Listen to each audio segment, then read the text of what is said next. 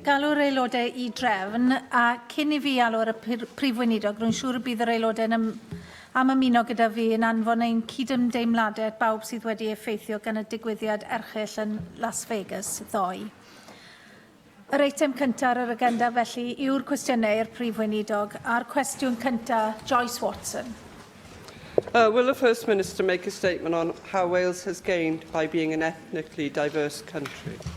Yes, throughout our history, black, Asian and minority ethnic people have brought skills and entrepreneurship to Wales, and as we celebrate Black History Month, the theme, Our Stars, Our Future, Our History, supports our ambitions within prosperity for all, because we know that a prosperous Wales needs diverse, creative, highly skilled and adaptable people. I thank you, First Minister, for that answer. And last week I was delighted to attend and speak at the launch of the 10th Welsh Black History Month. Events which are held throughout October help us to reflect on the rich heritage of Wales and the diverse makeup of its people and their contribution to shaping Wales. And it gives us an opportunity as a parliamentary body to reach out to black and minority ethnic people and encourage them to become engaged with us and the work that we do. As you know, First Minister, our next Assembly Apprenticeship Scheme will be launched next year. Can I ask you, therefore, what steps that the Welsh Government are taking to help to promote applications from black and ethnic communities? Well, we're providing £360,000 in the course of 2017 to 2020 for the All Wales Black, Asian and Minority Ethnic Engagement Programme, providing information, of course, to the Welsh Government on key issues and challenges, and that will help us, of course, to ensure that we're able to recruit in a way that fully reflects the population makeup of Wales. Mark Isherwood. Diolch, Clive. Well, 3 weeks ago, I attended a meeting in Wrexham with the Polish ambassador from London, the consul general from Manchester, council representative, various agencies in attendance, and of course representatives of the Polish and Portuguese communities, talking about how we could develop a contact centre. And in this case, the Polish consul talked about the Polish Business Council, or Polish community business clubs, possibly being able to raise the funding to access this, but we need somebody to facilitate a way forward, to tackle the barriers that people in these communities are continuing to face, and also, in consequence, reduce pressure on statutory services. How could the Welsh Government help facilitate progress in this area? Well, we look to work, of course, through our engagement with the different communities, through the various fora that we have, and also, of course, to work with the Polish ambassador and Polish diplomatic representatives in the UK. We're more than happy to work with the ambassador in order to identify where such groups exist in Wales and how we can best engage with them. I'll write to the member. If I write to the Polish ambassador, perhaps if I could use I could enclose as part of the letter the words that he's used in this chamber, then of course we can see how we can best work together in order to achieve the outcome that he's described. Bethan Jenkins. First Minister, on Friday I was with the Ethnic Youth Support Team in Swansea, and they were saying that they would like to have much more support going into schools and education venues in regards to trying to get communities to work together. And so in one school they had a white girl wearing a hijab, and she walked down the street, and then she came back and she said how different she felt she'd been treated because she was just wearing one piece of headwear that was different to how she would usually dress. And I think these types of things would help children who've never been introduced to other communities or other ethnicities in their lives to try and understand how it is to live in those everyday experiences. So I was wondering if you were able to speak to them. I know they work closely with the Welsh Government in providing them with additional resource to go and do this in other schools across Wales, to make sure that when we start at a young age, those potential problems may be alleviated by starting as early as we possibly can. Well, can I suggest that the organisation involved goes through the usual route, talks to the Minister's officials, and then, of course, we can consider what resources might be made available in the future. Question 2, Janet Finch-Saunders. Diolch, Llywyd. Will the First Minister make a statement on patient advocacy services in Wales? Yes, we're committed to providing effective patient advocacy services in Wales. Services are provided to adults by community health councils, and local health boards are responsible for arranging the provision of advocacy services to children and specialist mental health advocates. Thank you. During our debate recently, your Health Cabinet Secretary was very much in favour of abolishing community health councils and replacing with a new body. Now, this is despite an inordinate amount of public objection. How ironic then, First Minister, that in my most recent correspondence with the Cabinet Secretary regarding a problematic constituent case, he has had the audacity to suggest that I recommend to my constituents approaching their CHC, in effect passing the buck for the shortcomings of his and your health service. First Minister, would you not agree with me that this is rather duplicitous of the Cabinet Secretary?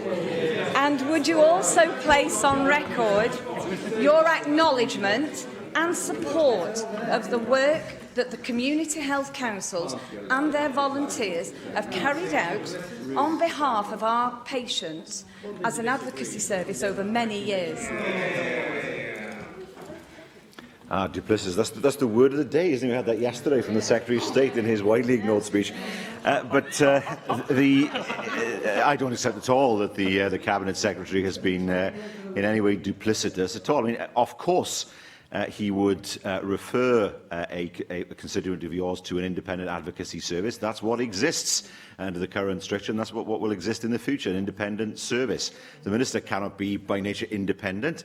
So I think the answer he's given to you is absolutely correct, that if your patient needs advocacy, it is right that that advocacy service should be independent. It's right, then, that the community health councils, as they provide that service at this moment in time, and we look to see, of course, what the responses will be to the white paper, that your constituent, I believe, has been given the right advice based on what you've told me in the chamber today. Rhiannon Passmore. Diolch, Llywydd. First Minister, the Welsh Government in January 2017 announced Veterans and Armed Forces Champions of Health Boards and NHS Trusts in Wales. The Aneurin Bevan Health Board that covers my constituents in Islwyn named Brian Morby as the champion. Congratulations to him. What impact does the First Minister believe these champions are having on ensuring that local service plans provide support and that their local plans reflect the needs and priorities of the brave men and women of Wales who have bravely served our nation in our armed forces? Well, very much so. We know, of course, that there are very effective champions in many aspects of public life in Wales, and they do much to influence positively the direction of the government and indeed public bodies and agencies. So, yes, I very much recognise the work that your constituent has done, as many others have done across Wales, because they add to the knowledge that government has in order for government to act in the most appropriate way for the people. Caroline Jones. Diolch, Llywydd. First Minister, an independent patient voice is vital, particularly for those who can't make themselves heard. We have made huge progress in providing advocates for people with mental health issues, but patient advocacy services are also vital to people with dementia. There have been calls for every person with dementia to have access to a skilled and independent advocate who understands dementia and is equipped to advocate effectively. First Minister, do you support this view, and will you outline the actions your government is taking to improve advocacy services for people with dementia? Well, health boards are responsible for arranging the provision of general patient advocacy services for children and young people in receipt of mental health care. Can be further supported to raise concerns through accessing independent mental health advocacy. All health boards in Wales have in place arrangements to provide mental health advocates trained in working with children and young people. That's true. And, of course, we want to make sure that the patient voice is strengthened when it comes to mental health services for adults. We've done much, of course, to assist those organisations who are helping people and their families who are dealing with dementia, such as, for example, pushing forward with dementia-friendly places so that people can go and live their lives as long as possible in as familiar an environment as possible. Cwestiynau nawr gan arweinwyr y Pleidiau, arweinydd Plaid Cymru, Leanne Wood. Diolch, Llywydd. First Minister, homelessness is a blight on any civilised society. Have you noticed that the number of rough sleepers is currently increasing? The number of rough sleepers, according to the last count, is 141. That count took place in November of 2016. It's difficult, of course, to count the number on a regular basis because it does fluctuate up and down, which he is right to identify. the fact that rough sleeping is an issue, which is why the Secretary will be giving his statement on the budget later. We will be looking to provide all the resource that we can in order to alleviate the problem. Homelessness is on the increase, First Minister, and that's from rough sleeping counts, applications for homelessness support, people in temporary accommodation, evictions, the lot. And here in Cardiff, the Woolwich estimates that there's been an 18% increase in rough sleeping compared to the same quarter in 2016. And it comes as no surprise to us, at least, that this is happening. Everyone predicted that this would happen as a result of welfare cuts, which, I remind you, started under the Blair government when Lord Freud was given his first ministerial job. But it was also predictable that Westminster's dysfunctional political system would ignore these warnings and go ahead with their cuts anyway. Why wasn't your government and your party more proactive in seeking the powers to not have to implement these cuts? Well, it's one thing to have the powers, it's another thing to have the money. It's one thing to say we're going to do something. If the money isn't there to do it, then it becomes more difficult. What have we done? Well, we just announced an additional £2.6 million to support services for rough sleepers and young people. And crucially, we've introduced legislation to prevent homelessness in the first place.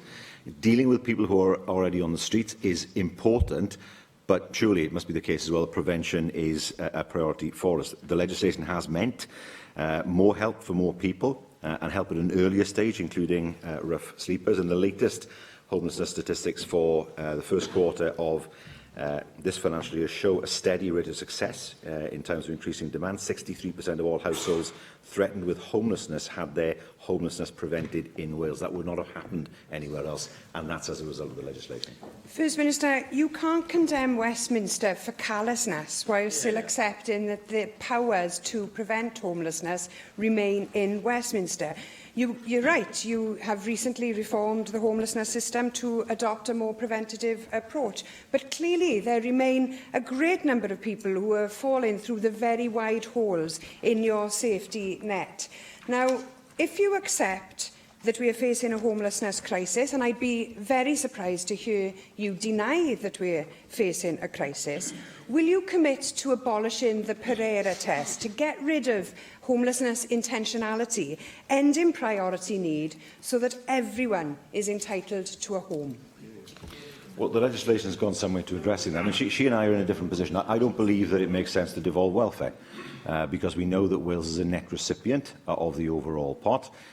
I do agree with her that the actions of the Tory government have been heartless, unthinking, and have led to more people being homeless. I was in Brighton last week, and it was extremely noticeable how bad the problem was in Brighton. We have a problem in Wales, we know that. It was far worse there. And I believe part of that is because in England they have not enacted legislation that have helped to prevent homelessness in the first place. The answer to this, of course, is to have a welfare system that works for people, a welfare system that is compassionate, and a welfare system administered by a Labour government in London. Arweinydd yr wrthblaid Andrew R.T. Davies. Thank you, Presiding Officer. First Minister, recently the Cabinet Secretary for Education delivered a speech which highlighted that there were secondary schools in Wales that until recently had not been entering a single pupil for a GCSE science exam. Not a single pupil in secondary schools in Wales.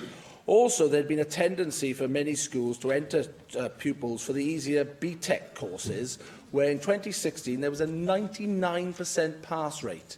Now, Estyn, in a recent report, have highlighted the difficulties that some science subjects face in the way they're taught within Welsh schools.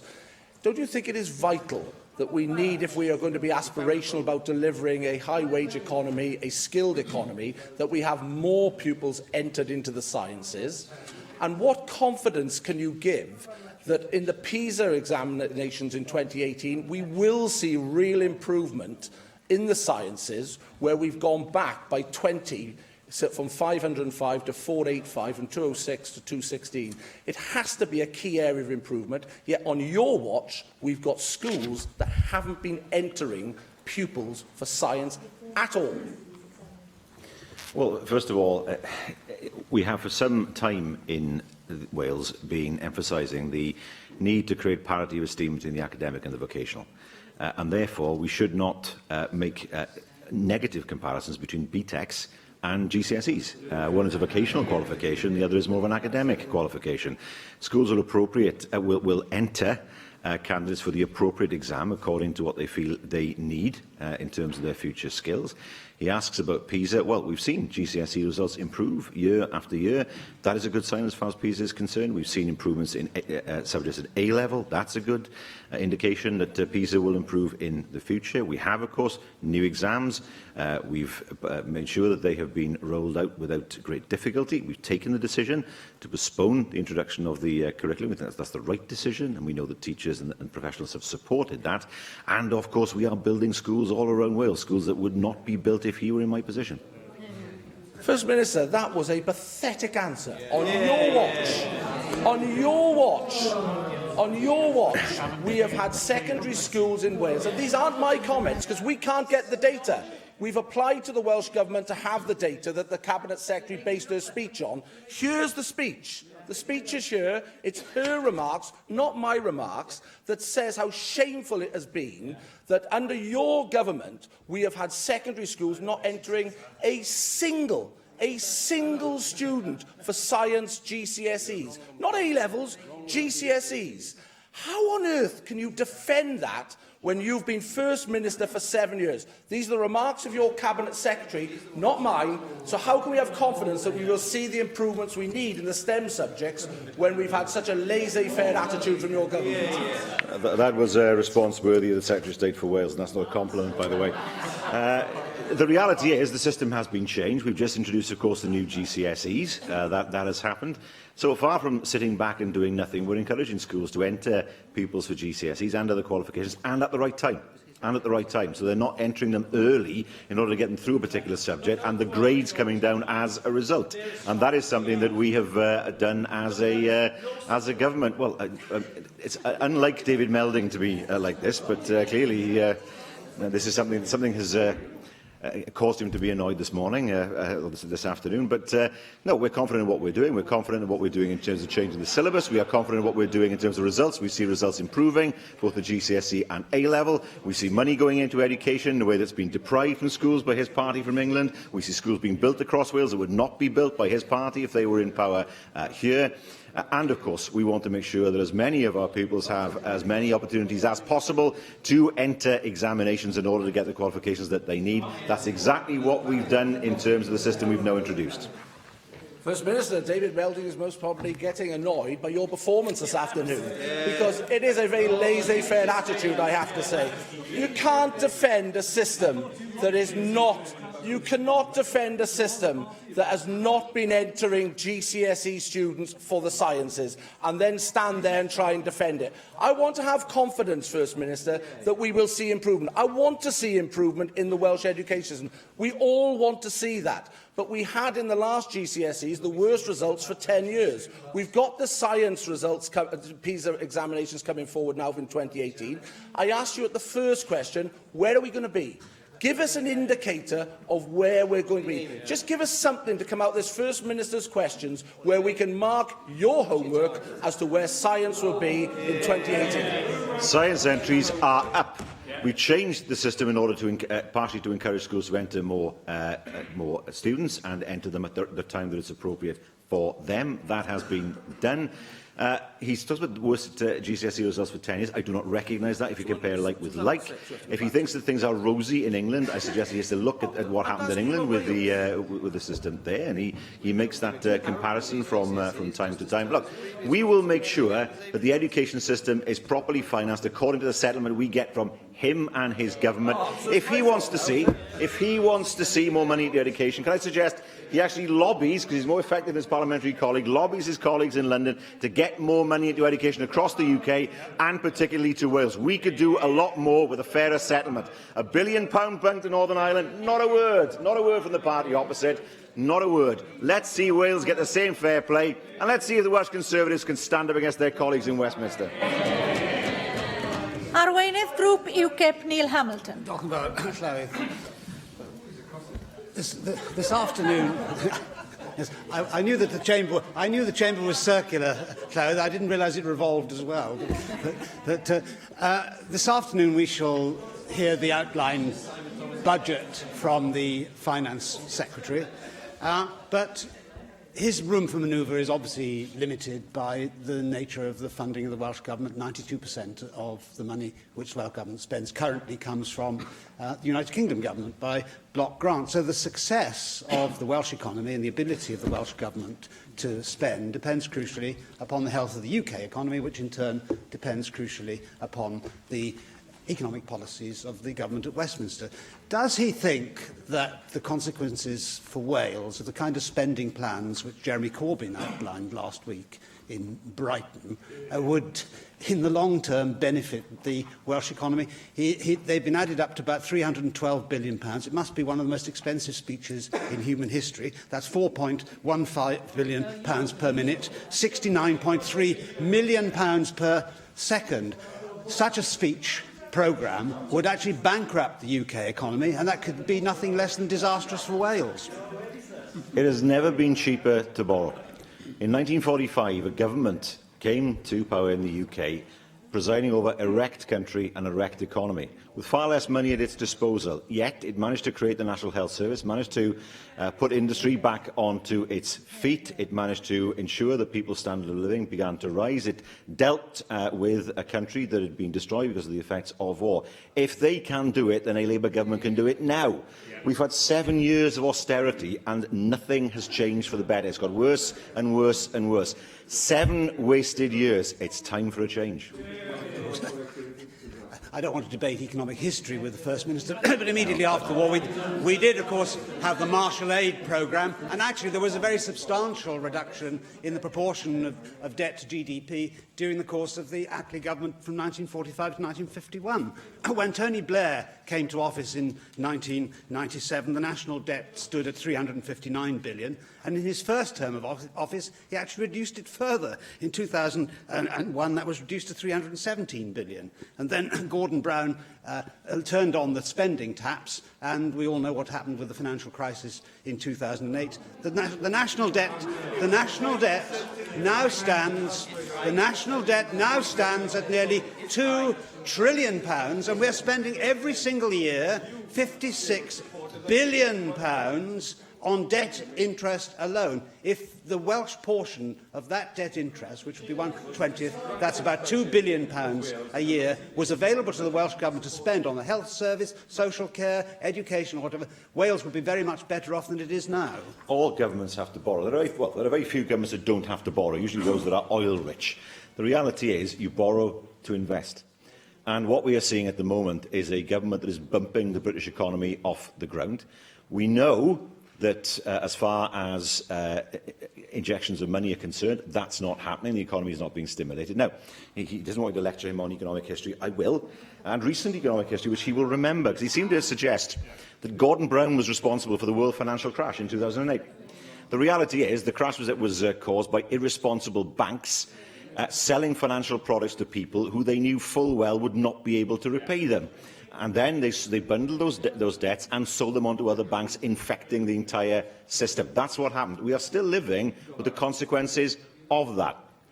It's quite clear to me, then, that the old ways of doing things cannot be followed in the future. We need, well, a Keynesian injection of cash into the economy in order to make sure that we create more employment, that we put more money in people's pockets and stimulate the economy in that way. Because it's quite clear that over the past 7 years, what's being done isn't working.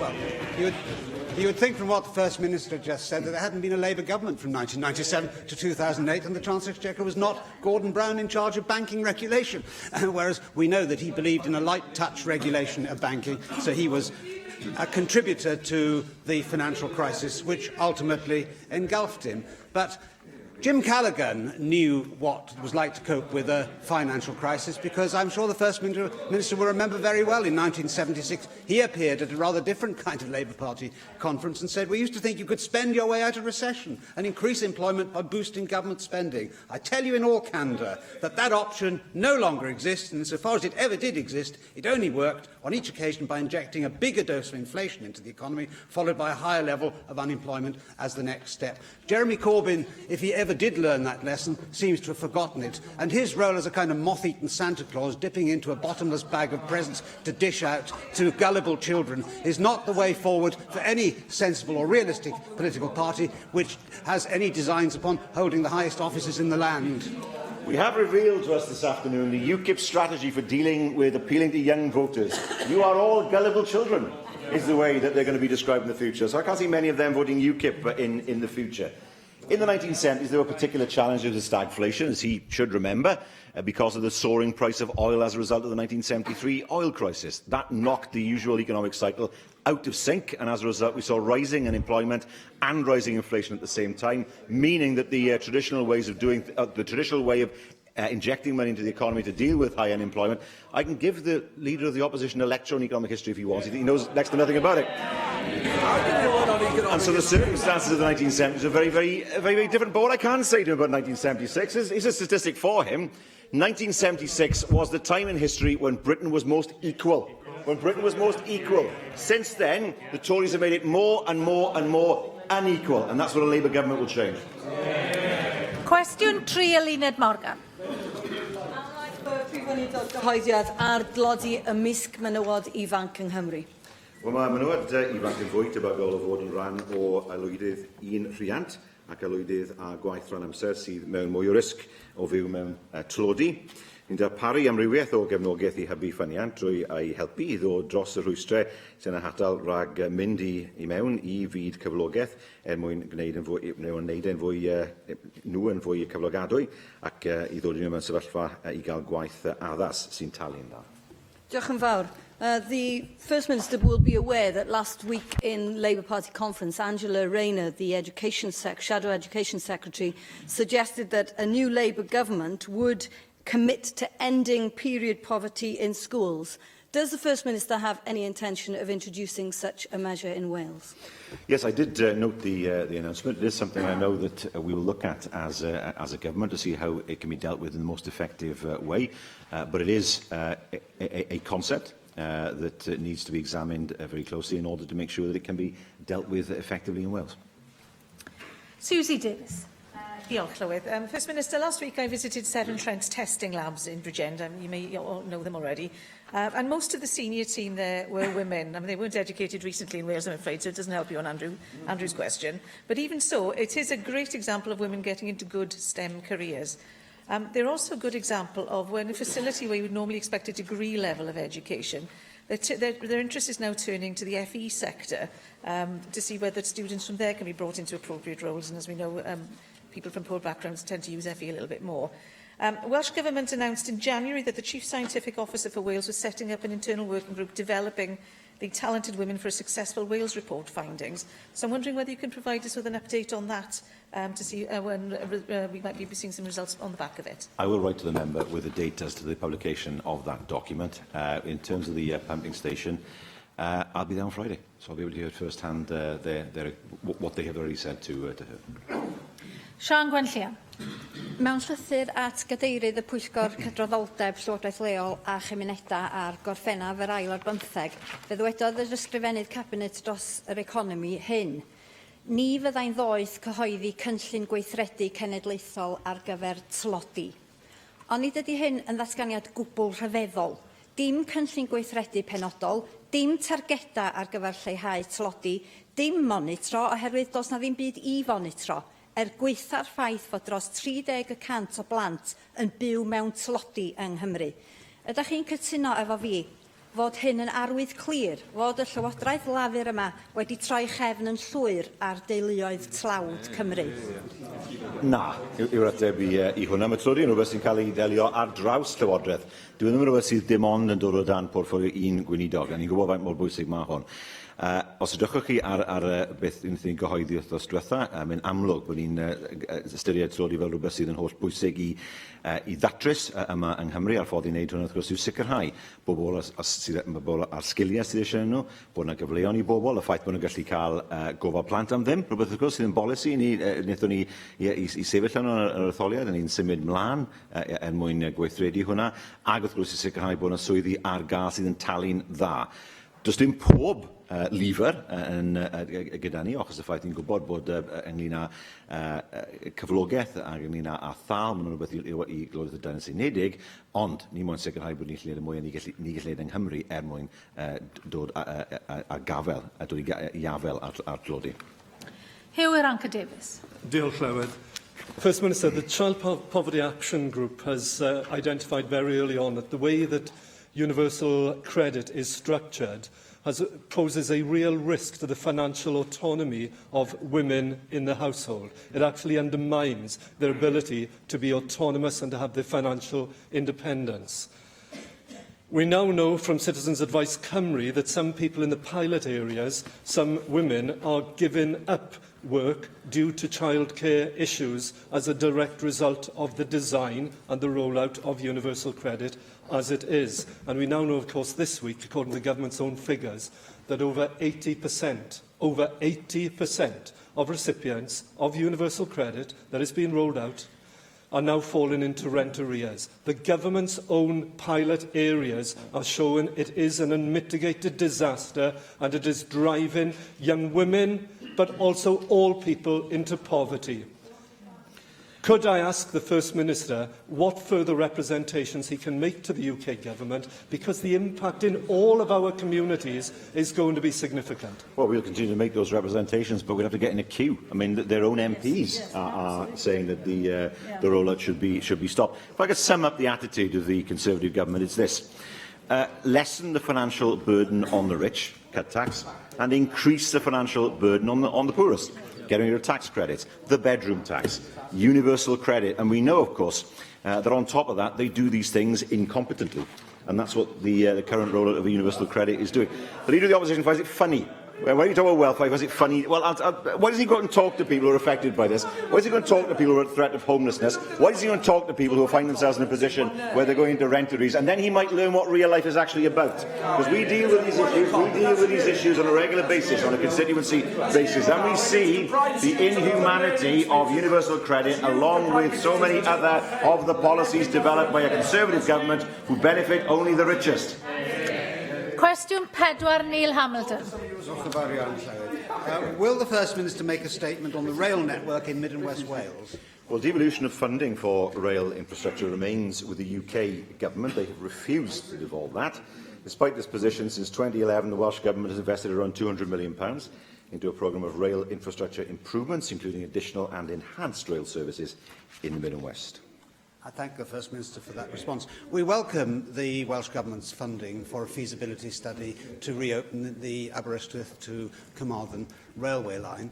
I'm sure he'll agree with me that the best way to revive railway lines which were closed largely in the 1960s in the Beeching Plan will be to produce low-cost opportunities for the train for the trains and the carriages which will work on the track, because it's the operating costs which are going to be the big stumbling block. There's been an estimate of £700 million total cost to reopen this particular line, but there's been some very encouraging studies done of no-frills trains being manufactured using lightweight materials and running at low speeds, which may be introduced in the next 2 years, as a result of a £4 million trial. So will the First Minister do everything he can to encourage the introduction of this new technology, which will offer the opportunity to open up perhaps many more lines in rural Wales which were closed years ago?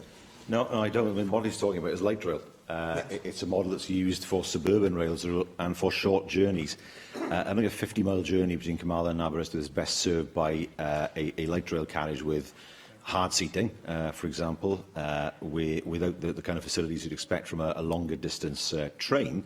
And of course, with light rail, you end up in a situation where it's true it's cheaper because the signalling requirements are not the same, for example, but the comfort levels are way, way lower. And I don't think people in the west of our country should have a train service that is far less comfortable than would be expected along an equivalent route in England. If we're going to move forward, it's a significant challenge. I don't underestimate it.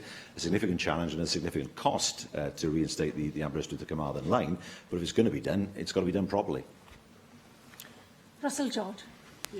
First Minister, I was pleased that the Cabinet Secretary confirmed that Carno Station will be included in the current Stage 2 assessment process for new stations in Wales. A petition will also be submitted to the Assembly tomorrow from the Carno Station Action Group, 10 years after the first petition, urging the Government to reopen Carno Station within a 5-year timescale. Now that the Cabinet Secretary has announced that Carno will be considered, will you outline what the next steps are during this process, and do you feel that 5 years is a realistic timetable for the reopening of Carno Station?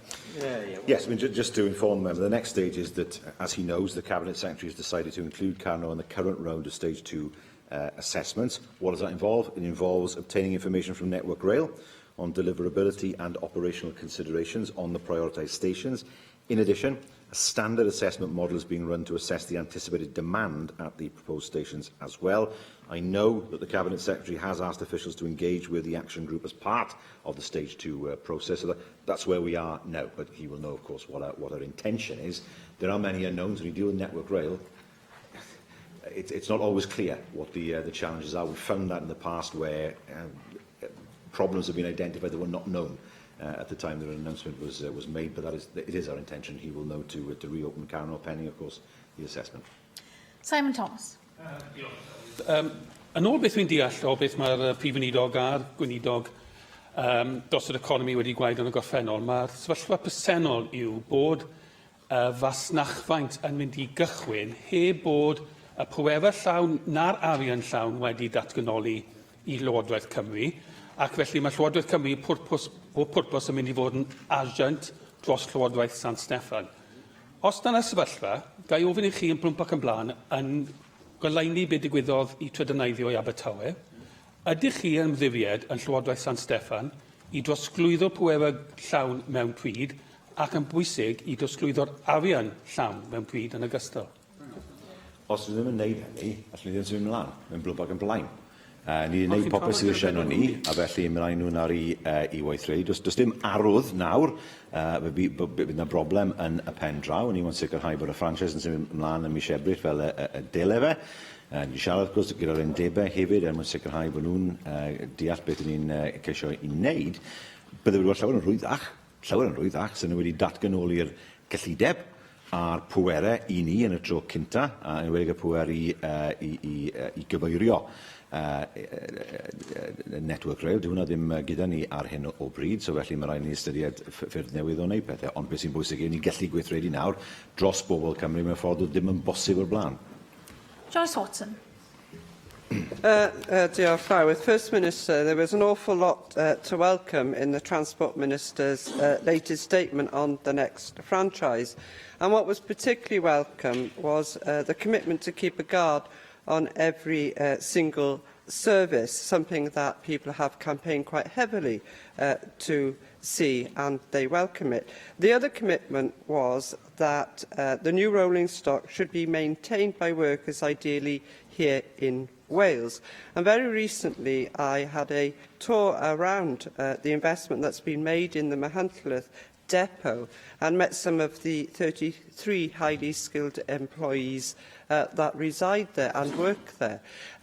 So, going forward, First Minister, can I ask that we will do all that we can to ensure a positive future for that we've already invested in both Machynlleth Station and the people who work there? Absolutely. If I remember rightly, Machynlleth had a depot. It did in the 80s, then it closed, then it reopened. Because it was needed, clearly, to the service trains on the Central Wales line and, of course, on the Cambrian coastline. So, yes, we want to make sure that not only we keep a network of depots, but we increase the number in the future. Because we know that there will be new rolling stock, there will be new modes of transport that we will look at, and it's important then that the equipment is maintained in Wales as far as possible. Question 5, David Rowlands. Will the First Minister outline how the Welsh Government measures the success of its wealth creation policies? Well, it's important to consider the performance of the Welsh economy using a basket of indicators, not look at one individual measure. And, of course, Prosperity for All shows the way forward. The plans that will follow will provide greater detail. Well, I thank you for that answer, First Minister. But in measuring not only wealth creation, but also health, education, housing provision, etc., is Ron Davies, the former Labour Welsh Secretary, correct when he says, after 20 years of a Labour-controlled Welsh Assembly, Wales is now poorer than it was 20 years ago? And this former Labour luminary went on to say that he is not able to name a single initiative that has improved the lives of the people of Wales. Surely, First Minister, you have to agree this is as damning an analysis of Labour policies since devolution as any expressed in this chamber. No, is the answer. Now, where do we start? Let's start with Jobs Growth Wales, shall we? The fact that so many people were helped to get into the jobs, young people were given training. Let's look at the help that was given to workers to keep their jobs when the recession hit hard in 2008 to 2009. Let's talk about the people who are alive because of the Human Transplantation Act, supported cross-party across this chamber. Let's look at the fact we have the best foreign direct investment figures for 30 years. Let's look at our employment levels. I suspect really that Ron needs to read a few more papers. Mohamed Ashkar. Of small businesses, the Federation of Small Businesses has claimed that Welsh Government offices overseas have failed in their aim of boosting exports to those countries.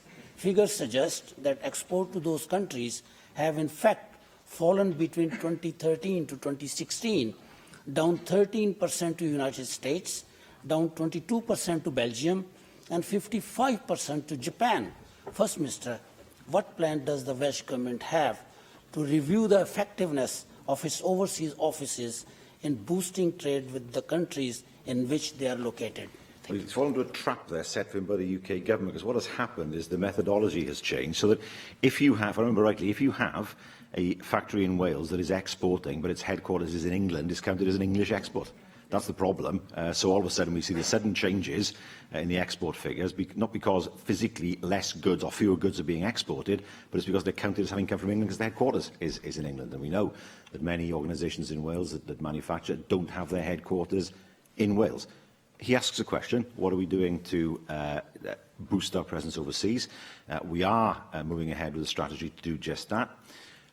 The balance that has to be struck is between, do you boost an existing office or do you open a new office? Now, we commissioned work from PPIW that gave us information as to how we should approach that, and over the next few months, members will hear of new office openings and, of course, boosting of staff abroad in order to make sure that we boost our presence, working quite often with DIT, in fact, most often with DIT, but in those markets where Wales has a strong presence and needs to strengthen its presence in the future. Adam Price. Isn't it true, though, First Minister, that despite what you said about unemployment levels, and that is welcome, they dipped below the UK average for a period in the early 90s as well, didn't they? But the problem is, in terms of income, in terms of prosperity, you can choose any number of a basket of indicators, whether it's average earnings, household disposable income, GVA per capita, income per hour worked, etc. We have gone backwards compared to where we were at the beginning of devolution, and that wasn't what was promised. So where are we going wrong, and what is the indicator? How are we going to measure the hopefully success that will come at some point in the future? Well, it's not just we've gone backwards, that people are somehow poorer than they were. What is correct to say is that as our GDP, if you want to measure GTHI as well, has gone up, it has not improved at the same rate as other parts of the UK. I think that's the accurate description. You asked the question, what do we do about it? The heart of it all is skills. It's skills. What happened at the beginning of devolution is we did see a lot of those businesses who I think came here because of the money, who provided unskilled work, they left. They went to Hungary. It happened, business in my own constituency. They went to Hungary, they went to lower cost economies because that's all they wanted to do, was to manufacture cheaply. Now, we can't play that game, nor should we try and do it. So the focus now heavily is on skills. One of the questions we've always been asked by overseas investors is, have your people got the skills that we need in order for us to be able to function in Wales? And increasingly, of course, the answer is yes.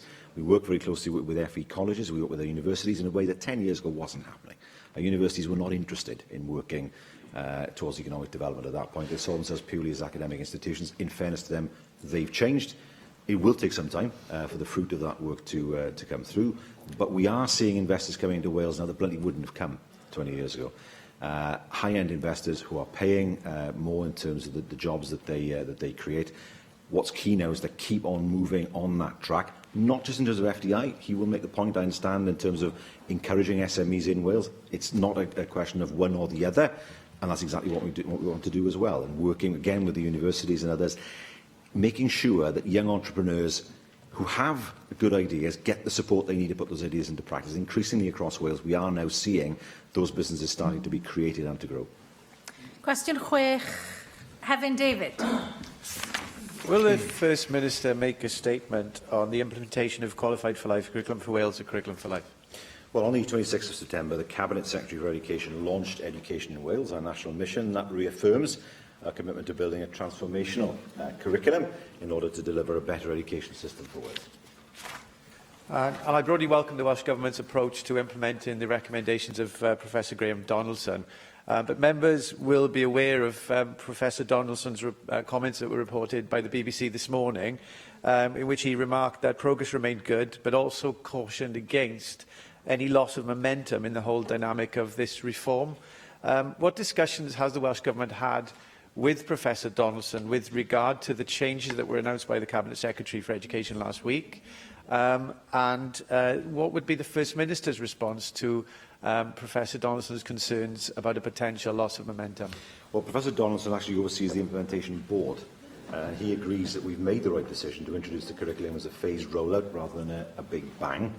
The approach will mean that all schools have the time to engage with the development of the curriculum and be fully prepared, of course, for the changes. OECD have already said that we need to continue our drive to create a curriculum for the 21st century, and that's what we will do, but at the appropriate pace. Darren Miller. First Minister, while we welcomed the postponement of the implementation of the curriculum, one aspect which still concerns us is the fact that secondary schools will be required to deliver two curricula, should I say, for pupils in those schools for a period of 5 years. Now, that's going to cause absolute havoc, and I believe it's a recipe for chaos for particularly newly qualified teachers coming into the system who will have been trained to deliver a new curriculum but are having to deliver the old, and for the already burdened profession that we have out there, 70-odd% of which said that they felt overworked and stressed because of their workload. So, what are you going to do to make sure that schools are geared up to deliver two curricula to the pupils in those schools and ensure that pupil attainment doesn't dip as a result and that staff aren't overworked more so than they are now? Well, if that was a concern, then the teaching unions wouldn't support this, but they have. They have supported the phased implementation. Teaching skills are transferable. It's not a case that somebody is trained to teach a particular curriculum. They have teaching skills that they adapt according to the curriculum that's before them. And it's hardly unknown, of course, for schools to teach different curriculums at the same time. When the national curriculum came in, schools had to gear up for that. So there was often overlap at that point. Foundation phase was the same. I mean, my father worked in education in the 80s, and I can tell you, things used to change almost on a half-yearly basis that the teachers had to deal with. So obsessed were ministers at that time. They weren't Welsh ministers. They didn't have control over education then, over the syllabus. Teachers found themselves having to satisfy the whims of ministers who wanted to change things all the time. Now, that surely is not the best approach. It's hugely important that we don't introduce a curriculum until the profession is ready. They've indicated they're content with this approach, and that is why we've taken the approach that we have. Cwestiwn 7, Llyr Griffith. Wni dod ddatganiad ar recrwtio nyrsys yn y gogledd? Mae Bwrdd Iechyd Prifysgol Betsy Carwarfer sy'n gyda chefnogaeth ein hymgyrch hyfforddi gweithio byw wrth i'n recrwtio rhagor o nyrsys. Wel, yn ôl y cyfri diwethaf, roedd 92 o swyddi nyrsys yn ysbyty Wrecsam Meilor yn wag, gyda nifer wrth gwrs cynyddol o nyrsys yn agosau at oed ymddeol yno hefyd. Nawr, mae prinder niferoedd yna o'r nyrsys yn golygu bod nyrsys arbenigol erbyn hyn yn gyson yn gorfod gweithio ar wardiau cyffredinol, ac mae'n argyfwng dyddiol yn yr ysbyty, sef y mwyaf wrth gwrs yng Ngogledd Cymru. Nawr, mae recrwtio tramor drydfawr y Bwrdd Iechyd yn India a Barcelona drwy asiantaeth preifat wedi bod yn fethiant llwyr. Dim ond 4 nyrs o India, er enghraifft, sydd wedi llwyddo i basio'r prawf iaith. Felly, Ar ôl methiant cynllunio'r gweithlu eich llywodraeth chi dros nifer fawr o flynyddoedd, ar ôl gosod Bwrdd Iechyd Betsy Cadwaladr mewn mesurau arbennig ers dros 2 flynedd a hanner erbyn hyn, ydych chi yn derbyn cyfrifoldeb am y sefyllfa druenus yma? Ie, a ni'n gweld bod pethau yn gwella. Enghraifft, mae yna gynyddiad wedi bod yn nifer o nyrsys sydd yn hyfforddi yn y gogledd. Mae'r nifer nawr yn mwy uchel na unrhyw flwyddyn o'r 10 mlynedd diwetha. So felly ni wedi buddsoddi mewn recrwtio a hefyd wrth gwrs mewn hyfforddi. Mae hwnna wedi meddwl bod 13% o gynyddiad wedi bod yn nifer o lefydd hyfforddi nyrsio yng Nghymru. Yn ystod y flwyddyn ariannol hyn, ni wedi 95 miliwn o buddsoddiad mewn i hyfforddi. Mae hwnna'n meddwl bod yna 2,000 o fyfyrwyr newydd yn gallu astudio rhaglenni gofal iechyd yng Nghymru ar draws Cymru. So, un her wrth gwrs yw'r ffaith bod bobl ddim yn moyn dod. Dyna sy'n ei dim ragor, achos Brexit, un reswm, a'r ffaith bod nhw'n credu bod yna unrhyw fath o groeso gyda nawr. Mae hwnna'n rhywbeth gwrs sydd ddigwyddodd blwyddyn diwetha. Ond mwyn delio hwnna, ni'n deall bod rhaid hyfforddi mwy o nyrsys yng Nghymru, a dyna pam ni'n gweld wrth gwrs cynyddiad sylweddol yn y ffigurau sydd yn hyfforddi. Ac yn ola, cwestiwn 8, Lee Waters. Statement as the First Minister made of the Future Generation Commissioner's submission to the M4 public inquiry? Well, of course, the submission is welcome. It's important that the public inquiry is open and detailed, and that, of course, is what is happening at the moment. Thank you. In its evidence to the M4 public inquiry, the Government acknowledged that a new motorway will inflict long-term harm, but this will be outweighed by the short-term economic benefits. The Government's own independent adviser, the Future Generations Commissioner, has now said that this is incompatible with the well-being of the Future Generations Act. The watchdog of the Act says that these trade-offs are no longer lawful in Wales. Would the First Minister agree to set up an expert group to quickly design a solution to the congestion on the M4 that is compatible with a law that we passed? Well, that is precisely what's happening now, because we have got an independent inquiry that is looking at the M4. It was designed to be as broad as possible, so it didn't just look at one particular scheme. That's what it's doing. And so it's important that that inquiry is able to report dispassionately and independently, considering all the evidence before it. Diolch i'r Prif Weinidog. Yr eitem nesaf ar agenda yw'r datganiad a chyhoeddiad busnes a dwi'n galw ar arweinydd y T. Jane Hutt. George Lewis, there's one change to today's agenda. The time allocated to the time on the draft budget has been extended to 90 minutes. Business for the next 3 weeks is shown on the business statement announcement found among the agenda papers are available to members electronically.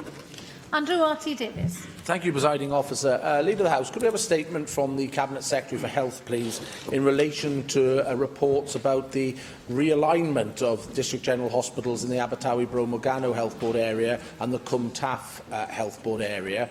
To date, I do not believe a statement has been forthcoming. This does have quite large implications to people in the west of the Vale of Glamorgan who use the Princess of Wales Hospital as their main District General Hospital, and GP surgeries in particular in the Western Vale who refer to the Princess of Wales Hospital. And to give security of understanding how these proposals might or might not progress, a government statement would be welcome to actually see what the thinking is and the rationale behind any proposed changes in the current configuration of the health boards that run the Princess of Wales Hospital and the Royal Glamorgan Hospital, i.e. Cwm Taff Health Board and Abertawe Bro Morgannwg. Well, of course, these are matters which are out for consideration in terms of consultation, and those options and suggestions were made clear in the recent statement and white paper. So clearly there's an opportunity to consider this in terms of the importance which is delivering a service to the local people. Pan Lewis.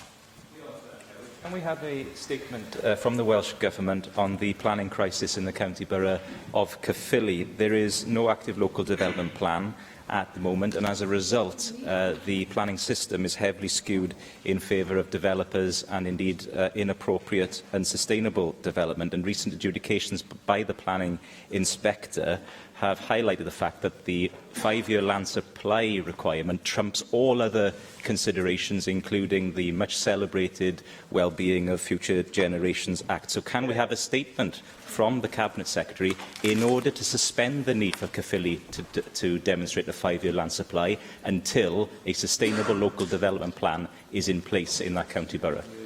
Well, of course, this is a matter for Caerphilly County Borough Council, and clearly they are aware and engaged in this issue. And of course, there's robust discussion, debate locally about it. And of course, that is what we'll take forward in terms of the Cabinet Secretary's engagement with it.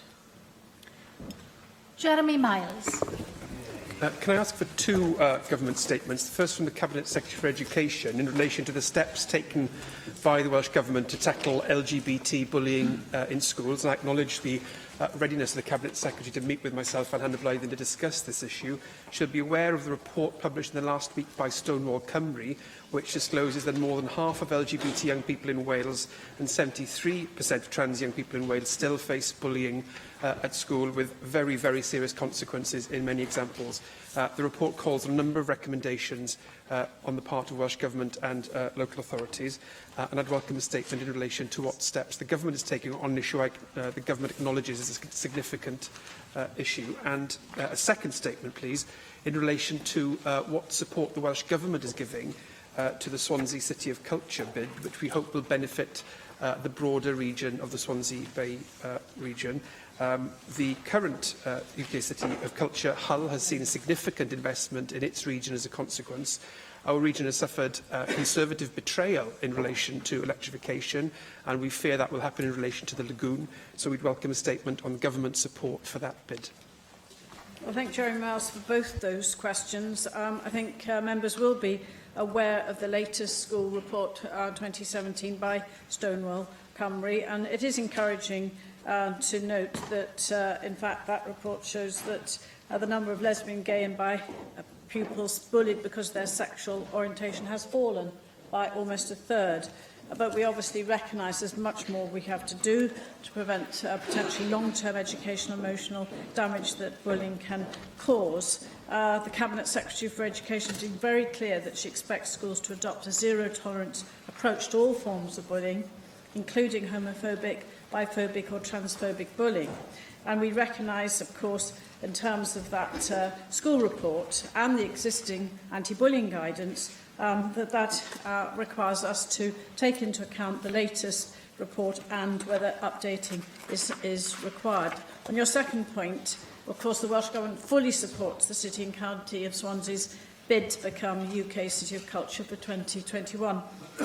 It would, obviously, if successful, provide Swansea with significant funds. We've already provided additional in-kind support to help Swansea with the practical challenges of delivering the year, for example, in tourism and marketing expertise. And, of course, it complements the City deal, accelerates City's regeneration. And, of course, post-Brexit, it will show the world that Wales remains outward-facing and open for business. So the Cabinet Secretary for Economy and Infrastructure will join Swansea councillors and senior officials when the City of Culture Assessment Panel visits the City on the 23rd of October. And I was very pleased to be in Swansea last Thursday, when the bid was formally put in by the leader of the council with his cabinet and partners, when I visited the Tabernacle in Morriston in Mike Hedges' constituency to celebrate the fact that they've been awarded the Sacred Wells honour. Mohammed Ashka. Madam Presiding Officer, may I ask for a statement from the Cabinet Secretary for Economy on support for businesses in Newport? In March this year, it was revealed that NewsQuest was closing its sub-editing hub in Newport with the loss of 14 jobs in spite of receiving more than £340,000 in grant aid from the Welsh Government. Then, in July, Accenture announced plans to close its packaging factory, putting hundreds of jobs at risk. They had previously received more than £500,000 from the Welsh Government. Leader of the House, can we have a statement from the Cabinet Secretary on the terms and conditions on which Welsh Government grants are made to the companies and whether he believes they need to be reviewed to ensure the objectives are achieved and the maximum benefits for the taxpayer is obtained? Thank you. Well, I know the Cabinet Secretary would want to update not only in the investment in Newport and support for business, but also in the good news that has been announced recently in terms of development which will benefit the local economy. And of course, his officials are closely engaged when businesses have difficulties and closely engaged, particularly as far as those businesses where we have already supported them in terms of their development. Julie Morgan. Thank you, Presiding Officer. In September, I attended the Fair Funding Wales Anti-Austerity rally at City Hall in Cardiff, along with other members from this Assembly. And more recently, the leaders and mayors throughout the UK went up to Westminster in order to have a meeting, they hoped, with the government about the issue of fair funding, which did not take place. And of course, today we have a statement on the draft budget by the Cabinet Secretary after 9 years of austerity, of continuous cuts. And so given the fact that by 2019-20, the Welsh Government's revenue budget is due to be down by £1.2 billion, can the Leader of the House suggest any way forward during the through the business of this House that we can bring this issue further to the front? Well, I thank Julie Morgan for that question, and of course immediately after our business statement, the Cabinet Secretary of Finance and Local Government, as you said, will be publishing the Welsh Government's outline draft budget for 2018-19, making an oral statement. We've repeatedly called, certainly led by the Cabinet Secretary, repeatedly called on the UK Government to end its damaging and flawed policy of austerity. And it was good to see partners coming together, leaders and mayors, and indeed Assembly members certainly supporting that call, that anti-austerity rally at City Hall in Cardiff. But we do have the first opportunity this afternoon to debate the draft budget on the day it's published, and there will be a further opportunity to repeat our call to the UK Government to choose a different path to end austerity. Jenny Rathbone. The Climate Change, Environment and Rural Affairs Committee visited the Salsa House in Bridgend last week. Not only did we learn the results of the performance of this fantastic house as a power station, which is now generating more electricity than it's using for 9 months of the year, we also learnt about 5 different retrofits that the Cardiff University and the other partners had undertaken in 5 very different types of housing. Certainly for affordable sums, they were able to completely transform these otherwise very difficult to heat homes, including one that was a void, had been void for many years and is now attracting a premium rent because of the quality of the housing it offers. So I'm fully aware that Arbed has done a great job of over £70 million over several years, and some 20,000 homes, I think, have been improved. But I wondered if we could have a statement from the government on how the Warm Homes programme of the Welsh Government is going to tackle or accelerate the strategy now that we know how we can retrofit existing homes, given that 80% of the houses that are going to be lived in 2030 have already been built. And, you know, not only do we need to build energy-efficient homes, but we need to obviously tackle the fuel poverty that many of our communities are suffering. So I wondered if we could have a statement on how we can accelerate that programme in the light of new understanding of how we can go about it. The second point I wondered if we could have a statement on is there was last week a report on the take-up in different local authorities of council tax discounts for carers of disabled and very sick people by local authority. And there was a huge differential between one local authority and another, in some cases up to 77 times the take-up. So I wondered if it's possible to have a statement on the take-up in Wales by local authority of the council tax discount for carers so that we can see which local authorities are properly promoting it. Thank you, Jenny Rathbone. I think you'll be very pleased to hear, following your committee visit to the Salsa House, learning about those different types of retrofitting in line with local vernacular, that we are investing £104 million in Welsh Government warm homes over the next 4 years to improve a further 25,000 homes. And we'll continue to look at options to increase the scale of our own energy efficiency programmes, and of course recognising our decarbonisation ambitions can't be achieved through government funding alone, but this requires collaboration across all sectors to increase the uptake of energy efficiency measures, particularly amongst those able to pay households. So that's something which the Cabinet Secretary for Environment and Rural Affairs is looking at carefully in terms of how to best drive this change and increase activity in this area. On your second point, I think the report you referred to was the money-saving expert report. It does provide additional insight into how council tax is managed across local authorities, and the Cabinet Secretary will be outlining his plans for local government finance next week, because we've just published research into the approaches which local authorities are taking in handling council tax debt, and the Cabinet Secretary is considering the range of evidence in this field, and we'll be taking a number of steps to make our commitment to council tax fairer. Diolch I arweinydd y tir. Eitem nesaf felly yw'r datganiad gan ysgrifennydd y Cabinet dros gyllid ar y gyllideb drafft 2019 I 19. A dwi'n galw ar yr ysgrifennydd Cabinet I wneud ei ddatganiad. Mark Drakeford. Diolch yn fawr, Llywydd, a heddiw rwy'n gosod cyllideb ddrafft Llywodraeth Cymru ger bron y gynulliad cenedlaethol. Mae'n gyllideb a gafodd ei llunio mewn cyfnod o gynni sydd pellach wedi para mwy na 7 mlynedd ac yn osgod mwy fyth o doriadau. Heddiw, am y tro gyntaf, wrth ochr y cyllideb rwy'n cyhoeddi adroddiad gan Brif Economegydd Cymru am cyllid cyhoeddus yn y dyfodol a'n ragolygon economaidd. Mae'r neges yn glir. Os yw Llywodraeth y Deyrnas Unedig yn mynd I barhau ar ei thrywydd presennol, fe fyddwn ni'n wynebu astyniad pellach mewn cyfnod o gynni sy'n eisoes yn hirach ac yn ddyfnach nag a welwyd erioed o'r blaen.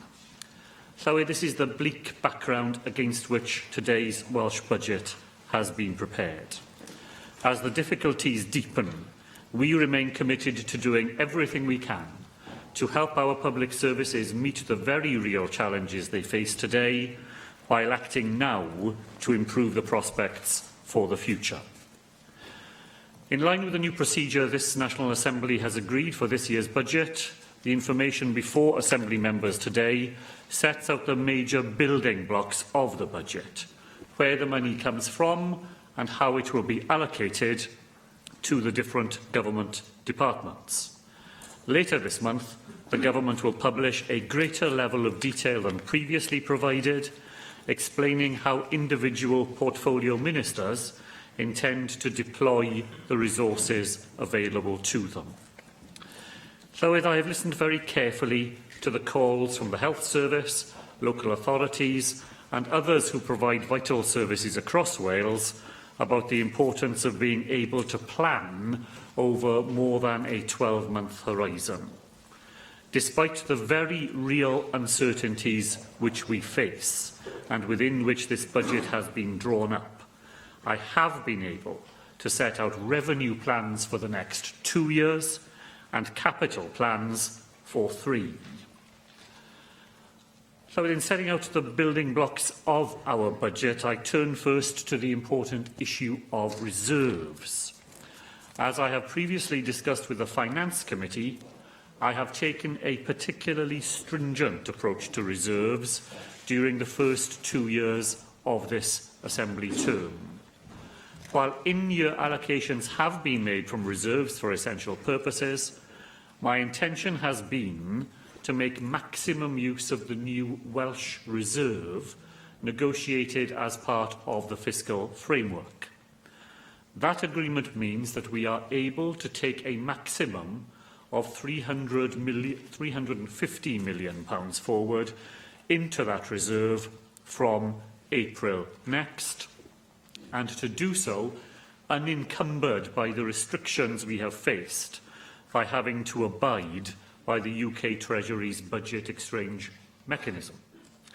Thanks to the help of all my Cabinet colleagues, I have been able to plan this budget on the basis of the Welsh Reserve being at or very near its maximum at the start of the next financial year.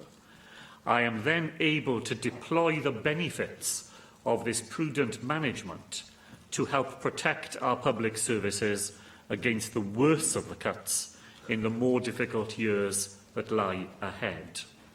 Specifically, Llywydd, I intend to take two actions. I have decided to reduce the level of in-year contingency which I would otherwise need to retain. As a result, £40 million in revenue in each year has been released to invest in public services. At the same time, the level of the Welsh Reserve will be such as to allow me to release in a managed way a further £75 million in 2019-20 to support our revenue funding. Without these decisions, Llywydd, Welsh Public Services would face further reductions of £115 million in 2019-20. This is almost exactly the sum of money by which the Chancellor intends to reduce our budgets in that year as a result of the £3.5 billion worth of unallocated cuts which still hang over our services. I repeat once again my call to him this afternoon not to proceed with those unfair and counterproductive reductions. Welsh taxpayers will contribute no less in that year than they do now, but they will be badly shortchanged as a result of the actions the Chancellor still intends to pursue. Llywydd, I turn now to capital expenditure. I repeat the message which I and Finance Ministers from Scotland and from Northern Ireland have put to the Treasury team in London. While interest rates remain at an historic low, now is the time to borrow, to invest in our collective futures and to create the conditions in which prosperity can be secured. In his autumn statement last year, the Chancellor went some way to repair the damage done by his predecessor. I urge him to do more this year. As a result of the additional capital and the new needs factor in the Barnett formula, our budget in 2019-20 for vital investment purposes will now be 20% below where it stood in 2009-10, rather than 27%. But a 20% reduction at a time of urgent need is a very big cut indeed. We have therefore continued to build on the foundation set in place by my predecessor, Jane Hutt, in developing new and innovative ways in which we can fill that capital gap. The principle which underpins all this is that we will always exhaust the use of the least expensive forms of capital before moving on to other sources. In line with this principle and in this budget, we will deploy £4.8 billion worth of conventional capital, including grant and financial transactions funding provided through the block grant.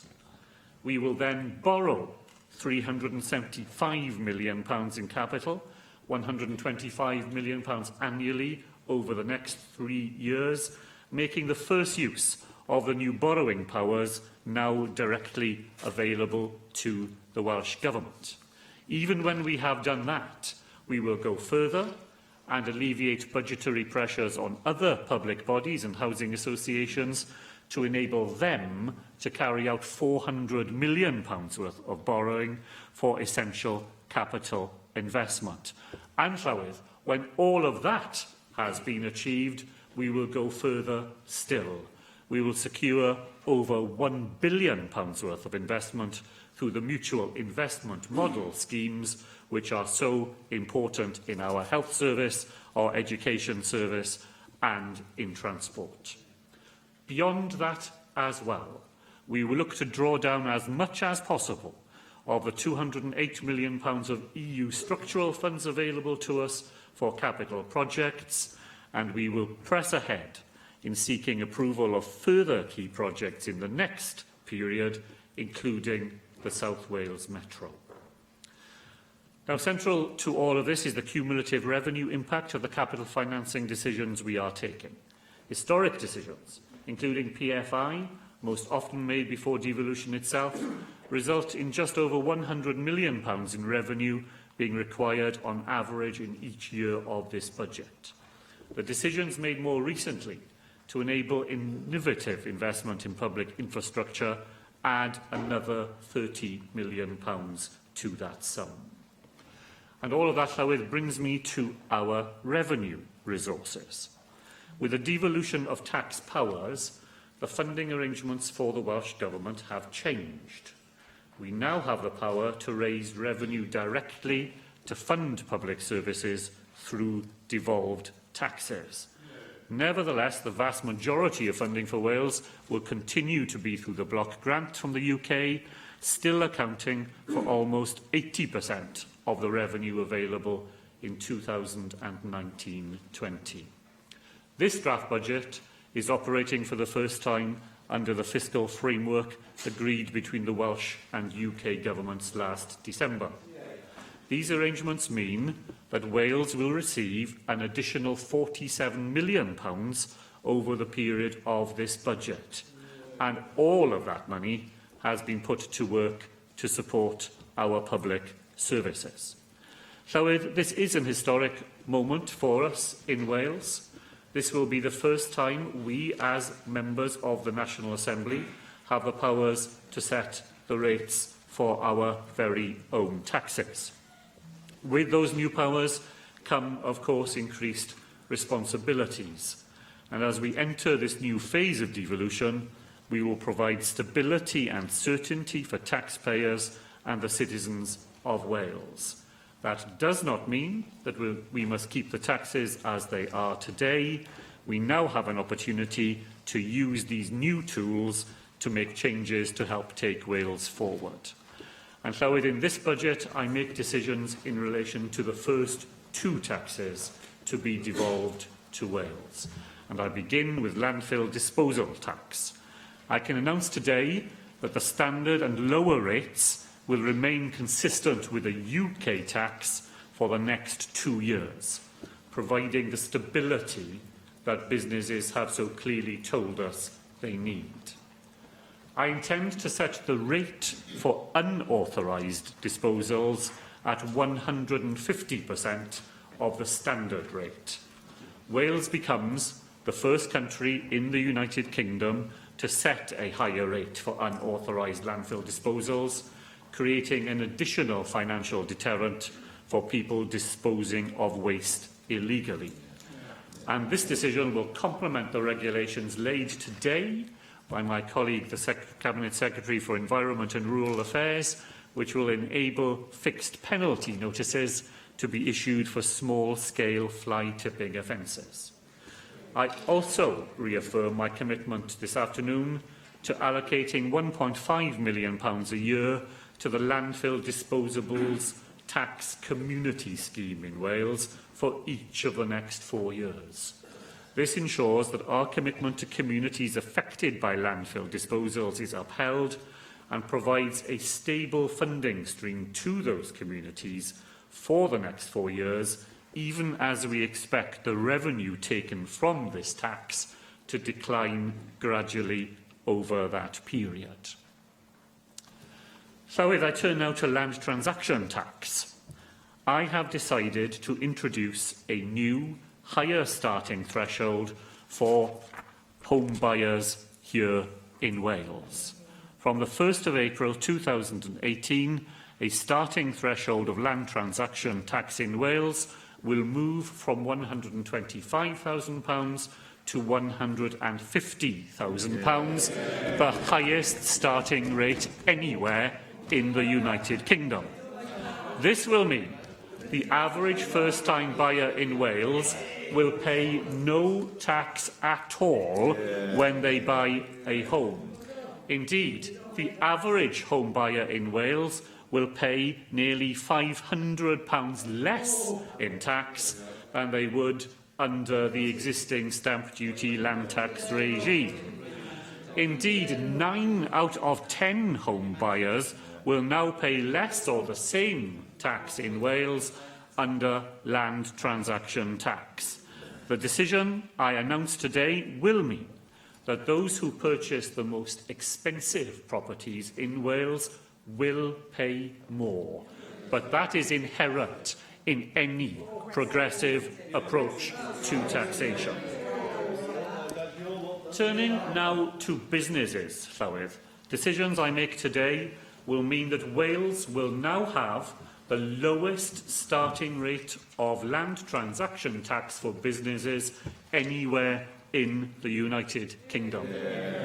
This means businesses with either pay no tax or less tax for tax than under stamp duty land tax for all property purchases up to £1.1 million.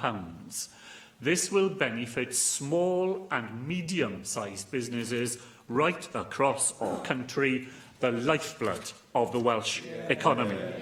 And as with residential property, I have rebalanced taxation on business premises to improve progressivity. Now, Llywydd, as well as setting the rates for the new taxes, we have produced revenue forecasts for the first time. I would like to thank Bangor University for providing independent scrutiny and assurances of those forecasts.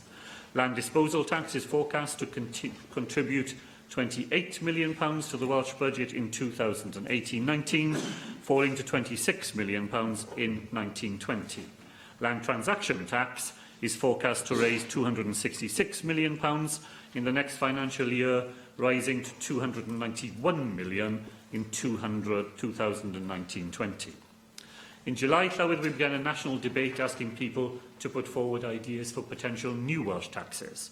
A significant number of responses has been received, and I'd like to thank everyone who has become involved and helped shape future Welsh taxes. Today, I can announce the 4 new tax ideas on which further work will be carried out before we propose one idea to the UK Government early next year.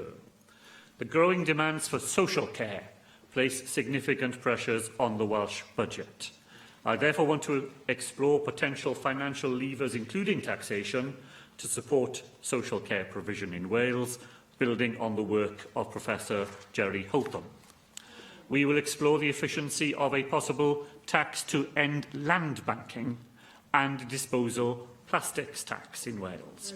And we will work with local government to explore how a tax on tourist accommodation could be used to support the local industry and encourage jobs and growth in Wales. Llywydd, I will now set out how our combined capital, revenue and reserves resources are to be applied across government. This announcement takes account of our 2-year budget agreement with Plaid Cymru, which sees a number of the measures we agreed in last year's agreement being made recurrent, and which sees other important investments in agreed areas across the budget. I want to take this opportunity to put on record my gratitude to Adam Price and his team for all the time they took with us to reach this agreement over the summer period. As a result of all of that, the total health, wellbeing and sport MEG will now stand at £7.5 billion in 2018, rising to £7.8 billion in 2019-20. That MEG will include an additional £450 million over 2 years for the NHS in Wales. It will include an extra £16 million in each of the 2 years to support the new treatment fund, and I am able to provide an additional £90 million for the NHS Wales Capital Programme over the next 3 years. The total local government MEG, including non-domestic rates, will now stand at £4.5 billion in 2018-19 and will remain at £4.5 billion in 2019-20. That will include protecting the frontline schools budget and social care, and it will provide an extra £12 million over the next 2 years for homelessness services through the Revenue Support Grant. All of this means that local government in Wales will once again enjoy a far more favourable settlement than their counterparts across our border in England. So with the total communities and children MEG now stands at £874 million in 2019 and £777 million in 2019-20, to include extra investment amounting to £70 million over 2 years to expand our flagship childcare offer, to guarantee that there will be no cuts to the Supporting People grant. It will release an extra £340 million in capital over the 3 years to build 20,000 affordable homes. It will invest an additional £14.9 million in capital over that period to support the regeneration of our community facilities, and I am able to allocate an additional £1 million in both years for the Discretionary Assistance Fund directly to help some of the poorest families in our land. The total economy and infrastructure MEG will now stand at £1.2 billion in 2018-19 and rise to £1.3 billion in the following year. That will provide £220 million over 2 years to support our determination to create 100,000 all-age apprenticeships over this Assembly term. It will include £50 million over 3 years to develop a new rail station park and ride facility in Llawn Wern, and I intend to earmark money in the reserves to buy new rolling stock for the New Wales and Borders franchise, subject to the outcome of the ongoing procurement process. In education, the total MEG will now stand at £1.6 billion in both 2018-19 and in the following year. That will allow us to invest £50.5 million to raise school standards over the 2 years, to maintain our level of investment in the pupil deprivation grant, and to invest a new £40 million sum over 2 years to accelerate the 21st Century Schools programme, bringing Band A of that programme to an end even faster than we would otherwise have been able to achieve. The total Environment and Rural Affairs MEG now stands at £344 million in 2018-19 and £322 million in 2019-20, including delivering £150 million worth of investment through our innovative flood and coastal risk management programme, and an extra £7.5 million in capital in 2018-19 for targeted flood prevention measures. I intend to provide a further sum of £5.4 million over the 3 years to support the Rural Development Programme, to ensure that we can maximise match funding opportunities to support our rural communities as we prepare to leave the European Union.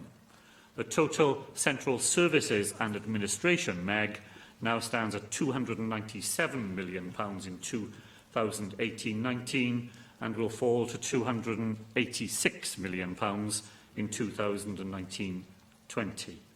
To conclude, Llywydd, I want to put on record my commitment to public services in Wales by saying that if the Government of the United Kingdom decides not to go ahead with a £3.5 billion worth of unallocated cuts, then I will aim to make the maximum use of the resources that would then be available to this National Assembly between the draft budget and when I have to lay the final budget at the end of December this year. As a result, the budget in front of the National Assembly today sets out a bold and balanced set of proposals which deliver the priorities of this Welsh Government and the priorities of the people here in Wales.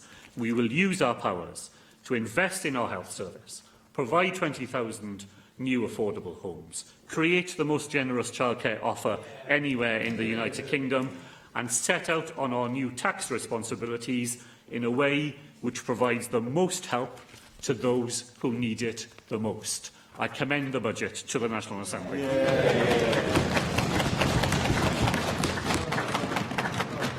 Nick Ramsey.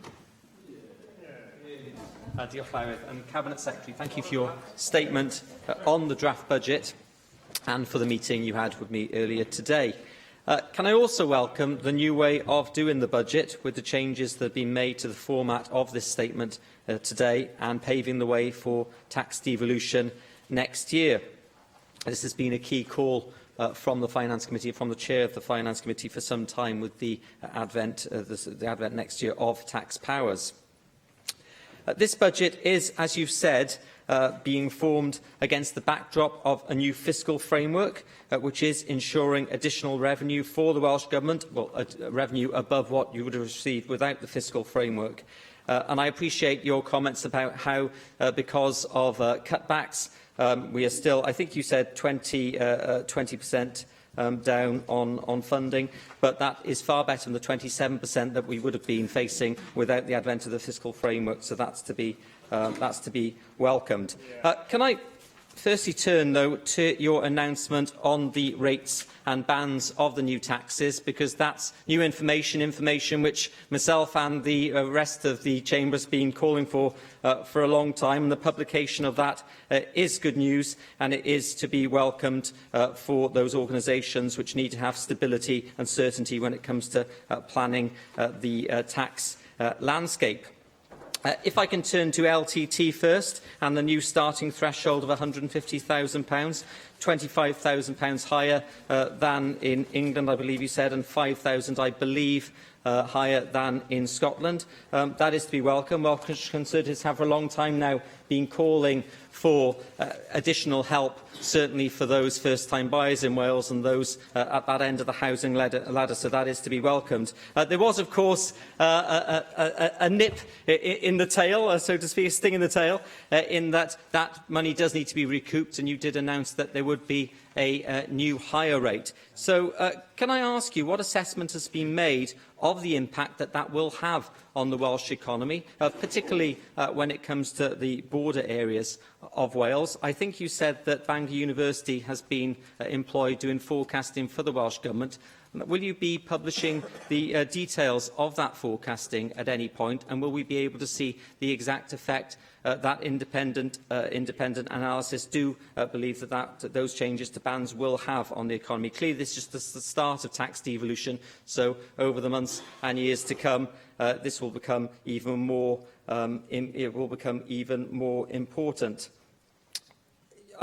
You mentioned the land disposal tax as well, and I think in terms of the environmental benefits of adjusting that tax, I think you will have the support of most parties, if not all parties, in this chamber, and we want LDT to succeed as much as possible, and indeed be better, if possible, than in other areas of the UK. Now, you mentioned the tourist tax. It would be remiss of me not to mention this. I hope that that's just a working title and that's not going to go forward in the future. Now, clearly, it is not in the interest of anyone in this Assembly or anyone in Wales for us to discourage tourism. We know how dependent the Welsh economy is on tourism. It is one of the key pillars of the Welsh economy, and it is therefore vitally important that not only does any tourist tax, if and when it is developed, not only does any tourist tax not have a negative impact in terms of the way that it is set out, but also that the perception is not given out by the Welsh Government, not created by the Welsh Government, that Wales is not open for business when it comes to our tourist economy. So I think that you have given us an indication of the way you see taxation in Wales going, Cabinet Secretary. I think it's very important that that is qualified as soon as possible, and that people who want to come to Wales to visit, for whatever length of time that may be, are not discouraged from doing so. So we do need to see some clarity as soon as possible on that. You said in opening your statement that this is very much giving the higher level, the bigger picture of taxation. You expect detail to follow in the weeks and months to come, and the Finance Committee will no doubt be scrutinising the draft budget over that length of time.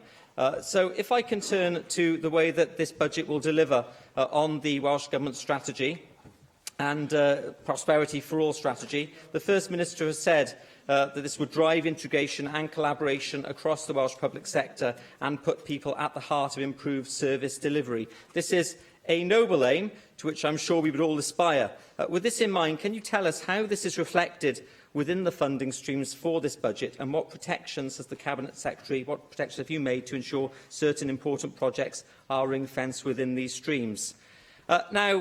Clearly we have another deal before us between Labour and your partners in this budget, Plaid Cymru, something that we've got used to over recent years, something that Wales has had to get used to, whether it liked it or not, and part of a two-year budget deal that will tie the hands of the Welsh Government for that time. But will the Cabinet Secretary respond to Plaid Cymru's claim that over 50% of its spending commitments, or £500 million, have been secured in full or in part over the last two budgets? This doesn't really tally with comments you made over the weekend, so I would appreciate some clarification on this, please, Cabinet Secretary. It's vitally important that the people of Wales believe that this budget deal has been done in the best interests of Wales, in their best interests, and not something that has been rushed through for the sake of a quick political fix, which I'm sure you would want to avoid the accusation of. Also, if Plaid's comments are correct, how many spending commitments has the Welsh Government had to give up in order to accommodate Plaid's support for this budget? And can you give us details of the commitments which have been shelved? Because surely, as you would admit, Cabinet Secretary, something has to give.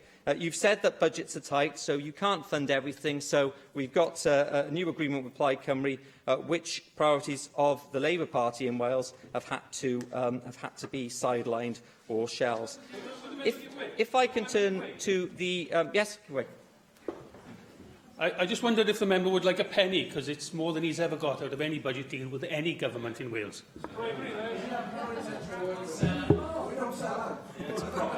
It's always nice to hear the. I'm not sure whether. I'm not sure. I'm not sure whether that's a Plaid Cymru comment or a comment from the chair of the Finance Committee. Allow the spokesperson for the opposition to continue, please. Thank you. If I could turn to some of the specifics and our National Health Service. The NHS is a key priority for the people of Wales, and Welsh Conservatives believe that it should be our key priority too. We are, of course, still playing catch-up because of the lack of real terms budget protection over a number of years, but we are where we are. The Prosperity for All document states that the Welsh Government will ensure organisations delivering health and care services will pool their budgets. So has the current budget accounted for delivery of this aim? And I'd be grateful if the organisations involved have been, if you could tell us if the organisations that have been involved have been fully informed of how they are intended to implement this. Whilst I welcome the ongoing commitment that the Welsh Government has announced to a new treatment fund, we still don't believe that makes up for the lack of a cancer treatment fund that we have long called for in Wales. At the same time, we know that across the border, the UK Government has recently announced 2,000 additional nurses, consultants and therapists for child and adolescent services, and is introducing waiting time standards for mental health services. Can the people of Wales expect the same level of investment, and how much of the £40 million promised in the budget will allow for such changes in Wales as well, and crucially, will this be suitably ring-fenced? It's well known that health boards across Wales are carrying some eye-watering levels of debt. There doesn't seem to be any real light at the end of the tunnel when it comes to effectively managing this debt. How confident are you, Cabinet Secretary, that the health board deficits, such as the £49 million at Howdar local health board could go on, will receive the money that they need through the health budget, and that we won't see spiral in debt in future?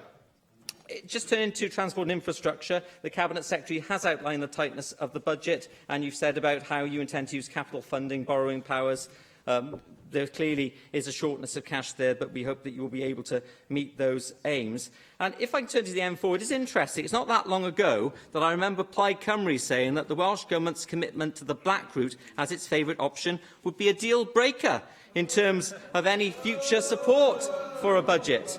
Probably more of a question for Plaid Cymru than it is for you, Cabinet Secretary. But that said, and I'm sure you will say this is currently a matter for the public inquiry, that said, there clearly isn't deep support for a new motorway, a key plank of the government's transport policy underlying this deal. So is this really a sound basis on which to proceed? And has this deal been truly stress-tested? To close, Llywydd, and on a positive note, I welcome the ongoing commitment to a development bank. Welsh Conservatives have long supported the restructuring of Finance Wales, and I hope this delivers the dividends that we all want it to do so. In conclusion, I look forward to working with the other members of the Finance Committee and with yourself to fully scrutinise this draft budget over the weeks and months ahead, and I hope that at the end of it, Wales will have a draft budget and a finalised budget that will truly deliver for the needs of the people of Wales. Adam Price. Diolch, Llywydd. Mae'n wir I ddweud, wrth gwrs, mae Cymru wastad wedi bod yn wlad lle mae'r angen yn llawer mwy na'r adnoddau sydd gyda ni I gwrdd â'r angen hynny. A mae hynny yn sicr yn wir yn y bryd am y resymau oedd yr ysgrifennydd cabinet yn darlunio, ac hynny, wrth gwrs, yn gynlyniad i'r polisi o Llymdra o San Steffan. Ond mae wedi bod yn wir, wrth gwrs, am gyfnod hirach na hynny. Mae haneswyr yn galw Cymru yn genedl hwyr. Yn yr ystyr bod ni ddim wedi medru, wrth gwrs, adeiladu'r is-adeiledd sydd yn angenreidiol ar gyfer bod yn genedl llywyrchus. A mae pennu cyllideb felly yn un o'r cyfrioldebau pwysica sydd gyda ni yn y lle hon. Oherwydd, wrth gwrs, mae rhaid I ni blaenori y gwaith yna o ail adeiladu'r genedl yna a mynd i'r afel gyda roi ateb i'r esgylustra sydd wedi bod am genedlaethau. A dyna'r chwyddwydyr I ni yn defnyddio ym Mhlaid Cymru wrth asesu sut I ddwy'n I gyfri y Llywodraeth lle mae hynny'n angenreidiol, ond hefyd wrth gwrs I weithio o blaid cydweithio lle mae'n y dir cyffredin. Des I mewn I wleidyddiaeth er mwyn gwneud gwahaniaeth. A dyna be mae Plaid Cymru wedi wneud wrth gwrs trwy cytundeb dyn ni wedi wneud unwaith eto gyda'r Llywodraeth Llafur. Dweud gwir bydde well da fi bod yn sedd yr ysgrifennydd cabinet. A dwi'n mawr obeithio y bydd Plaid Cymru yn arwain Llywodraeth ar ryw bwynt. Achos mae yna bethau, wrth gwrs, lle dyn ni'n angytuno yn chwyrn. Mae yna feisydd lle wnaethon ni nes I ddim llwyddo I beswadio yr ysgrifennydd cabinet. Yn yw ar hyn o bryd, wrth gwrs, yr holl gwestiwn ynglyn â'r cyflogau, a'r cap a'r gyflogau yn y sector cyhoeddus. Y cwestiwn ynglyn â'r ffio dysgu, wrth gwrs, a chynyddu'r baich dyledion sydd yn mynd I fod ar fyfyrwyr. Fanna, dyn ni'n angytuno gyda Llywodraeth, ac am y reswm hynny, wrth gwrs, dyn ni ddim yn mynd I gefnogi'r gyllideb yma, ac mi fyddwn ni dal yn angytuno ar y meysydd hynny ac ar feysydd eraill. Ond lle mae yna dir cyffredin, wrth gwrs, dyn ni'n barod I gydweithio gyda bobl o bleidi eraill, bydd Cymru. A dyna beth mae pobl Cymru yn disgwyl oddi wrthyn ni, ydy'r gwir, ydy gwleidyddiaeth sydd yn aeddfed, sydd yn edrych i'r hir dymor. All Cymru ddim aros 2 blynedd a hanner am etholiad I gael Llywodraeth newydd mwyn adeiladu'r seiliau sydd angen ar gyfer yr hir dymor. Felly dwi ddim yn ymddiheurio am eiliad, am wneud yn rhan ni dros adeiladu y Gymru well dyn ni eisiau gweld. There are a number of areas where Wales cannot wait for a change of government, and therefore in a parliament where the governing government does not have a majority, it is incumbent upon all of us as parliamentarians to do our bit to actually put into action the kind of policies that we want to see, that we were elected on. And that's what we try to do in the agreement that we have, that has been set out. We've clearly made the point on many occasions in recent years that we must ensure that Wales does not become, in microcosm, a version of the UK's problem of an over-centralisation, over-concentration of wealth in one corner of Wales. We want to see success in that corner of Wales, but we want to see that spread equally, and that also requires public investment in those areas as well. And yet again, in this budget agreement, we try to emphasise having that investment in all parts of Wales. So we have the 4 million to kickstart the development of the third Menai Bridge. We have the development of the integrated healthcare centre in Cardigan, £15 million for the improvement of north-south links, and the upgrading of the Traws-Cymru service as well. Of course, the work continuing on the feasibility study of the Aberystwyth-Carmarthen railway line, as was referred to earlier, and the National Football Museum in North East Wales as well. And indeed, if we're removing tolls on the Severn Bridge in that corner of Wales, then it's right as well that we follow through on the principle and remove the tolls on the Cleddau Bridge in South West Wales as well. And it's good to see a commitment for making sure that the South Wales Metro reaches all parts of the valleys in its area, and so looking at extending and linking into the Rhondda Fach and creating a new metro as well for Swansea Bay and the South Wales valleys. So making sure that this is a budget for the whole of Wales is a core principle for us, and that's what we try to do with the agreement. But it's also about investing in our future.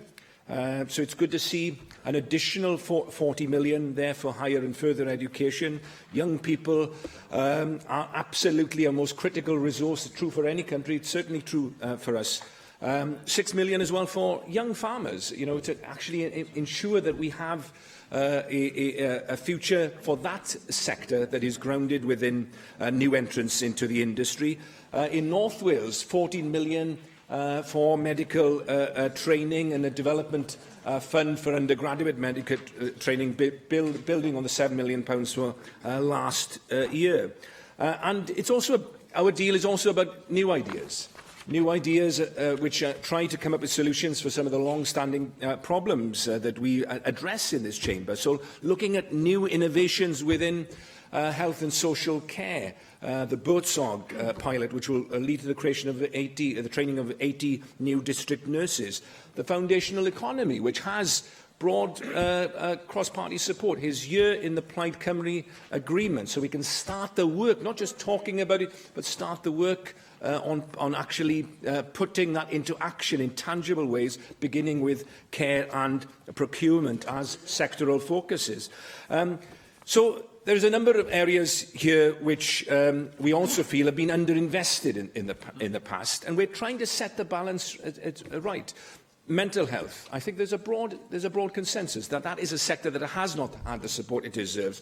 And so, yet again, right at the core of the agreement, an additional 40 million on top of the 20 million from last year, but now crucially baselined, so that will be there, recurrent into the future, as it should be, if we're to meet the requirements of that important sector of a public health service.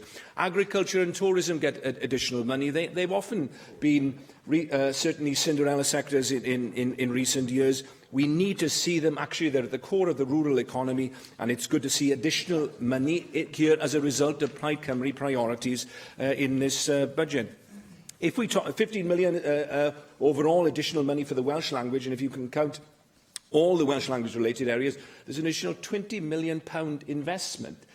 Additional money, that's the way that we're going to achieve the ambitious target that the government has set out in terms of the million Welsh speakers by 2050. I certainly will. Thank you. I'd be grateful to understand from the Plaid Finance spokesperson. I appreciate the Finance Secretary, when he outlined the budget, said he was looking to explore specific tax measures in the tourist sector to raise money. He wasn't looking to alleviate tax in the tourist sector, he was looking to raise money. Given that you've had in-depth discussions with the government, what is your understanding of the government's ambition in this particular sector on the tourism industry in Wales? Well, the additional money that I referred to was for marketing, and I would like, the Conservative Party to point out the areas that all these positive ideas that Plaid Cymru have brought to the table. Which one of them do you disagree with? Do you think that there should be less money for the tourism sector? Well, in terms of the tourism levy, then I think that this is an idea which deserves to be explored. It is used widely throughout most economies. Many of them have bigger tourism sectors than us, and they use it to invest intelligently in the skills and infrastructure necessary to have a successful tourism economy. But it's called investing in the future of your country, and you should try it sometime rather than just carping on the sidelines. Why don't we see a positive vision for the future of Wales and bring your ideas here to this chamber? That's what you elected for. As a result of this deal and last year's deal and the compact that we originally signed, then Plaid Cymru ideas from our manifesto will have been delivered in part or in full to the tune of 565 million. Actually, most of our major financial commitments from our manifesto from 2016 will have been delivered in part or in full. That is democratic politics in action. I would respectfully suggest to the leader of the Conservative Party he should try it sometime. We are paid not to issue sound bites and press releases. We are paid to try and do our bit to make the lives of the people of Wales better. That is why we're here in this chamber, and I am not going to apologise to him or to anyone else for doing our job. Neil Hamilton. Perhaps I'll try and calm things down a little in my usual way. But I would like to thank the Cabinet Secretary for the courtesy that he has shown to me, also in telling me the broad outlines of the statement this afternoon when we spoke this morning. And I agree with my new neighbour, Adam Price. I don't know whether I should now call him my honourable friend or whether... Dear neighbour, there is a kind of cordon sanitaire between us, in the form of Simon Thomas.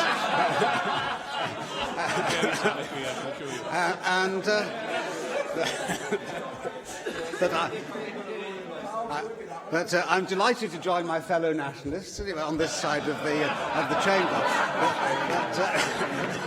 Stick to the subject. I agree with the point which Adam Price made with such passion a moment ago, that it is right for parties in this House to work together for the benefit of Wales. So I was a bit surprised, actually, when the Cabinet Secretary did ring me this morning, because on the radio on Sunday morning he said he has limited contact with the Conservatives and can't ever imagine having conversations with UKIP. So anyway, I'm very pleased to see that he's recanted within a couple of days from that rather extreme opinion. But this debate, to an extent, is one of shadowboxing, because although I appreciate that the deal that Plaid Cymru have done with Labour have enabled them to make a real contribution to this budget in detail, £500 million is not an insignificant sum, but the Welsh Government's budget, of course, is 15 to 16 billion, and they are constrained, in any event, in what they can do with it by the obvious things that have to be funded by any government. The element of discretion in the Welsh budget is inevitably very limited, although that will certainly become greater when we do actually get tax devolution in 2 years' time, and then there will be more options that the elected politicians of Wales will be able to choose from amongst in A, the levels of taxation, and B, what we do with it. But the background to this budget is, of course, set out in what the Cabinet Secretary says about the policy of the UK government. He says, if the UK government continues in its present path, we face a further extension in a period of austerity already unprecedented in length and depth. He also says in the same paragraph in this statement, a report from the Chief Economist for Wales about future public finances and our economic prospects shows some stark messages. The one message that I get from the pack that came with the document with all the details about the budget in it today, the Chief Economist's report, has at the end of it, on page 27, this from the Office for Budget Responsibility. New unfunded giveaways would take the government further away from its medium-term fiscal objective and only add to the longer-term challenges. In many recent fiscal events, giveaways today have been financed by the promise of takeaways tomorrow. The risk there, of course, is that tomorrow never comes.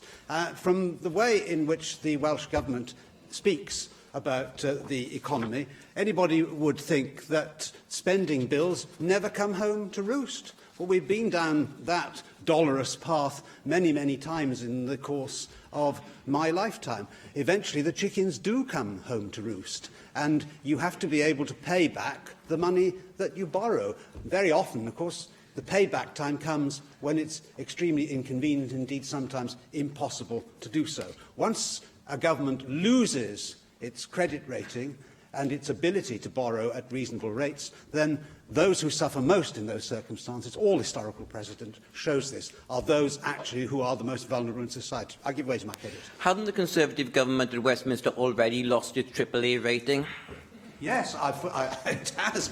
I'm glad to have that reinforcement of the point that I'm making. It's as a result of profligacy in recent years that the government has lost its AAA rating. I gave the figures in my questions earlier on to the First Minister. We now have a national debt of £2 trillion a year. It's costing us nearly £60 billion a year to finance it. The money that we are spending on debt interest is money which would otherwise have been available to spend upon real frontline public services. So the idea that you can borrow forever and never have to worry about how to finance it is fantasy economics, as the people of Venezuela, Zimbabwe and many other countries know to their cost. And therefore, it's perhaps fortunate that the Welsh Government doesn't really have any extensive borrowing powers and that they don't have full responsibility for the budgets over which they preside. Because if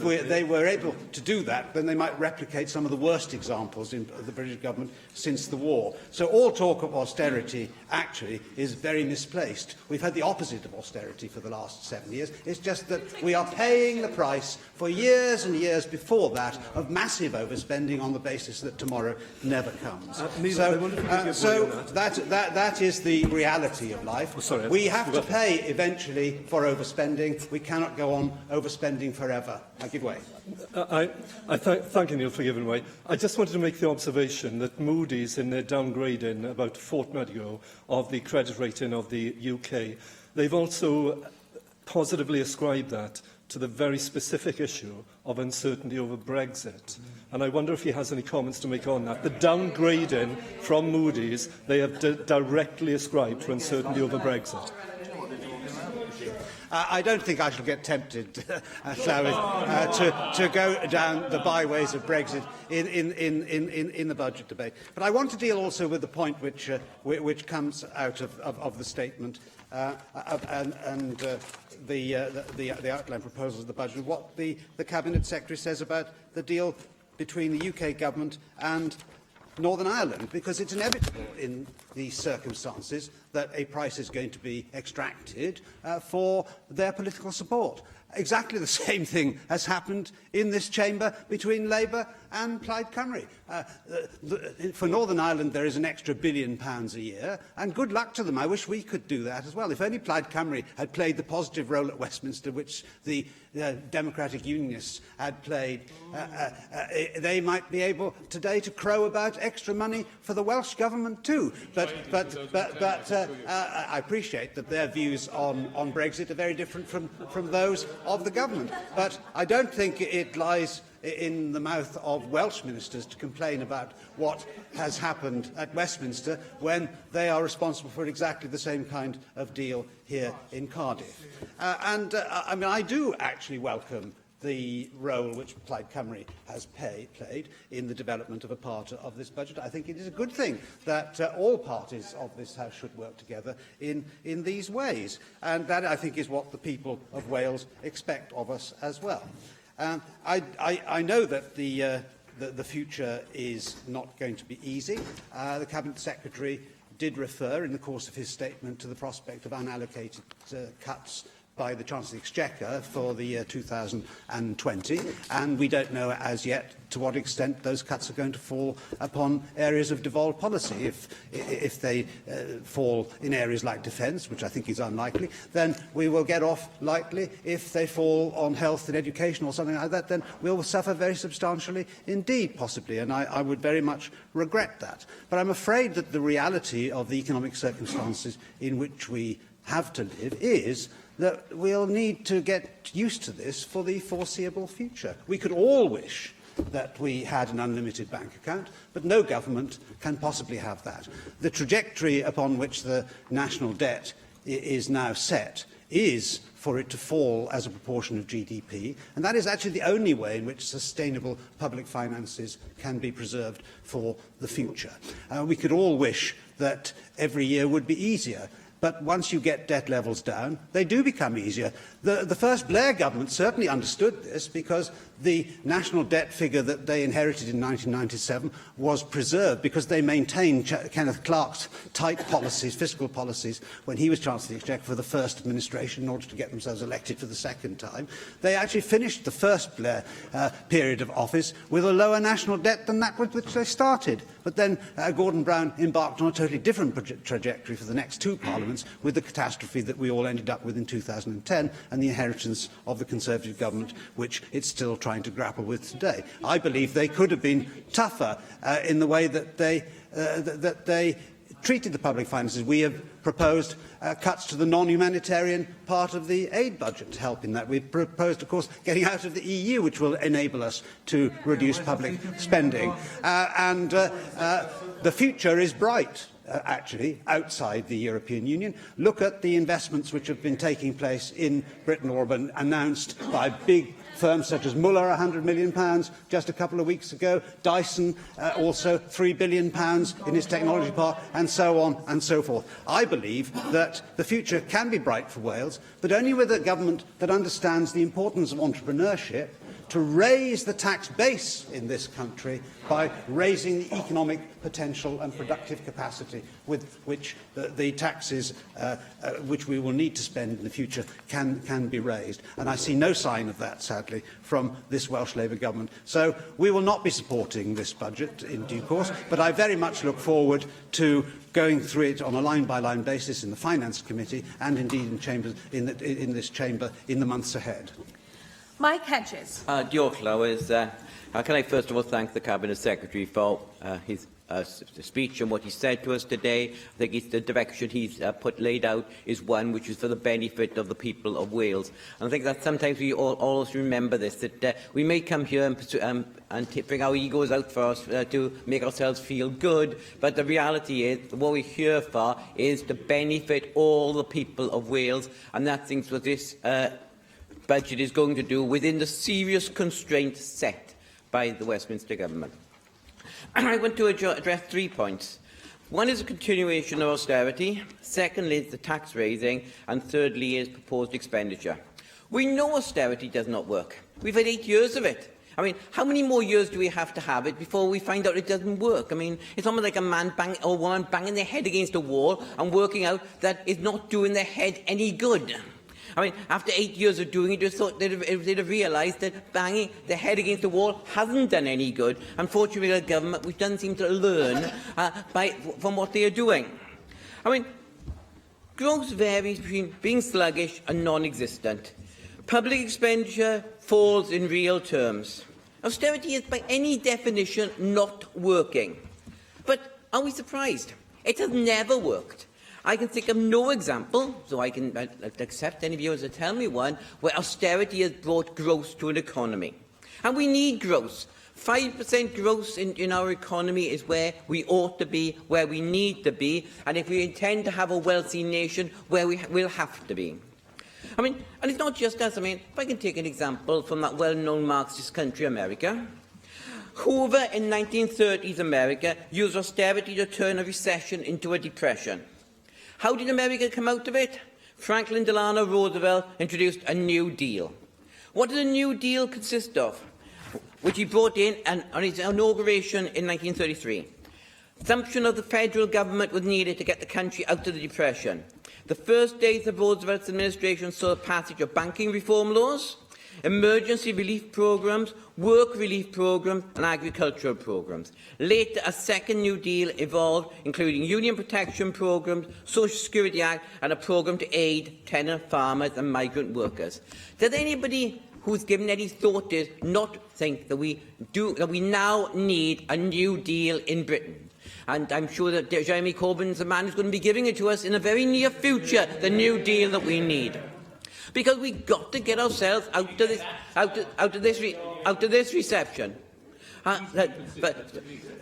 If David Melding wants to look back, he can find that I was one of the first politicians in Wales to support Jeremy Corbyn, and I've consistently supported him. And I think he's doing a wonderful job, and he will do an even better job when he's Prime Minister, which I hope will be very soon. Does the Cabinet Secretary agree that we need a New Deal for Britain in Westminster, where we have more money put into the economy so we can get the economy moving and start making Wales a wealthier place? I welcome the introduction of the 2 new taxes and the setting of their rates. Land transaction tax replaced stamp duty. One of the weaknesses, and I'm sure one that the Cabinet Secretary accepts, it is a highly volatile tax. It is a highly cyclical tax, and in good years, we can take a lot more than we expect, but it can fall off a cliff in bad years. It can drop by about 50% between a good year and a bad year, as we know from the 2008-2009 period, when it went down by almost half. So it is a highly volatile tax. Can I just sort of welcome the changes that the Cabinet Secretary is introducing? Increasing the starting rate can only help the poorer people in our society who are trying to get onto the housing ladder. And in progressive taxation system, I think that's something we haven't heard for a very long time being implemented, and that is something I think is really important. The more people have got, the more they ought to pay. It shouldn't be a system that you can avoid paying, and stamp duty is one of those taxes that is very, very difficult to avoid. So let's have a progressive taxation system where we end up with those who have the most paying the most. Land disposal tax is one reducing returns. Very much welcome the unauthorised rate. I think that if there's one thing that really will stop people tipping on unauthorised sites, the fact they're going to pay more when they get caught than they are on authorised sites. We've had problems, I think many of us in our own constituency have had problems, of people opening up farmland and other land where they've allowed people to tip, and they get fines which are substantially less than what the land tax would have been, so that they were quids in, as it were. Now, under the new system, when they get caught, they're going to pay more than if they'd gone to a proper site. I think that is something which sends a message out to our commitment to the environment.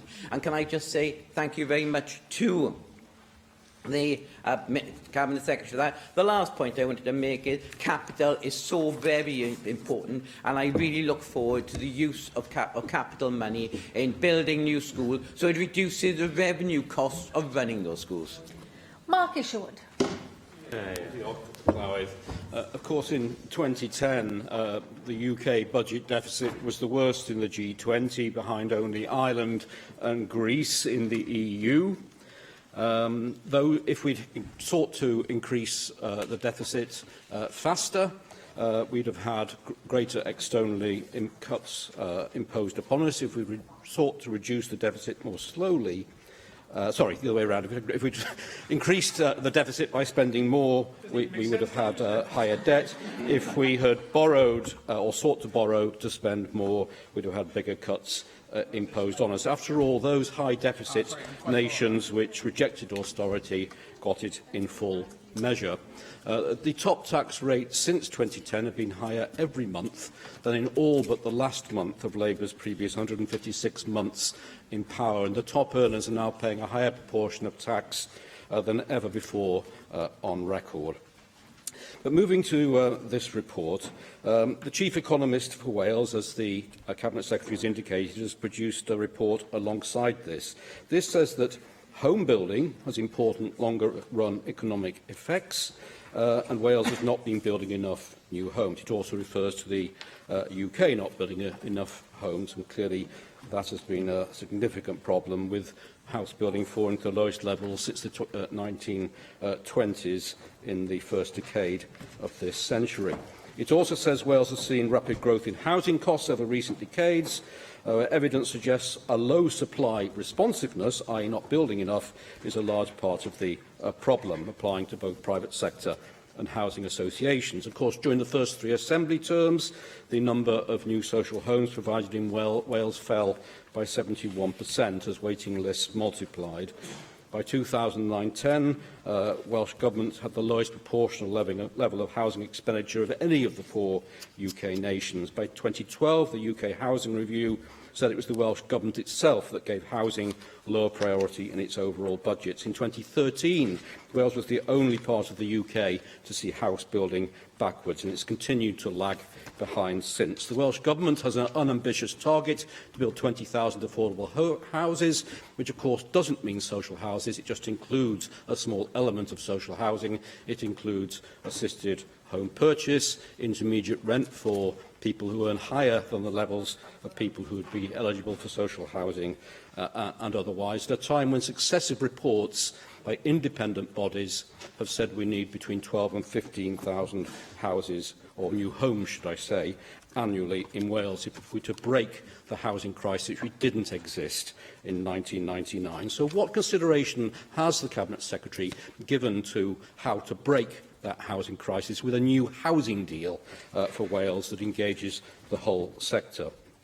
8 years after a Wales Audit Office report found that Communities First had failed to operate with effective corporate governance controls, financial and human resource controls and audit trails. 6 years after the Wales Council Voluntary Action report, Communities First, A Way Forward, said the missing ingredient was community engagement. £500 million, or after £500 million of expenditure on the programme, the Welsh Government announced this summer that the scheme would not be replaced, the records of its work in Wales, most deprived areas had been mixed, and that the figures aren't moving. So how does the Cabinet Secretary, in terms of how to allocate budgets, respond to the statement at the launch of the co-production for Wales Network for Wales last May 2016, by the Director of Social Housing from Monmouthshire, who said, "We used to tell people what they can have, we now ask them what they want to achieve," moving from needs-based to strength-based approaches. I know personally the Cabinet Secretary believes strongly in this, but I don't believe that perhaps in the budget allocations they fully reflect the need to move to a process that tackles a situation in which people and communities can feel passive recipients of services rather than active agents in their own and their own families' lives. In terms of prevention and early intervention, which is key to the Welsh Government and opposition agendas, and to your own legislation, there's no actual definition of prevention in the Social Services and Wellbeing Act. Red Cross has highlighted that in England they've been monitoring the prevention duties, looking at how local authorities are implementing them and highlighting concerns and problems there. But how has the Welsh Government estimated what funding local authorities in Wales will need to meet their prevention duties, and how has this been reflected in the draft budget? And how is the Welsh Government working with frontline providers and people who work with them, who receive the services, to ask how, by perhaps investing more in those services, you can reduce multiples more in terms of cost to statutory service? Thank you. Rhyn ap Iorwerth. Diolch yn fawr iawn, Llywydd, a dwi am wneud ychydig o sylwadau, os y gallai, ynglŷn â y blaenoriaeth osodwyd gan Blaid Cymru i warchod cyllidebau rhaglenni cefnogi pobl. Mae hi'n rhyfeddol mewn difri bod hi wedi cymryd ymyrraeth Plaid Cymru i sicrhau parhad y cyllid yma.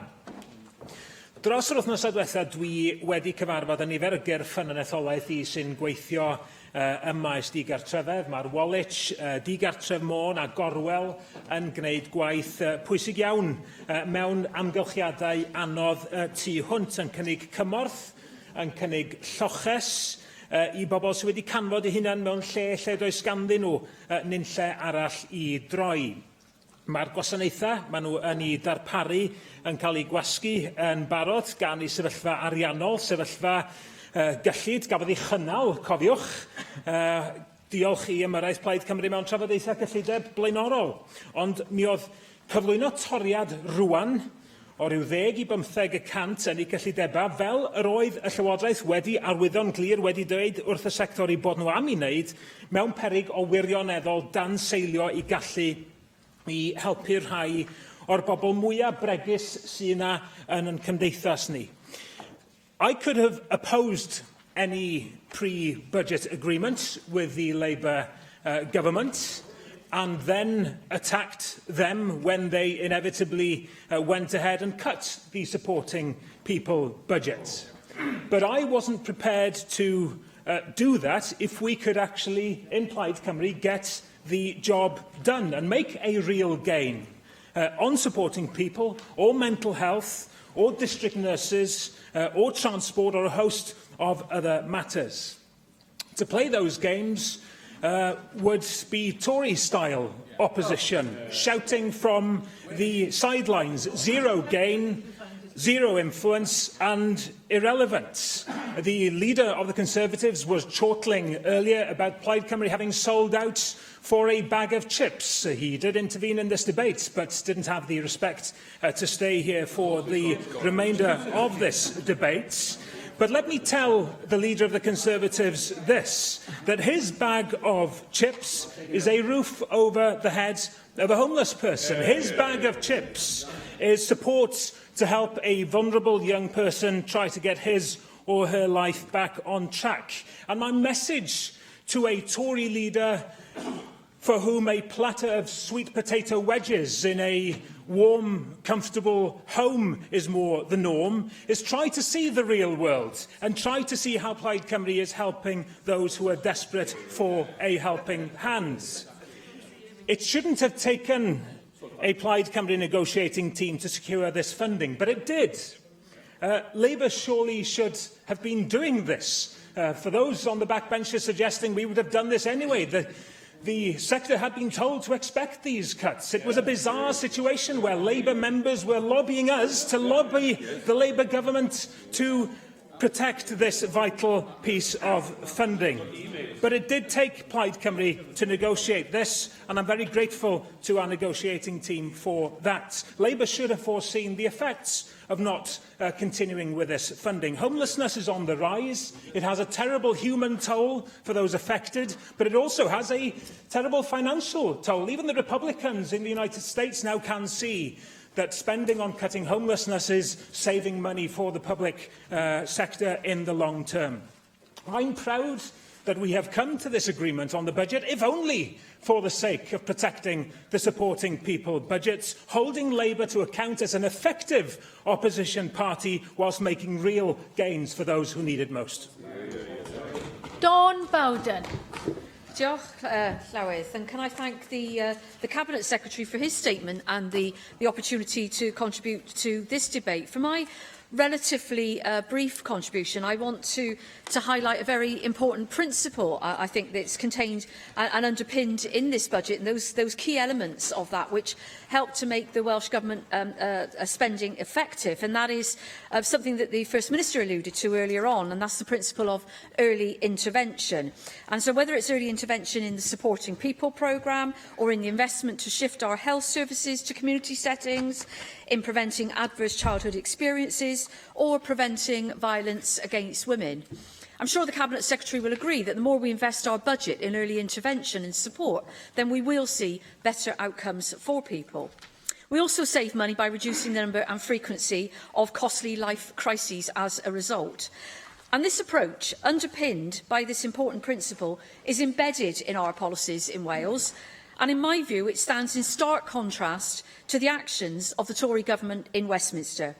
It is in contrast to so many elements of the welfare reform programme that we know is putting huge pressures on individuals and families. It's in contrast to the huge cuts to council budgets in England and the associated loss of vital support services there. And those cuts are, of course, counterproductive and more costly to the public purse, as we all have to deal with the consequences. We should be proud that in Wales, in spite of the cuts of around £1.5 billion to our budgets, we choose to stand by vulnerable people in their time of need.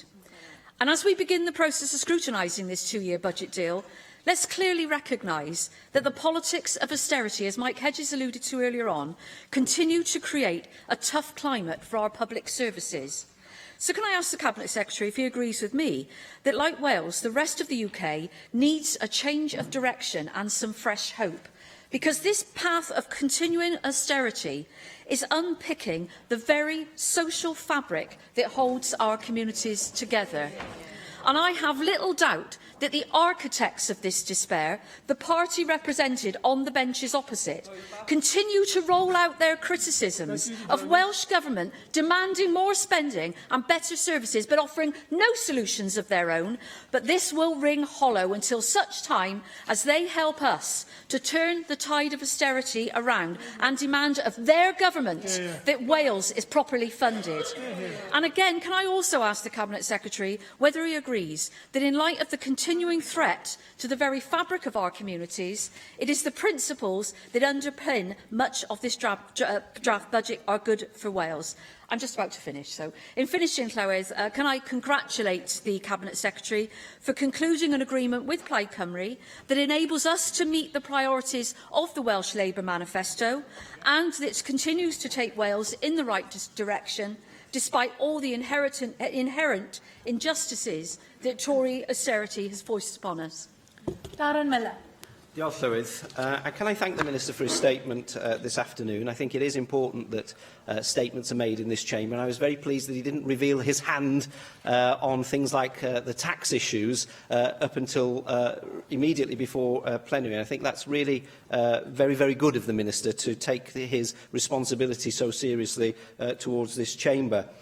Now, that's not to say that I'm entirely happy, of course, with the budget proposals that he has laid. And I'm particularly concerned about the proposals for a tourism tax, and that he's going to look at that and begin to scope some work out upon it. Because we know, of course, the value of the tourism industry to Wales. It's incredibly important, in particular, in North Wales, including in my own constituency. And we know of the difficulties that seaside resorts have had over the years along the North Wales coast, in places like Colwyn Bay, in Llandudno and Rhyl. And some sort of tax on accommodation, which I think is what you're talking about, could lead to absolutely devastating consequences for those towns, and I believe would suck the lifeblood out of many communities in North Wales that rely on the visitor economy. So hanging up a sign saying "you're not welcome," I think is something which is an extremely detrimental thing that you may be planning to do. I'm happy to take an intervention. Intervention. I just wonder on the point that you just made there, whether you accept that the Wales Tourism Alliance, which of course is the body representing most tourism views in Wales, makes exactly the same point that you do. I think the Wales Tourism Alliance is absolutely right, and you don't have to just speak to them. You know, you can speak to any individual business that relies on tourists in terms of its viability, and you will know that many of them have been on the brink for many years. Now, we've enjoyed some success in tourism. We've enjoyed some success in tourism. I haven't got time. We've enjoyed some success in tourism in recent years, with record-breaking numbers of tourists coming to Wales. That's something we should celebrate. But you know, we hamper that success. We hamper that success if we start taxing people simply for wanting the opportunity to come and stay in our communities. Now, I do wonder why you haven't looked at other potential tax revenues. One of the things which I've suggested in the past is a tax on chewing gum, a chewing gum levy. We're all fed up of seeing chewing gum stuck to streets, causing a mess on our roads. That's expensive to clear up. Why aren't you considering sensible proposals on that? Why aren't you looking at a fast food wrappings levy? Why aren't you looking at things like ATM receipts, which are spurging out of our cash machines and ending up, in the majority of cases, on the floor beside those cash machines? These are simple things which you could look at, which I don't think anybody in this chamber would necessarily object to. Now, can I turn also to some of the things in North Wales which are included in the budget documents? I was very pleased to see reference to North Wales. It's usually, of course, overlooked in government documents in this chamber, but I was very pleased to see a reference to improvements being made on the A55 and the A548. Both roads, of course, are in desperate need of investment, and we're regularly seeing the lack of investment and the impact that that is having in terms of traffic flows on those roads. But I wonder which parts of the A55 and the A548, because there is a tendency from this government to simply spend in Labour constituencies, frankly, which I think is unacceptable. And we've seen that in terms of investment proposals in the road infrastructure in North Wales with the North Wales Metro. All of that stops in just Labour constituencies. Well, what about further west? What about Clwyd West? What about Aberconway? What about Ynys Môn? What about parts of Gwynedd that also require some desperate investment? And perhaps you can clarify what the situation is in respect of those areas. I notice also that you are seeking to make significant investment over the next few years into our flood defence infrastructure. Now, that's something which I think is absolutely necessary. We've seen the devastating consequences of flooding in communities in recent years. Now, the place which is the most vulnerable in terms of flooding along the North Wales coast is Old Colwyn, in my own constituency. The sea defences there protect the A55 trunk road, and they also protect the rail infrastructure, the North Wales main line. There aren't many homes which are threatened with flooding in Old Colwyn, which is why there's been no investment in the flood defences there, even though it has been necessary. So I wonder what action you are taking, along with your Cabinet colleagues, to make sure that the road and rail infrastructure and other key infrastructure are also protected from flooding, and that is recognised when you're making decisions about flood protection investment. So perhaps you can tell us about that. So, in short, there are some things which I do welcome in your budget, but I'm very concerned that you've suggested even approach the subject of a potential tourism tax. I think there are other ways to raise money which our constituents would not object to. Vicky Howells. Thank you, Helen, for calling to speak today. This debate marks yet another development in the devolution journey that started a little over 20 years ago. Indeed, despite the sober warnings from the Cabinet Secretary, I do find much to be hopeful of, both in terms of the distance that has been covered and of the spending proposals that he has outlined. The Cabinet Secretary has laid down a clear plan for the setting out of governmental spending plans, improving levels of scrutiny and accountability. I also welcome the principles of cooperation and collaboration that have underpinned the budget, bringing together different parties and perspectives to get the best results for Wales. This approach was also reflected in the close working between the three devolved administrations, showing the maturity of the devolution process as it comes of age. Nowhere is this clearer than in the Cabinet Secretary's remarks on the future use of the tax-raising powers the Assembly will possess in around 6 months' time, and in the Welsh Government's continuing work to develop a new Made in Wales tax proposal. As the Chief Economist reminds us, there are serious decisions we will need to make about how these new powers can be best used to support public services in Wales in the face of changing public expectations and the blinkered approach of the UK Government with its single-minded obsession with austerity. I therefore welcome the Cabinet Secretary's comments that he will look to reduce the level of in-year contingency and reserves that would otherwise have been held, releasing much-needed revenue spending to invest in the services we rely on. I want to briefly touch on a few specific elements of the proposals the Cabinet Secretary outlined. Regarding the Communities and Children MEG, I welcome the investment in our progressive childcare offer. We can be proud that our proposals represent the most generous deal of its nature anywhere in the UK, and shows that the Welsh Government is committed to supporting Welsh parents and families. The pilot in RCT that covers my constituency is already making a difference, although I'm keen to see what lessons will be drawn about how we can ensure all who are eligible take part. Elsewhere under this headline, I welcome the renewal of the Supporting People grant, which we know makes such a difference to the tens of thousands of vulnerable Welsh citizens. Similarly, and I know one of the proposals that will be most welcome to groups in my constituency of Cynon Valley, is the additional funding to support the regeneration of community facilities. In an area like Cynon, many of these buildings are little short of historic, with proud links to the mining heritage of the communities they are found in, and it is right that we make sure they meet current needs. For anyone who has heard me raise concerns about the Valley Line rail services, I'm sure it will come as no surprise that I'm very supportive of the releasing of funds to buy new rolling stock. Purchasing this stock will save money in the long term and will also remove a crucial barrier to the negotiation of the new Wales and the Borders franchise.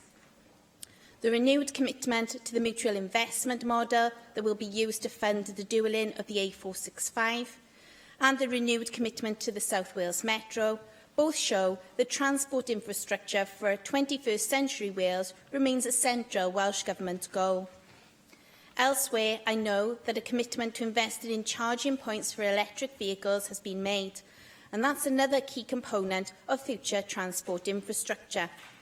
I look forward to further information on this proposal as it is released in due course to make sure that we get the details right to meet future demand. The continued focus on education is also to be welcomed, in particular the plans to accelerate the 21st Century Schools programme. Cynon Valley has benefited to the tune of over £100 million in investment under this policy, more than any other constituency in Wales, so I know firsthand how important this scheme can be. I recently visited Aberdare Community School, a 21st century school, on the anniversary of the devolution referendum.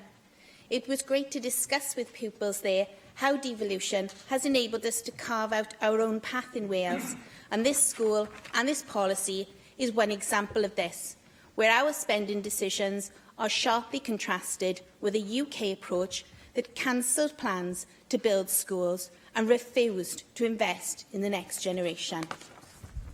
Bethan Jenkins. Diolch. Thank you. And I'd just like to ask some questions and raise some issues with regards to some of the budget negotiations from Plaid Cymru. And I would like to echo what has been said already. As somebody who has been here for 10 years now, I think it's important that we try and find common ground where we can and to utilise our abilities as politicians to come up with solutions as well as scrutinise. And therefore, I would welcome in this budget deal the £30 million investment that was announced for the creation of a new power plant for Tata. This has been something that has been campaigned on for quite some time by local activists and politicians of different colours. And I think that this is something that we should be proud of. I would like to have some more information as to whether the Welsh Government has talked to Tata about this particular commitment, particularly in relation to the other investment which Tata has promised to the unions and to the workforce. I think it's important, if the Welsh Government are providing £30 million of investment for a plant of this nature, that we find the money from Tata for the rest of it, and that we ensure that Tata are committed to the area. I think this shows a clear sign that that is the case, but I think that it's important, especially with changes to the pension fund and the potential joint venture, that we see it in light of Tata being here for the long term. I was wondering whether the Cabinet Secretary could also confirm that other funding commitments made by the Welsh Government, amounting to almost £13 million, will not be affected by this announcement in relation to Tata Steel. But I would like to put on record my thanks for putting this as a priority. My other question is in relation to the journalism fund, and again I'm very thankful for that, £100,000 for 1 year and £100,000 for the second year, and I've already been speaking to people in the sector about what that would mean. So I'm wondering how the sector can help to shape that and to ensure on record that that fund would be for hyper-local journalists and not for large-scale media organisations that may already be benefiting from another scheme, the BBC scheme, for example. I would want this to be specifically for start-ups so that for example, the Talbot Magnet in my area would not have ended. It would have been able to have been sustainable. That's the type of thing we really need to ensure for the success of the journalism, a natural and grassroots journalism sector in Wales to flourish. With regards to the investment in music and education, I believe it's £2 million over 2 years. That's something, again, that I'm very grateful for. Again, how can we be involved in shaping where that funding goes and how it's spent? As you will know, the committee that I chair have carried out an investigation into music and education, and we're coming up with our final conclusions.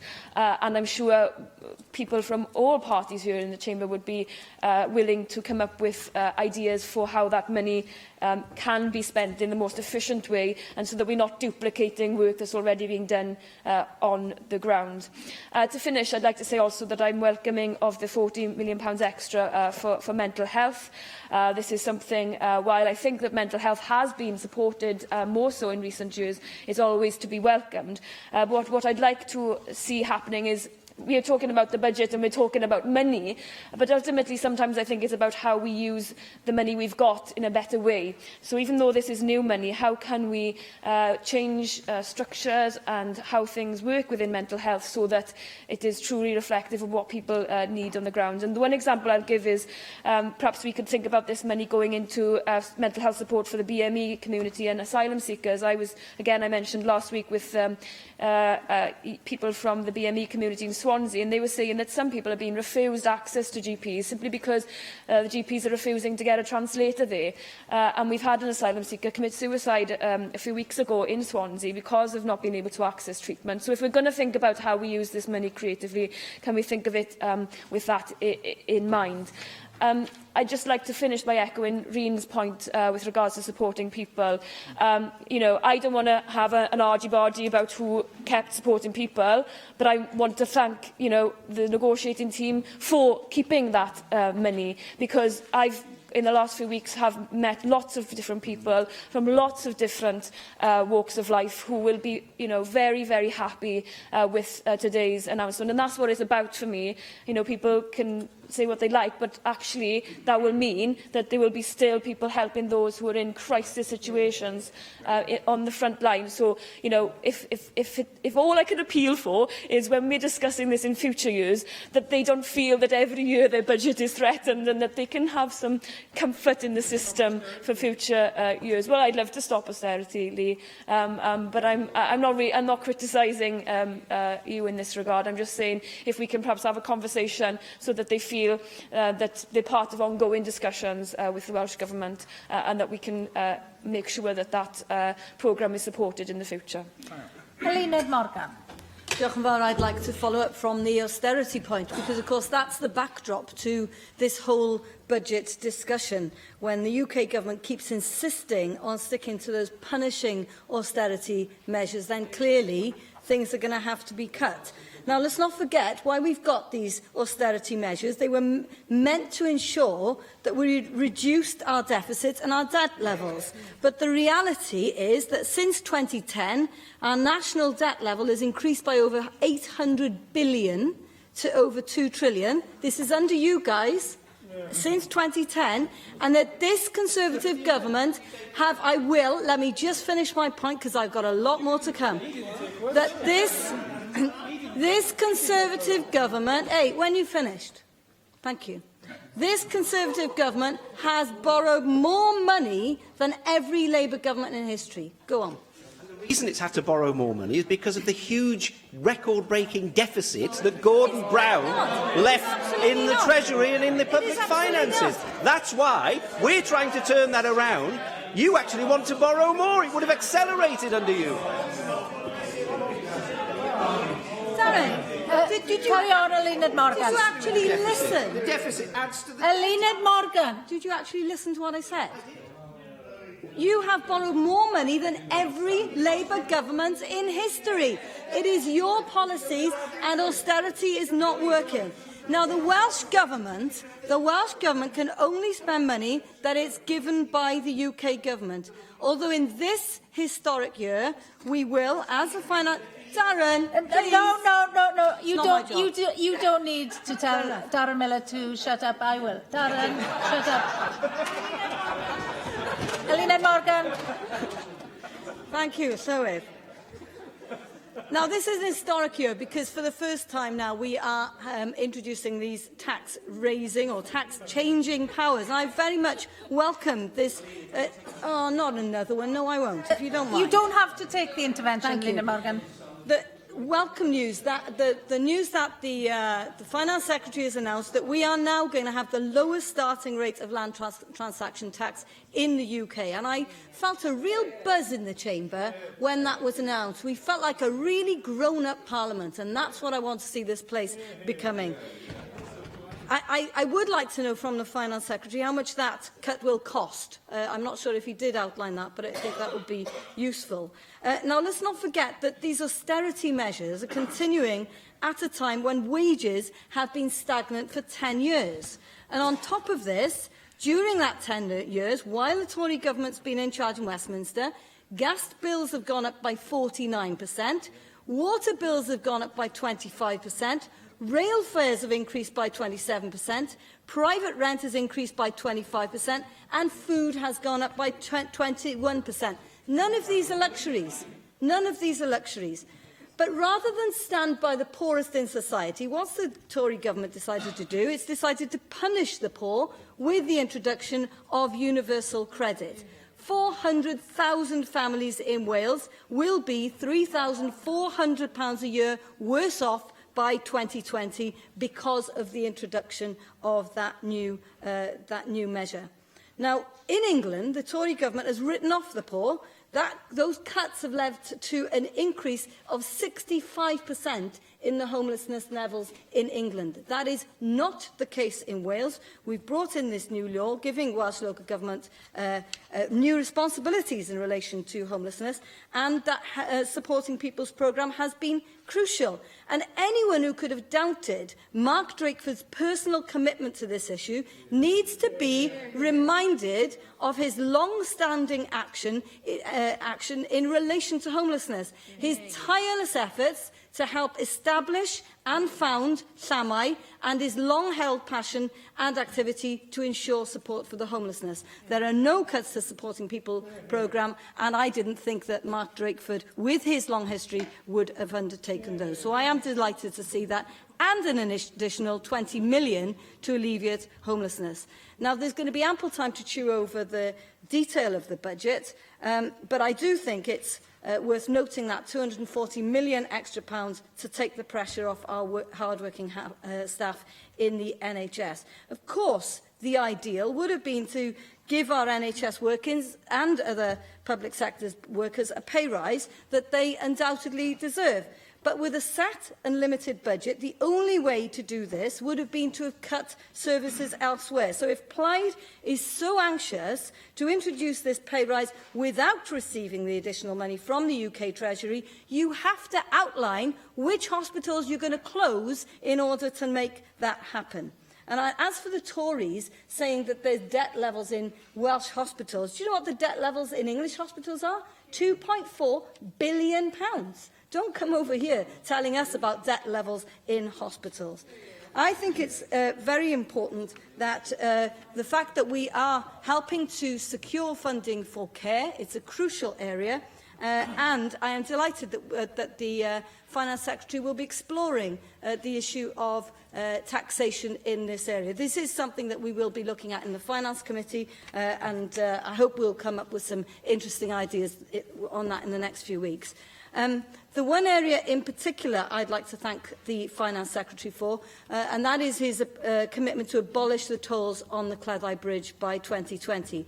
This is an issue on which the Labour Party locally has campaigned for years, and I'm delighted that he's been able to deliver on this. It's going to make a real difference to people and businesses living around the Haven. And I'm also delighted to hear that extra money has been allocated to draw down funds from the EU Rural Development Programme.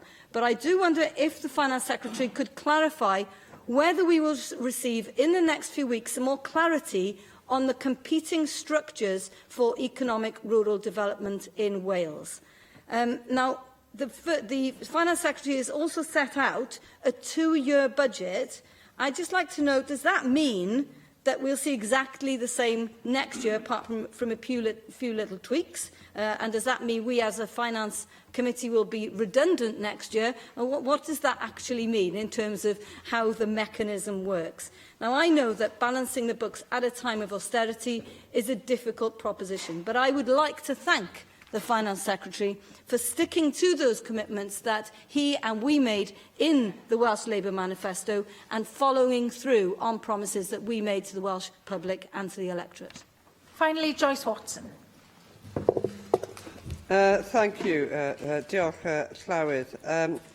Cabinet Secretary, there's an awful lot to go through here, but there is one thing that is abundantly clear, and that this budget has been designed to look after those people who need that support the most, to support the people in Wales against the austerity that is emanating from the Tory government in Westminster.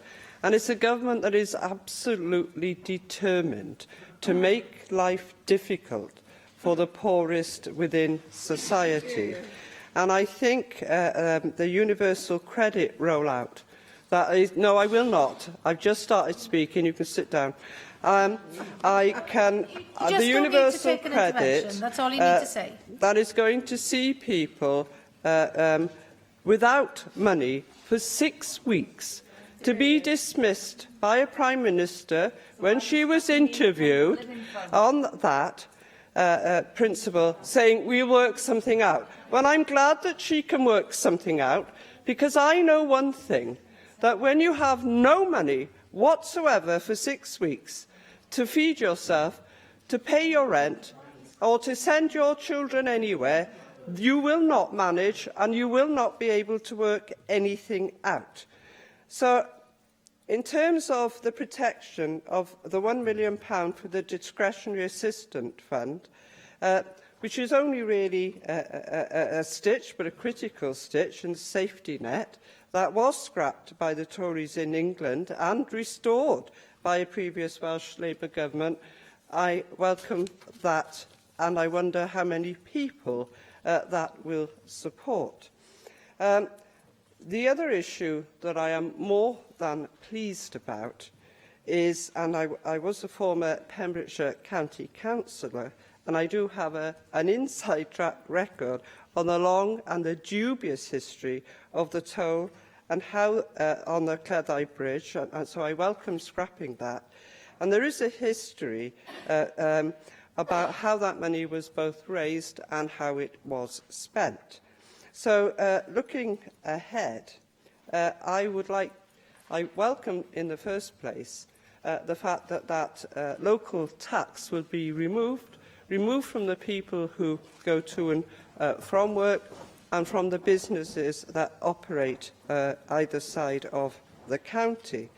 And I do appreciate that time is needed to make transitionary arrangements, but given that the Council can budget, knowing that maintenance costs will transfer to Welsh Government in 2 years' time, given the historic question of how the revenue has been spent over the years, do you think that it might be a good idea, even a gesture of goodwill, if Pembrokeshire Council were to ring-fence the toll revenue from now until it's scrapped and consult ratepayers as to how the money should be spent? This has been a huge area that has been contested by myself and other Labour leaders on Pembrokeshire County Council year in and year out. I look forward to your response. Galwaf nawr ar ysgrifennydd y Cabinet I ymateb i'r ddadl. Diolch fawr, Llywyd, and thank you to all those who have taken part in a very wide-ranging discussion of the budget. I'll do my best to reply to as many of the points that have been raised as possible and do so rapidly. So what seems like a long time ago now, Nick Ramsey began the discussion. Thank him for the welcome he provided to the new budget process. I acknowledge in my opening remarks the impact of the fiscal framework. I'm happy to confirm for the member that the Bangor University report is available to members and available in full and available today. As far as the two new taxes are concerned, I suspect he will have recognise the 150% rate for unauthorised tax disposals in LDT, because he put exactly that rate to me in the Finance Committee at a point when I was not able to confirm it, but it is confirmed at that rate today. Can I just say to members of the Conservative group here that I think they need to stand back a little bit from some of the language they've used in relation to a tourism tax. What I've done this afternoon, Llywyd, is what I said. I've announced a short list of possible proposals for further work. And this is one of the things which many people have advocated. Adam Price was absolutely right when he pointed out that this is a tax used in many, many parts of the world, usually navigated at a local level. And the reason for the tax, those people who advocate it, is in order to be able to invest in facilities that then lead to more tourists in that area. That's the point of a tourism tax. It's not to frighten off tourists, it's to create the conditions in which the tourism industry can go on thriving and doing more. So that's the case for it. We'll explore it further. It's certainly not to be just written off as though it had no merit at all. It may not make it onto the shortlist, but I do think that the idea that it isn't worth exploration is to overstate the case. Of course. I hear what you're saying about talking about just exploration of a tourism tax at this point in time. However, do you recognise that there is a danger that a perception will go out that there is a tax on tourists coming to Wales that doesn't exist across the border in England, and in areas like my own, along the border areas, we need to guard against that sort of perception going out. So I think we do need to make sure that it is just exploration at this stage. I don't say that those points are not points that need to be considered. But all I have said today is that we intend to consider things. And we will consider the positive case that has been made, and we will take into account those arguments that tell us why we might need to proceed carefully. I just wanted to be clear about the status of what I had announced this afternoon. Adam Price made a series of important points about the agreement that has been reached with Plaid Cymru. We are a government without a majority. The First Minister said back in the early summer of 2016, when this Assembly term began, that the government in our position needs to be able to listen to ideas from other parts of the Chamber and to try to reach agreement where that is possible, and the very careful work that's gone on over the summer has allowed us to do that. We don't agree on everything, as Adam Price set up, but the things we have been able to agree on are important. They will make a difference, and they were outlined by him. Llywyd, I listened all the way through to what Neil Hamilton had to say. I almost stopped at one point, but I did continue listening. I think it's the sort of contribution that the idea of a stream of semi-consciousness is the best way to describe it. I did nearly stop listening at the point when he tried to persuade me that I was living in an era of fiscal profligacy, and that what people in Wales have had to endure for the last 8 years is, and I think I'm quoting him exactly, the opposite of austerity. When it does not feel like that, I can tell him, to people who live in my constituency, who find that their wages have not gone up over that period, that their services have had to be cut back, and that their prospects of anything better are receding ever further into the future. Cabinet Secretary will accept that you can't borrow in unlimited sums indefinitely, and therefore a judgment has to be made at some time as to when the rake's progress has to stop. Interest rates have been at historic lows. They're already on the rise in the United States. They may well shortly be on the rise in this country. How do we then pay the bills at a time when we haven't repaired the roof, when the sun ceases to shine and the rain pours? So we are incredibly lucky in our time to have benefited from the investment decisions that people who went before us were willing to make. Had they listened to Neil Hamilton, they would simply have stopped doing all the things that we now rely on. It is possible, in a way that I think the member never seems to understand or recognise, to borrow to invest because investment creates the conditions of economic success, and that economic success then allows you to pay back the money that you have borrowed. That is the simple lesson that progressive governments throughout the last 100 years and more have understood, and we say that it needs to be better understood today. Mike Hedges made a series of very important points. He understood absolutely that you can invest your way to success, not just in places, but as he said, in people too. And a New Deal for Britain is exactly what we need to get our economy onto that track. As far as tax volatility is concerned, he will know that the fiscal framework gives us access to a £500 revenue reserve to allow us to smooth out tax volatility from one year to the next. I've made no plans to use that reserve in the budget in front of the Assembly, but it is there should it be needed in the future. And the way that we have used our capital in this budget is exactly the way in which Mike Hedges advocated. I've said to all my Cabinet colleagues that I will place a priority upon capital investment plans that release revenue in the future, and that is why buying rolling stock in the way that Vicky Howells outlined is so important. I was grateful to Mark Isherwood for the things that he said about housing, because I wanted to say to him that this budget has the needs of housing right at its very heart.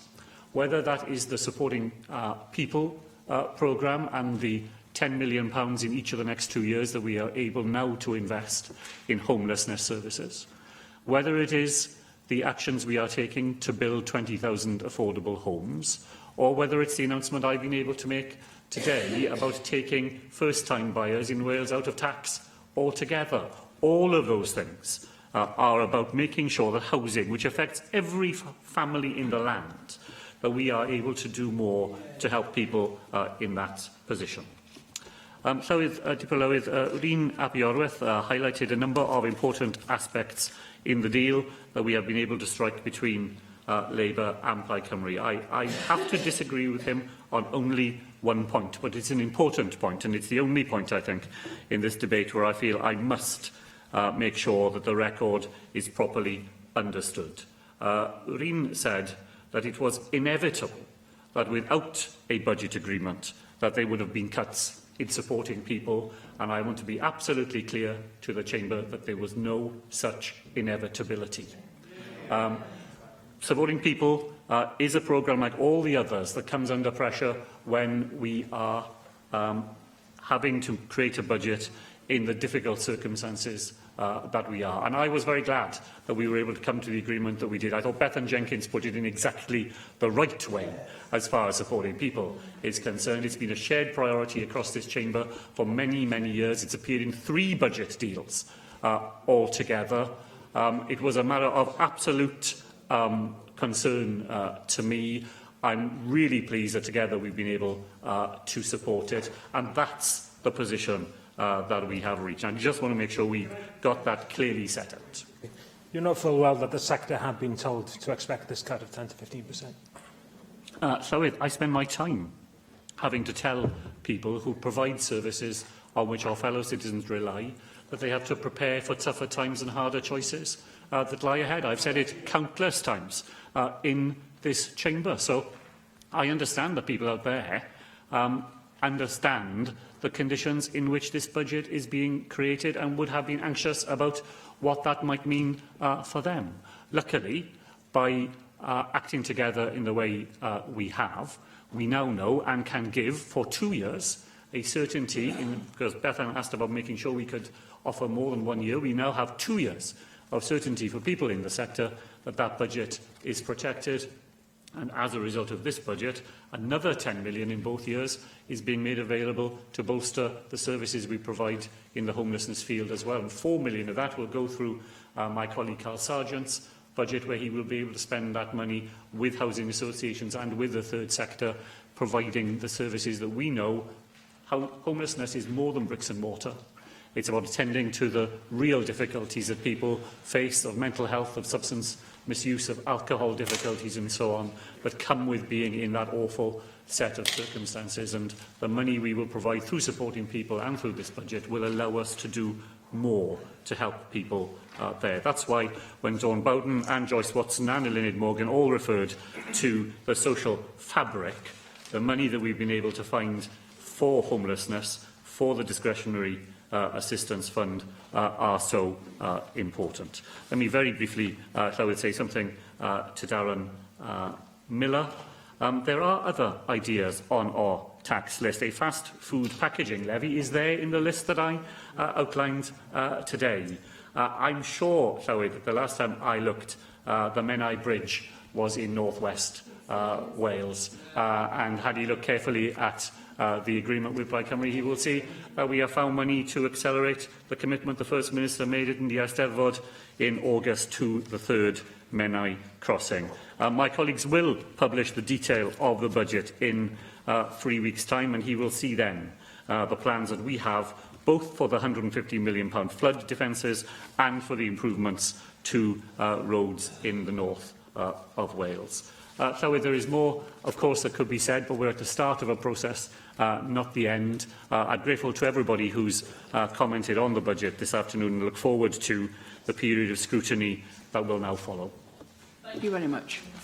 Item 4 on the agenda is a statement by the Minister for Social Services, Public Health, the Welsh Government's response to the independent review of Sports Wales, and I call on the Minister for Social Services, Public Health to make the statement. Rebecca Evans.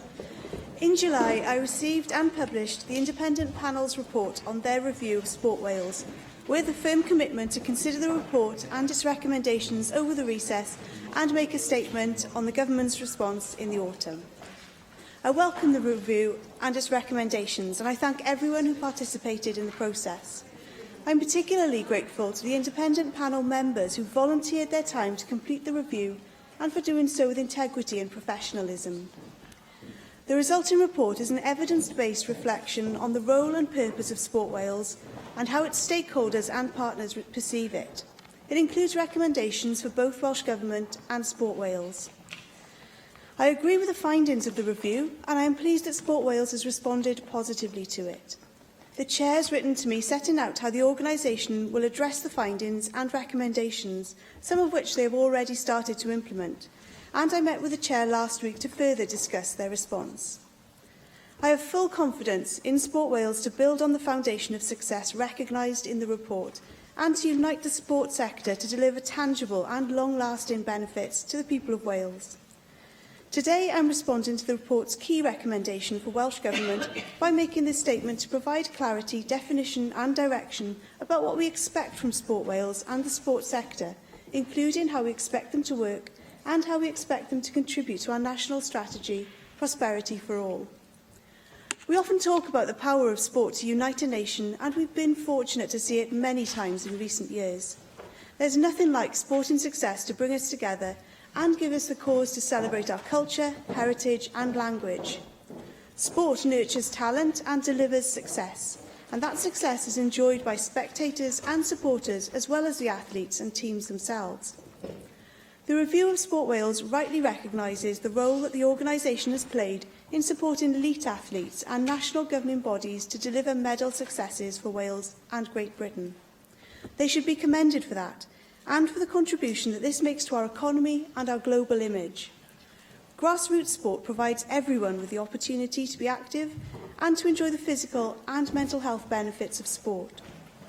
According to the National Survey for Wales, people participating in sporting activities are more likely to meet the physical activity guidelines, and people who play sport and take part in physical recreation are also less likely to smoke, more likely to eat 5 fruit and vegetables a day, and less likely to be obese.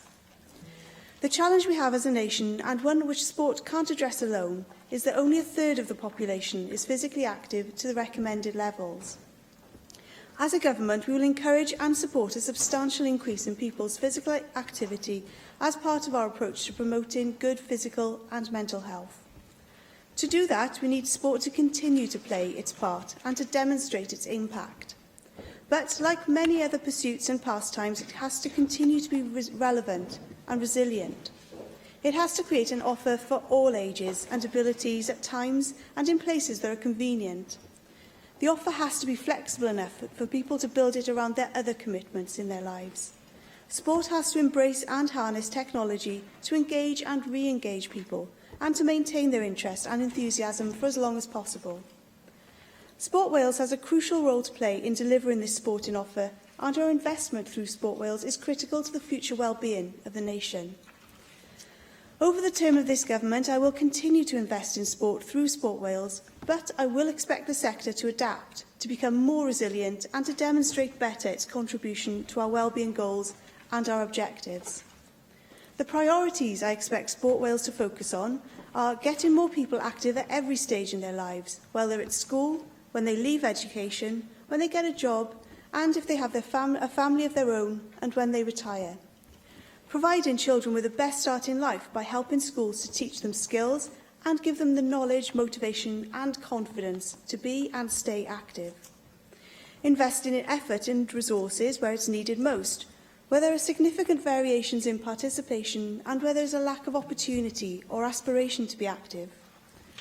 Helping sports to continue to nurture, develop and support talent to deliver success that inspires people and reinforces our identity as a nation.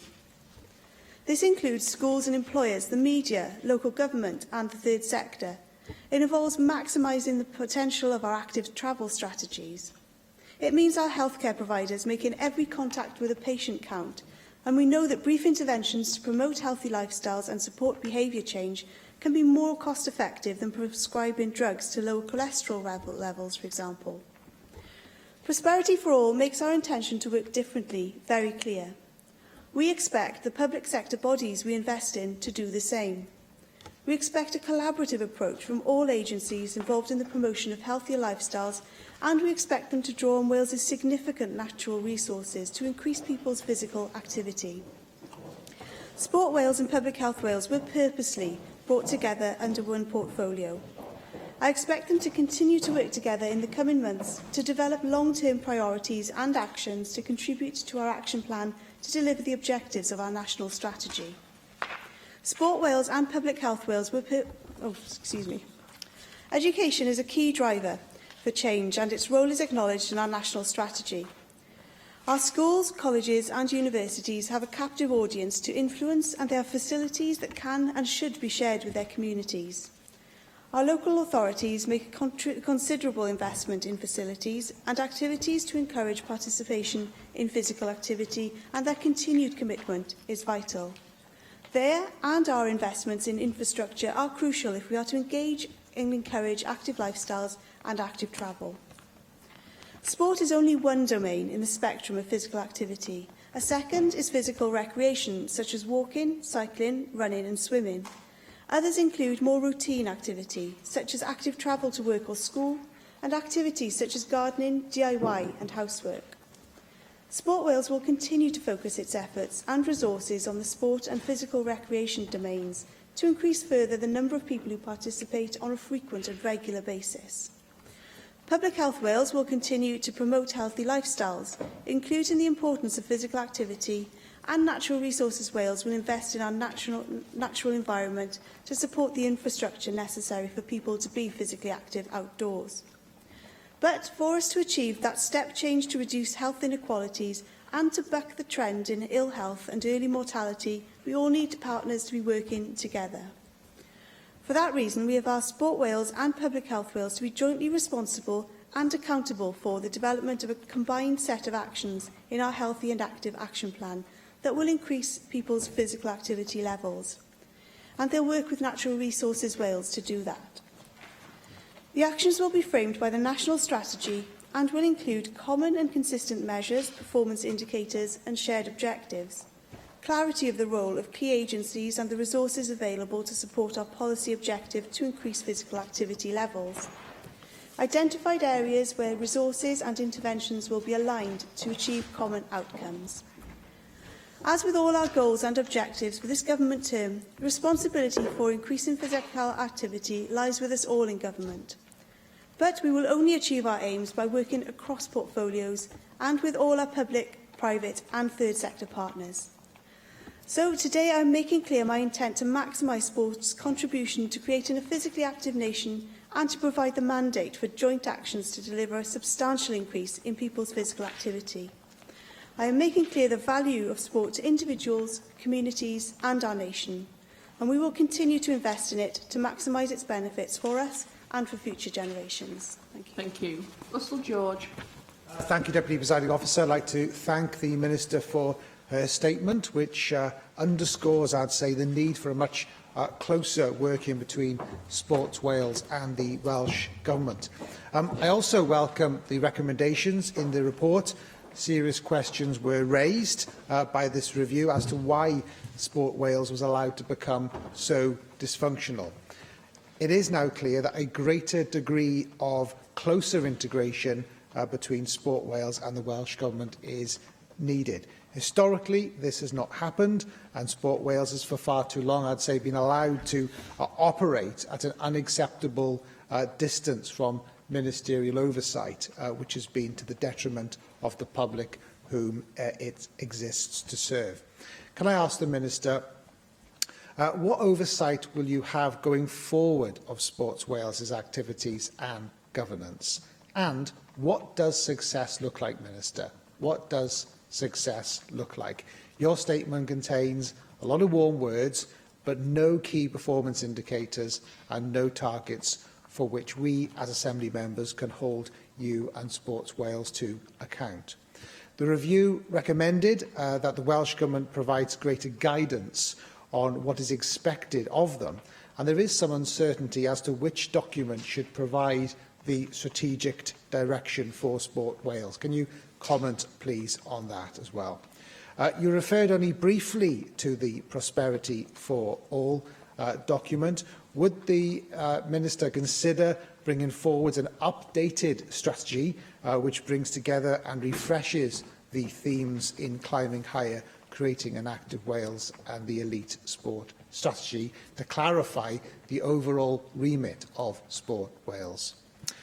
At a time when we're near the bottom, I'm afraid, of the league tables for diabetes and obesity, and only a third of the population is physically active, it is clear that Sport Wales must have a greater focus on its remit to enhance community sport and public health, as well as focusing on elite sport. So to that end, and given that the report notes that there has been very little joint working between the two teams who lead on these areas in Sport Wales, what considerations have you given to the recommendations that the Welsh Government reviews the community sport and activity programme? And why do you feel that a single organisation is a better model than two separate organisations, one focusing on community sport and a separate on elite sport organisations? I'm also aware there's a great deal of consensus in this chamber around a national football museum for Wales, potentially located in Wrexham, or indeed, why not Newtown, as a founder member of the Football Association of Wales. But certainly in that region of Wales. And I wonder if you could provide any update on the potential of this proposal, which, of course, would help to promote sporting excellence and create jobs and support the tourism industry in that particular region. And finally, Minister, the report recommended that the Welsh Government should provide longer-term budgets for the Sport Wales to offer a 3-year funding settlement to enable Sport Wales as partners to develop their business plans more efficiently. Have you discussed this with the Cabinet Secretary for Finance, and how will you take this particular recommendation forward? Yeah, thank you very much for those comments. I probably, I certainly wouldn't agree with your opening comments regarding the relationship between Welsh Government and Sport Wales. I don't think they paint a fair reflection.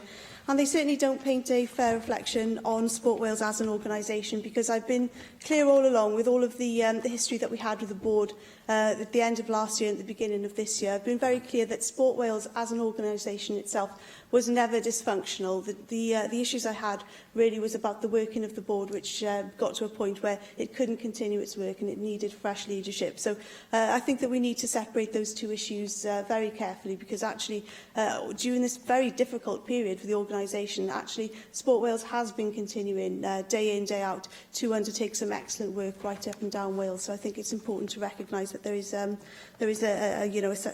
difference between the organisation itself and the workings of the board where I had the concerns. But regarding governance, and again this is an area which was looked at by the chair, the new interim chair, when he first came into post, and he was very clear that he didn't have concerns about the governance arrangements or the financial arrangements of the organisation. Again, those arrangements are robust. Welsh Government, as you'll be aware, has frequent performance meetings with the individuals concerned in the organisation in terms of making sure that we do have that strong governance. And we also issue the REMIT report as well, which sets out clearly the direction that we expect the organisation to take. And as you would expect, I meet regularly with both the chair and the chief exec of the organisation as well. In terms of the strategic direction, you'll see that one of the key recommendations for Sport Wales itself within the independent report is the creation of a new long-term approach, a new long-term strategy for sport in Wales, and that should respond to the direction that we've set out today and set out in previous discussions with the organisation about a greater focus on tackling some of the inequalities in health that we have in Wales, inequalities perhaps in opportunities to access sport, whilst also continuing the excellent work that they do alongside the sports governing bodies in terms of putting us on the world stage with some of our absolutely excellent achievements that we had at elite level as well. It's also important that Sport Wales includes some robust outcomes metrics, performance framework with ownership clarity and a transparent investment process within that piece of work, and that's one of those. That's one of the items which is specifically referred to within the independent report as an action for Sport Wales to take forward as well. In terms of the community sport and activity programme, we're having some discussions at the moment with Sport Wales in terms of how we would take that forward, perhaps looking at delivery on a more regional basis in order to make the most of the different partnerships that do exist within our communities. I've asked my officials to work with the organisation to bring these discussions, I suppose, to a conclusion, because I do realise that this is something that we really need to be making progress on now as well. So I would hope to be able to say more on that in the near future as well. In terms of the suggestion as to whether or not we should have two organisations, so an organisation focused on grassroots sport and an organisation focused on elite sport, I know that's something that has been discussed and considered over a period of time now, and it was one of the issues which the independent review panel looked at, and their strong and clear recommendation was that actually there should not be a split between the elite sport and the grassroots sport in terms of where they sit within an organisation. And I think one of the reasons for that is the importance really of having those grassroots pathways all the way up to elite sport as well, so to kind of maintain a clear line of sight between talent spotting at the grassroots and then ensuring that these people have the opportunity to go on and do us proud on the international stage as well. The National Museum, yes, that's something that Welsh Government has committed to, and I can confirm that the Cabinet Secretary for Economy is currently undertaking a feasibility study for that as well. And I hope that's answered all the questions. Thank you. Rhys Iorwerth. Diolch yn fawr iawn, Dir Prylywydd, a diolch yn fawr iawn, Weinidog. We obviously can't overemphasise the importance of getting our sporting offer right in Wales, not only for national well-being and celebrating our heritage and so on, as the Minister says, but more importantly as a means to get us healthier, and as we look forward to the formation of a first obesity strategy for Wales. It's coming about as a result of our amendment to the Public Health Bill. We know that getting people physically active and engaged in sport also is a must. I'd like to draw attention and just ask a few questions about things that are not in the statement, if I could. Firstly, if I could ask the Minister to comment on what is expected of Sport Wales now in terms of tackling a number of inequalities. Gender inequality in sport as a first one, the need for more women to get involved in sport and exercise, what Sport Wales should be doing, for example, fair funding, ensuring safe facilities, challenging stereotypes. The same could be said about disabilities. I don't think I've heard what is expected now of Sport Wales in terms of tackling inequalities there. Also tackling racism, certainly a barrier still towards the uptake of sport. Inequality, I think, is only really mentioned in the context of Sport Wales being asked to invest resources where they're needed most in terms of tackling social inequalities, but there are other examples of inequalities. Some I've mentioned there. Also inequalities caused by charging for facilities, so perhaps I could ask for a comment about means of reducing those costs where possible. The statement also says Sport Wales has to work with a whole range of partners, schools, employers, active travel, third sector and so on. How do we make sure, though, that that actually leads to more sporting opportunities being provided? It's not just about having meetings between those bodies. Who will be ensuring that these new partnerships actually lead to more happening on the front line, as it were? And whilst the more partners we have taking part in the provision of sporting opportunities, the better. Where does accountability lie if everybody is to take more responsibility? And finally, sport is all too often a victim of tightening purse strings at local government level, and of course I sympathise with councils trying to make ends meet. But I wonder what measures are you investigating to help local authorities make investments in tough financial times, for example, with additional funds perhaps made available where current sporting facilities are safeguarded for the use of local communities.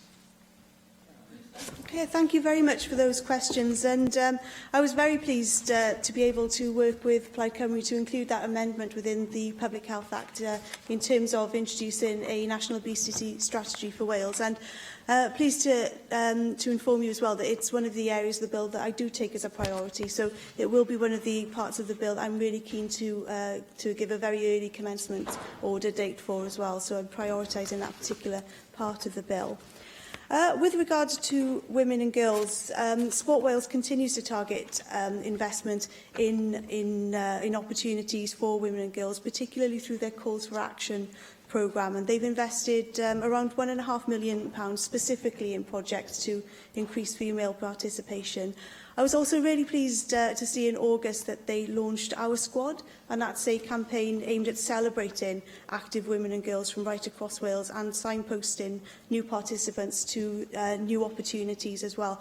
And that campaign is also about challenging some of the stereotypes about women in sport and about what kind of sport is a suitable sport for women and so on. It's about giving women role models and a vision for themselves to see themselves in a different way in a sporting context as well. And one of the projects which tackles the issue of getting more women involved, but also women specifically in more disadvantaged communities, is the Us Girls movement, and that was set up by Street Games Wales and funded by Sport Wales, and that continues to increase participation in sport by young women in those more deprived communities across Wales. And again, that's a really positive programme as well. As I said in the statement, it's not all for Sport Wales. Actually, I think that the sport governing bodies and other sporting associations have a really strong an important role to play in this as well. And I know that the WRU, for example, are doing some good work to try and encourage more women to think about taking up rugby, and equally in football as well. The Welsh Football Association has done great work encouraging girls to take up sport, and actually the game is growing at a much faster rate for women and girls in Wales at the moment than it is for boys. So I think that's really positive as well. In terms of disabilities and the role of Sport Wales there, I'm really pleased to have announced recently that the new Vice Chair of Sport Wales is Pippa Britton, and Pippa Britton is also Chair of Disability Sport Wales, so that gives those two organisations a really close link. And Disability Sport Wales has supported over 1 million opportunities for disabled people to take part in sport and physical activity, and they have 17,500 members attending over 750 clubs and sessions across Wales as well. But their real ethos is about inclusive sport, and that's something that I thoroughly support in terms of making all sporting opportunities becoming open to people with disabilities as well. So it's not about having particular clubs and so on. Actually, it's about having a truly inclusive ethos as well. Disability Sport Wales also has around 5,000 coaches and volunteers supporting young people to undertake sport in the community as well. And I think that's certainly to be commended as well. In terms of facilities, Welsh Government's keen to give local authorities opportunities to develop their facilities, and we do this knowing that people are operating in a very constrained financial time. So our interest-free capital loan scheme has generated over £5 million of investment in sports and leisure facilities this year in Conway, Wrexham and Cardiff, and that's one of the examples of the innovative ways that we're trying to maintain and enhance our facility infrastructure for sport and physical activity. Equally, through our 21st Century Schools programme, we're trying to ensure that our investment in schools is actually an investment in the wider community as well, so trying to ensure that that investment is there after school hours for after-school clubs and for adults in the community to use as well. And I've been really pleased to see the leadership that the Welsh Football Association, Welsh Rugby Union and Welsh Hockey and Sport Wales have shown in terms of their 3G collaboration group, and they've invested between them more than £2 million in school sports facilities as well. So despite increasingly austere times, there is good investment going on in facilities. And you'll be aware also that Ken Skates has asked for a facilities review, so looking at the more kind of elite level facilities that we have in Wales in order to try and attract further high profile major events to Wales in future as well, because we're certainly getting a reputation for being fantastic hosts for those kind of events as well. Thank you. John Griffiths. Diolch yn fawr, Dipyn Lewis. Minister, I'm very pleased at the direction of travel and your statement today. In Newport, as I know you're aware, we've been working towards bringing leisure, sport, health, local authorities, voluntary sector, professional sports clubs and grassroots sports together with a series of meetings to try and get a more active local population and to try and address that wider health and quality of life agenda that sport lends itself to.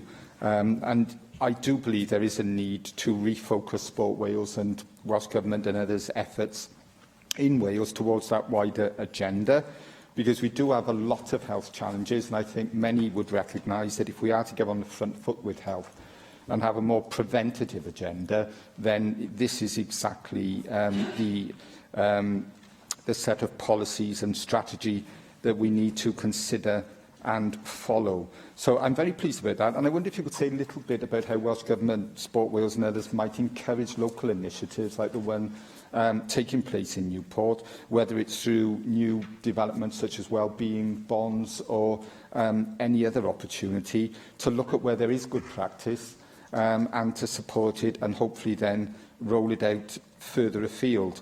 And I wonder if you would also recognise initiatives such as the one by Newport Live, which is a very active and strong partner in that local development in Newport, as the Trust taking forward leisure services. They've recently launched a swimming initiative, Draig Dŵr, which myself, Jane and Jessica Morden, as MP for Newport East, attended last week, which is about a programme to engage people more actively and strongly in swimming, to then progress and set goals for themselves, to benefit from coaching and tips to improve their technique, and to monitor and facilitate that progress. That's just one of a number of initiatives that Newport Live are taking forward at the current time, which makes them a very active and strong partner in that local initiative.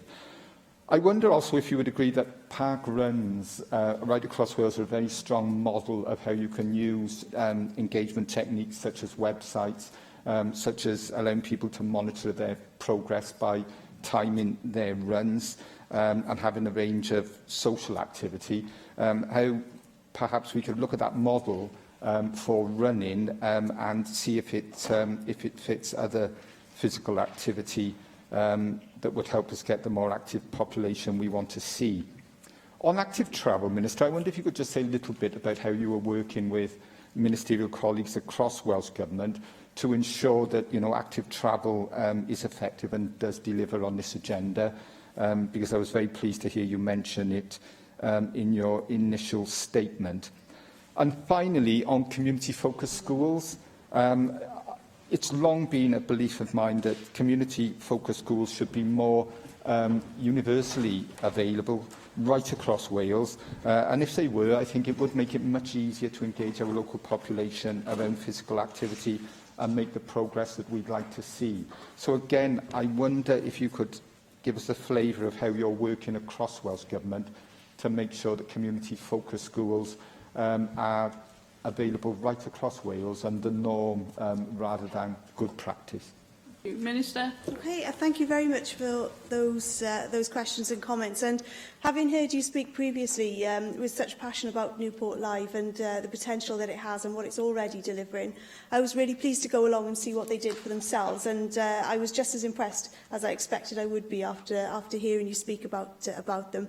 At the same time, over one site, we had people training at an elite level, and also we had groups of school children as well doing activities and learning about healthy eating and so on. So it had really the whole spectrum just on one site, and it was really inspirational and exciting. And it's certainly something I would encourage other areas to look and learn from what's been happening in Newport Live, because it really is quite exciting.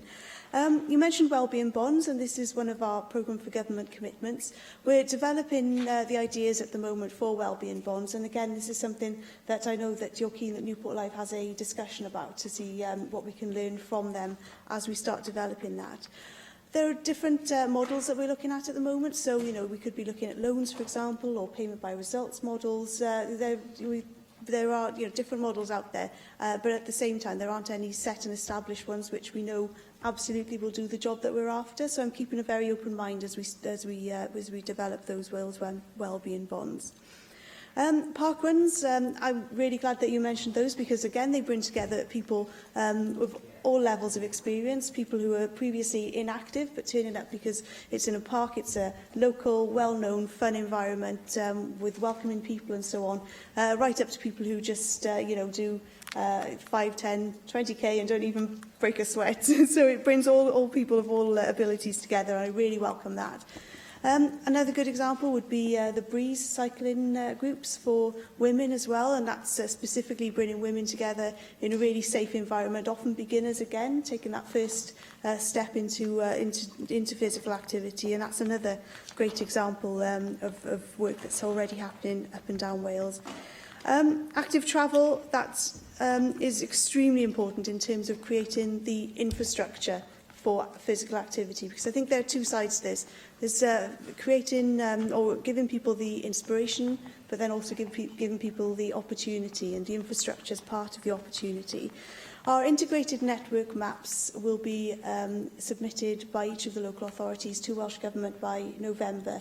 of this year. And I've been very clear with them. Indeed, I've written to them to stress the point again fairly recently that actually those integrated network maps have to be about active travel rather than just aspirations for more recreational routes in the future.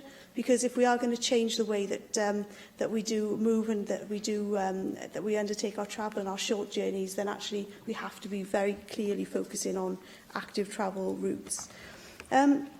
In terms of our work across government, I've been working closely with the Cabinet Secretary for Education to see what more we can do to use our school assets that we have and what we can do in the school day to encourage children to become more active as well.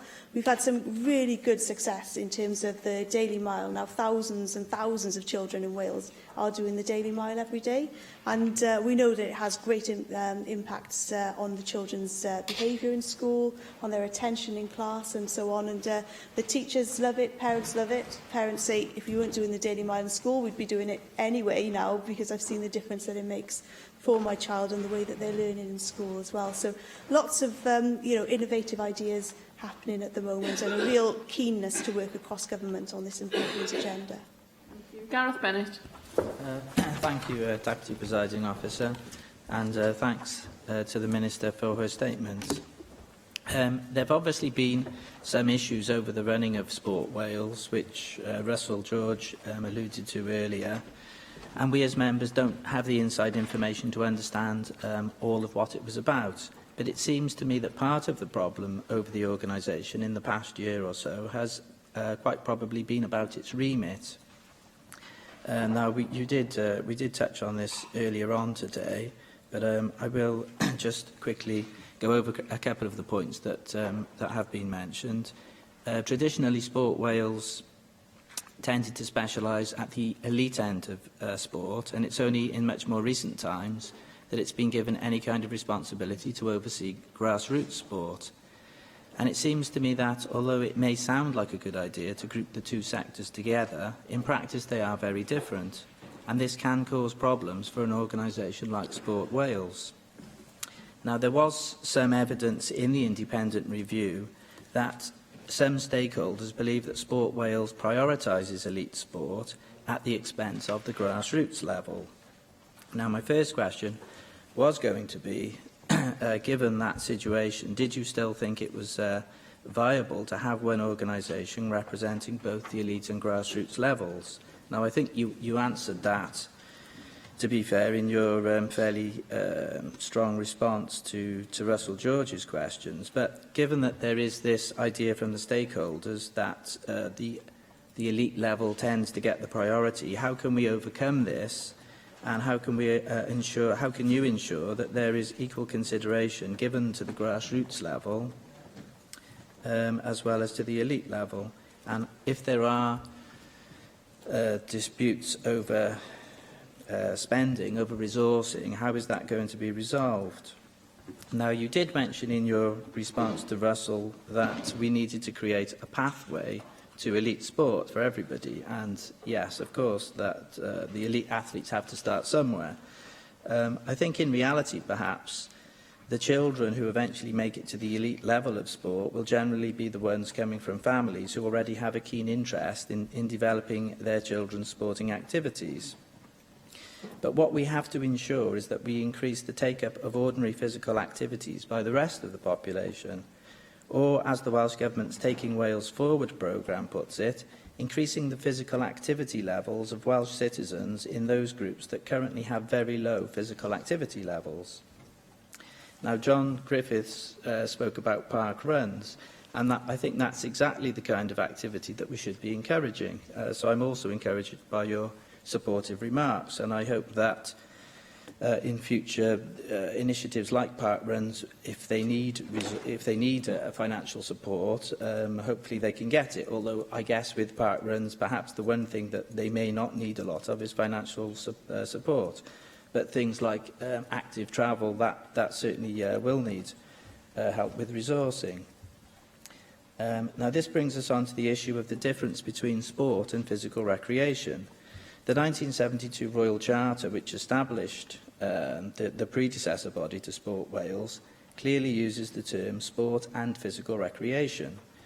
but more recent documents associated with Sport Wales have only sometimes used both terms. Sometimes they only mention sport in relation to Sport Wales, but contain no reference to physical recreation.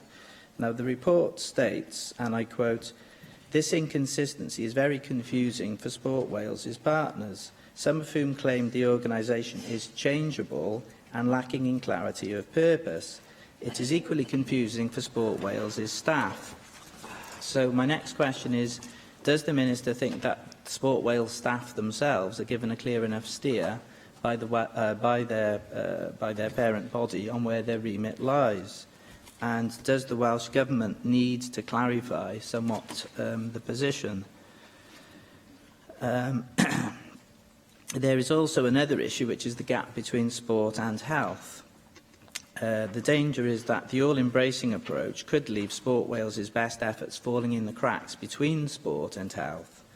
Now, the stated intention in 2015 was to develop a new strategy that aligned Sport Wales' measures with the Chief Medical Officer's physical activity guidelines. However, quoting again from the report, despite the introduction of a memorandum of understanding with the NHS Confederation, very little progress has been made to establish a platform between the sport and health sectors. End of quote. Now, I see that in the Minister's statement today, she does mention Sport Wales and Public Health Wales and the idea of working jointly together towards joint targets. But just to clarify that point, does the Minister think that the Welsh Government needs to give us more information on how exactly sport and health should interact? And which body does the Minister think should be taking the lead for researching and overseeing physical activity, Sport Wales or Public Health Wales? Thanks. I thank you very much for those questions. And I think you're right in the sense that that the review itself did recognise that there is some work for Sport Wales to do in terms of its relationships with stakeholders and how they manage those relationships. So one of the recommendations for Sport Wales within the review was for it to consider how it manages those relationships with the NGBs and local authorities, so that the level of check and challenge is proportionate and balanced with providing advice and added value. So hopefully that will address some of those issues in terms of an understanding of the role of Sport Wales and how it relates to its partners. And I also like the recommendation in the report which suggests it considers adopting a formal relationship with FE and HE for gathering insight, commissioning research and discussing areas for collaboration as well. I think that's a really positive step as well. I agree, sport should be for everyone, so we shouldn't have a situation where it's only those people who've been supported by sporty parents from a very young age into and guided into a particular sport, and they're able to take advantage of all the knowledge and the pathways that are available. Actually, it should be for everyone. So when there is young talent identified, be it at school or in a local club, for example, those pathways should be there to take them, if they want to and if they have the skills and desire to, all the way through to the elite pathway as well. And though national governing bodies do have those really strong and robust pathways in place as well. So the aim really is to ensure that as we get more people more active, that those people will have that opportunity to rise up the ladder if they so wish. In terms of the definition, I hope I've been able to provide some clarity in the statement today that we're talking about sport and physical recreation, so active recreation as well. I don't expect Sport or Sport Wales to start getting people active who live completely sedentary lives at the moment. I don't think that's either fair on them as an expectation or even realistic or achievable. Where I see the role there, I see a role there very much so for Public Health Wales and the NHS more widely, so looking at the role of the directors of public health within the health boards and so on. I think there's roles there using those short interventions and so on to be having conversations to get people along the first step of that journey. So I hope that there's a clear, I suppose, a clear role set out there for Sport Wales. But in terms of the platform which you referred to between sport and the health sectors needing to be much more clear in future, I think that the purpose behind the response really today was to mandate Public Health Wales and Sport Wales to work more closely together in future. So to work together to inform our healthy and active strategy in terms of those the actions that need to be undertaken and by whom and what the outcomes we expect of them as well.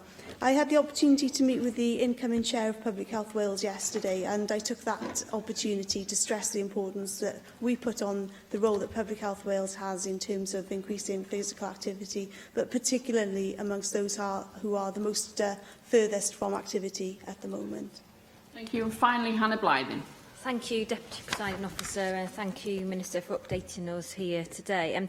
I've got a few points and questions to raise, both in respect of your statement today, the review, and some wider issues as well. I think it's right to, in your statement, it's right to recognise the role of supporting success to unite and excite the nation. And the review also rightly acknowledges the role Sports Wales has played in supporting and nurturing our elite athletes and helping us bring home medal successes. And of course we should want to and should build on this, but Sports Wales also needs to reach out across communities and across the country, as we've been discussing today. I think it's really important to make sure we've got that equity of support and opportunity to access facilities as well as investment, not simply in and around the capital and South Wales. Many people in my area will often have difficulty to access those opportunities in Cardiff just because of the geographic distance. You're not going to travel 3.5 hours for 1 hour training session or whatever, and there's obviously cost barriers involved with that. And I know it's relatively easy to travel to access facilities in the northwest of England, but I think there are opportunities to look at how we can develop those facilities that are already there in North East Wales and perhaps further down the line to see further investment to enable opportunities and to support younger people, in particularly in the region. Minister, the review refers to Sports Wales. I think I welcome the comments today in terms of looking at delivery on a more regional basis, and I hope that those concerns could be taken on board as part of that. And the review refers to a Sports North Wales initiative and how plans are currently on hold. I wonder if there's any update on that, and if obviously if you agree with me that we need to make sure we ensure that equity of opportunity across the nation. I'm also pleased to see a strong emphasis on partnership working between local government, third sector and education facilities, particularly including greater links with schools. And I know in a previous response you've said about how we invest in schools and encourage collaboration. I'm aware that there's sometimes some understandable trepidation on the part of schools in terms of opening up their facilities to the community. I wonder what role there is for Sports Wales or other similar bodies and acting as a facilitator to actually address any of those issues, and if we can find ways to share kind of best practice when it has been successful, and where ultimately it could be in the school's interest if they're able to raise revenue from opening up their facilities as well. And last, but by absolutely no means least, Rhian Abdiwara has touched on the issues of gender equality in sport, and I think I want to really emphasise today the role Sports Wales and other national sporting bodies across the piece in Wales should be playing in both getting more women involved in sport, but also giving equal recognition, treatment and parity support for women's sport in Wales. You need to be clear over and over again that sport's not just for the boys, and elite sport is not just about the men's teams. And whilst I recognise there's been multiple drives and campaigns to get more girls and women active and involved in sport, they're always going to have a limited effectiveness if we don't have that visibility to aspire to on the public stage. Young girls can't aspire to be national rugby players for Wales or to be elite footballers if they haven't got, they can't see that is an aspiration that they themselves could reach one day. So it's 2017, and I think I'm sure you'll agree, Minister, that action is needed to deal with this, and what action can be taken to make sure that we provide a better platform for women and better support for women's sport in Wales. Finally, Minister. Okay. I thank you very much for those questions and comments. And you particularly referred to the importance of having the right mix of facilities in the right parts of Wales, and that's certainly something that the Cabinet Secretary of Economy's facilities review is looking at in terms of, you know, what do we have at the moment in Wales already, but where does the investment need to be in future in order to both attract those major events, but also then to have the right infrastructure of sporting opportunities available for people within our various communities in Wales. And I agree that we do need to make progress on that regional approach, and so this is one of the priorities that my officials and I are taking forward in partnership with the interim chair of Sport Wales in terms of bringing that particular piece of work to a conclusion, because I think it does hold lots of opportunities for us, and so I think that we need to move on with looking at that regional approach and what we can do best there, because I know that the partners locally are very keen to get working together, and I think that is in itself a really positive sign. I would encourage all schools to consider what they can do in terms of opening up their facilities outside of the core school hours for the community. As you say, there are opportunities certainly, you know, to ensure that they support the physical activity of the community more widely. I think sometimes the issue is perhaps that school governors are a bit too cautious. So I think that Welsh Government and sporting organisations as well can be sending a message that actually this is something that we welcome and would expect schools to do as part of their role at the heart of their communities. And I would certainly join you in absolutely celebrating the success of our women's sports people at all levels as well, and I agree with you that they need to be given the kudos and respect and sheer admiration for their achievements in just the same way as we would admire men for their sporting achievements as well. So, you know, we need to be working on that, I think, as individuals, celebrating the successes that we see locally, but also encouraging the media as well to continue to promote women in sport. Thank you very much, Minister. Item 5 is a statement by the Cabinet Secretary for Environment and Rural Affairs on the bovine TB eradication programme. I call on Leslie Griffiths to introduce a statement. Thank you, Deputy Presiding Officer. Members will recall my statement in June where I set out my plans to enhance the TB eradication programme in Wales. 1st October marked the start of an enhanced approach to TB eradication, one that has proved successful in other countries which have either eradicated this disease or are well on their way to doing so.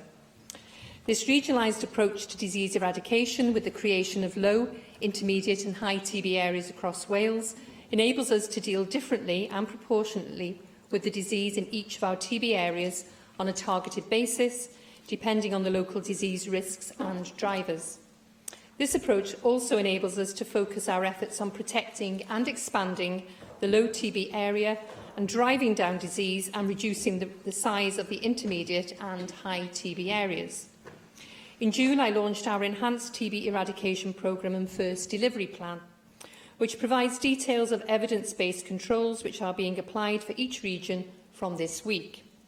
All cattle keepers in Wales have been advised by letter of the TB area in which their farm is located, and my officials have undertaken a full programme of engagement with key stakeholders, including farmers, vets, auctioneers and valuers.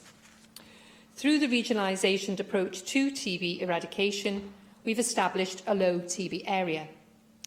Epidemiological analysis of surveillance data shows the majority, if not all, TB breakdowns in the low TB area are the result of undetected infection brought in through cattle movements from other areas. This evidence of non-endemic disease in the low TB area means we are now in a position to change the way we deal with testing. One of the main changes is the removal of the pre-movement testing requirement of cattle moved within or from the low TB area. Pre-movement testing has been in place in Wales since 2006, and it still remains a valuable tool in the intermediate and high TB areas in order to identify infection before it spreads. However, we have introduced post-movement testing for cattle brought in from a higher disease area. We recognise no TB test is perfect, so introducing an additional test at the farm of destination provides double assurance of the TB status of cattle moved into the low TB area. We will monitor and review the success of this policy before considering whether it is appropriate to expand its rollout to the intermediate TB area next year.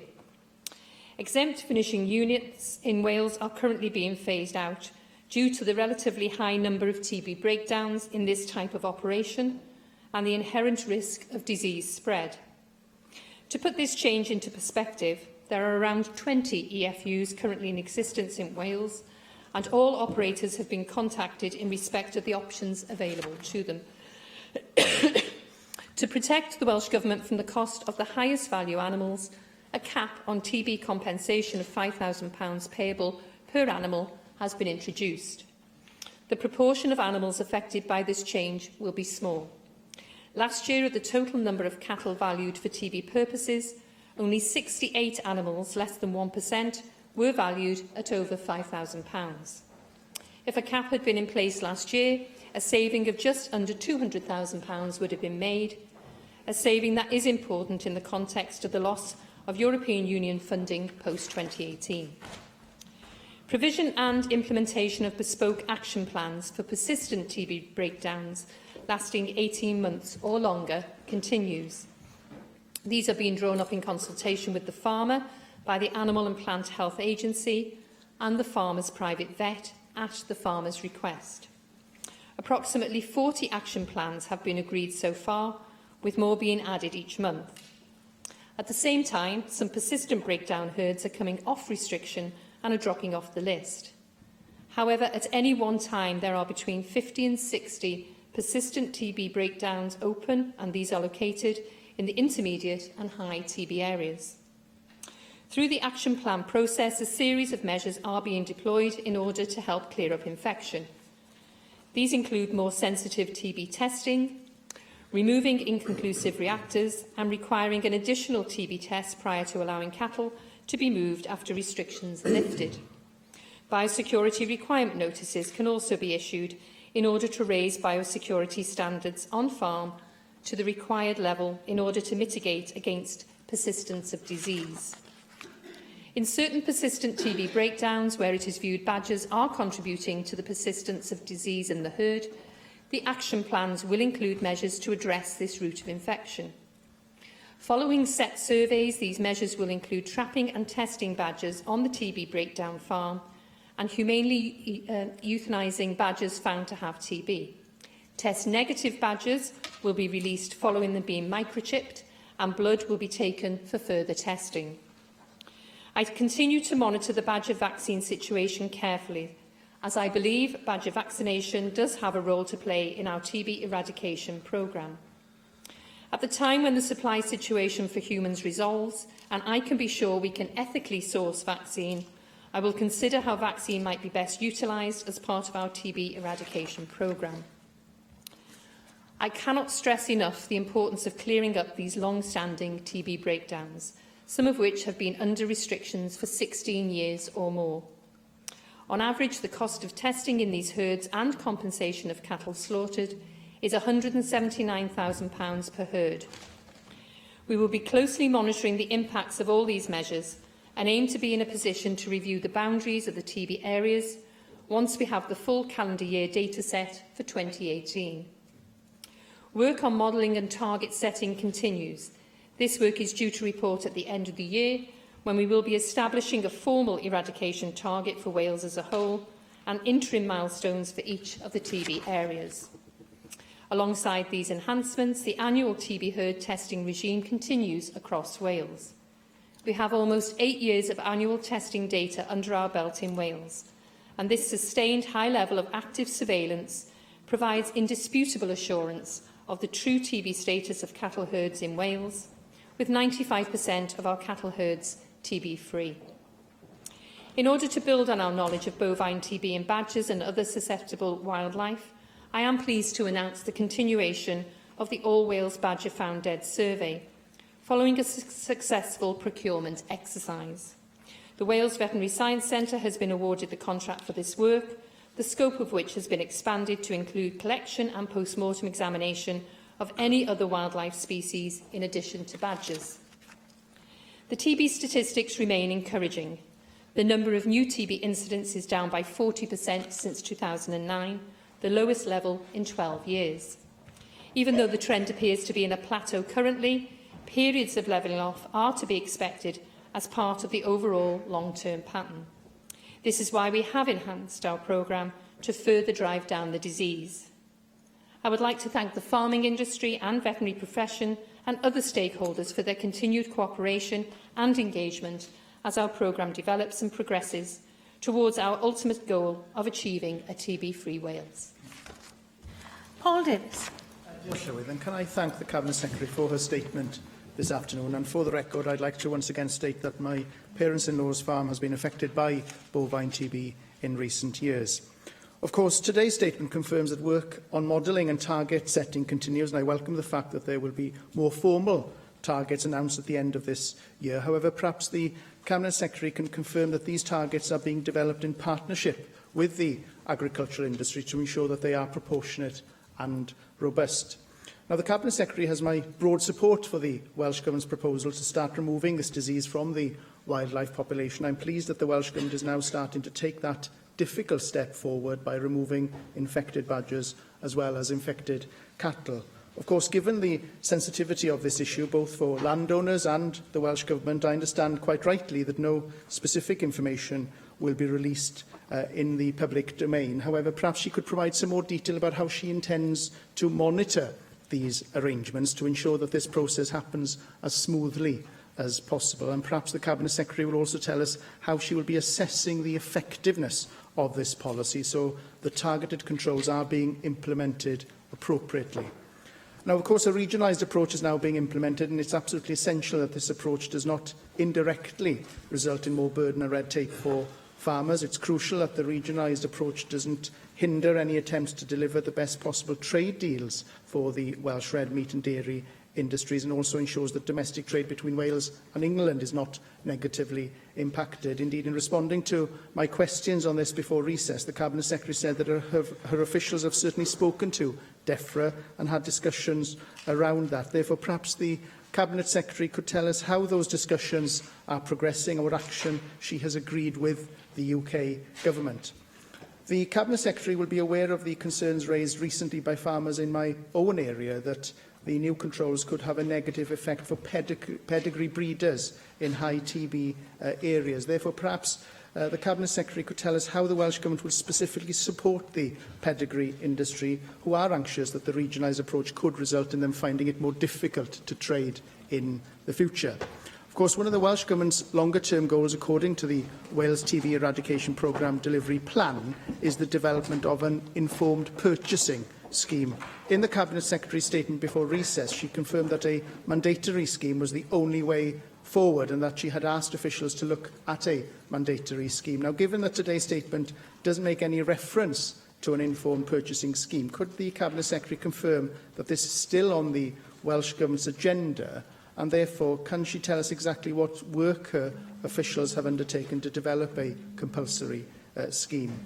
Now, the TB Eradication Delivery Plan confirmed that the compensation cap would be reduced to £5,000. This has now been introduced in the last few days, of course, and I appreciate this only affects a small number of farms. Now, in response to my questions on this subject during her previous statement, the Cabinet Secretary said that she would encourage people who feel they've got cattle more valuable to look at insurance. However, the Welsh Government's own TB Eradication Programme Delivery Plan states that there are concerns that insurance would not be a viable option due to the cost of the premiums. Therefore, whilst I appreciate that this only affects a very small number of farmers, there are naturally concerns for the farmers affected by high disease incidents who may be unable to obtain insurance for animals valued at more than £5,000. So perhaps the Cabinet Secretary can tell us how she will be supporting those farmers so that the impact of this proposal is as minimal as possible.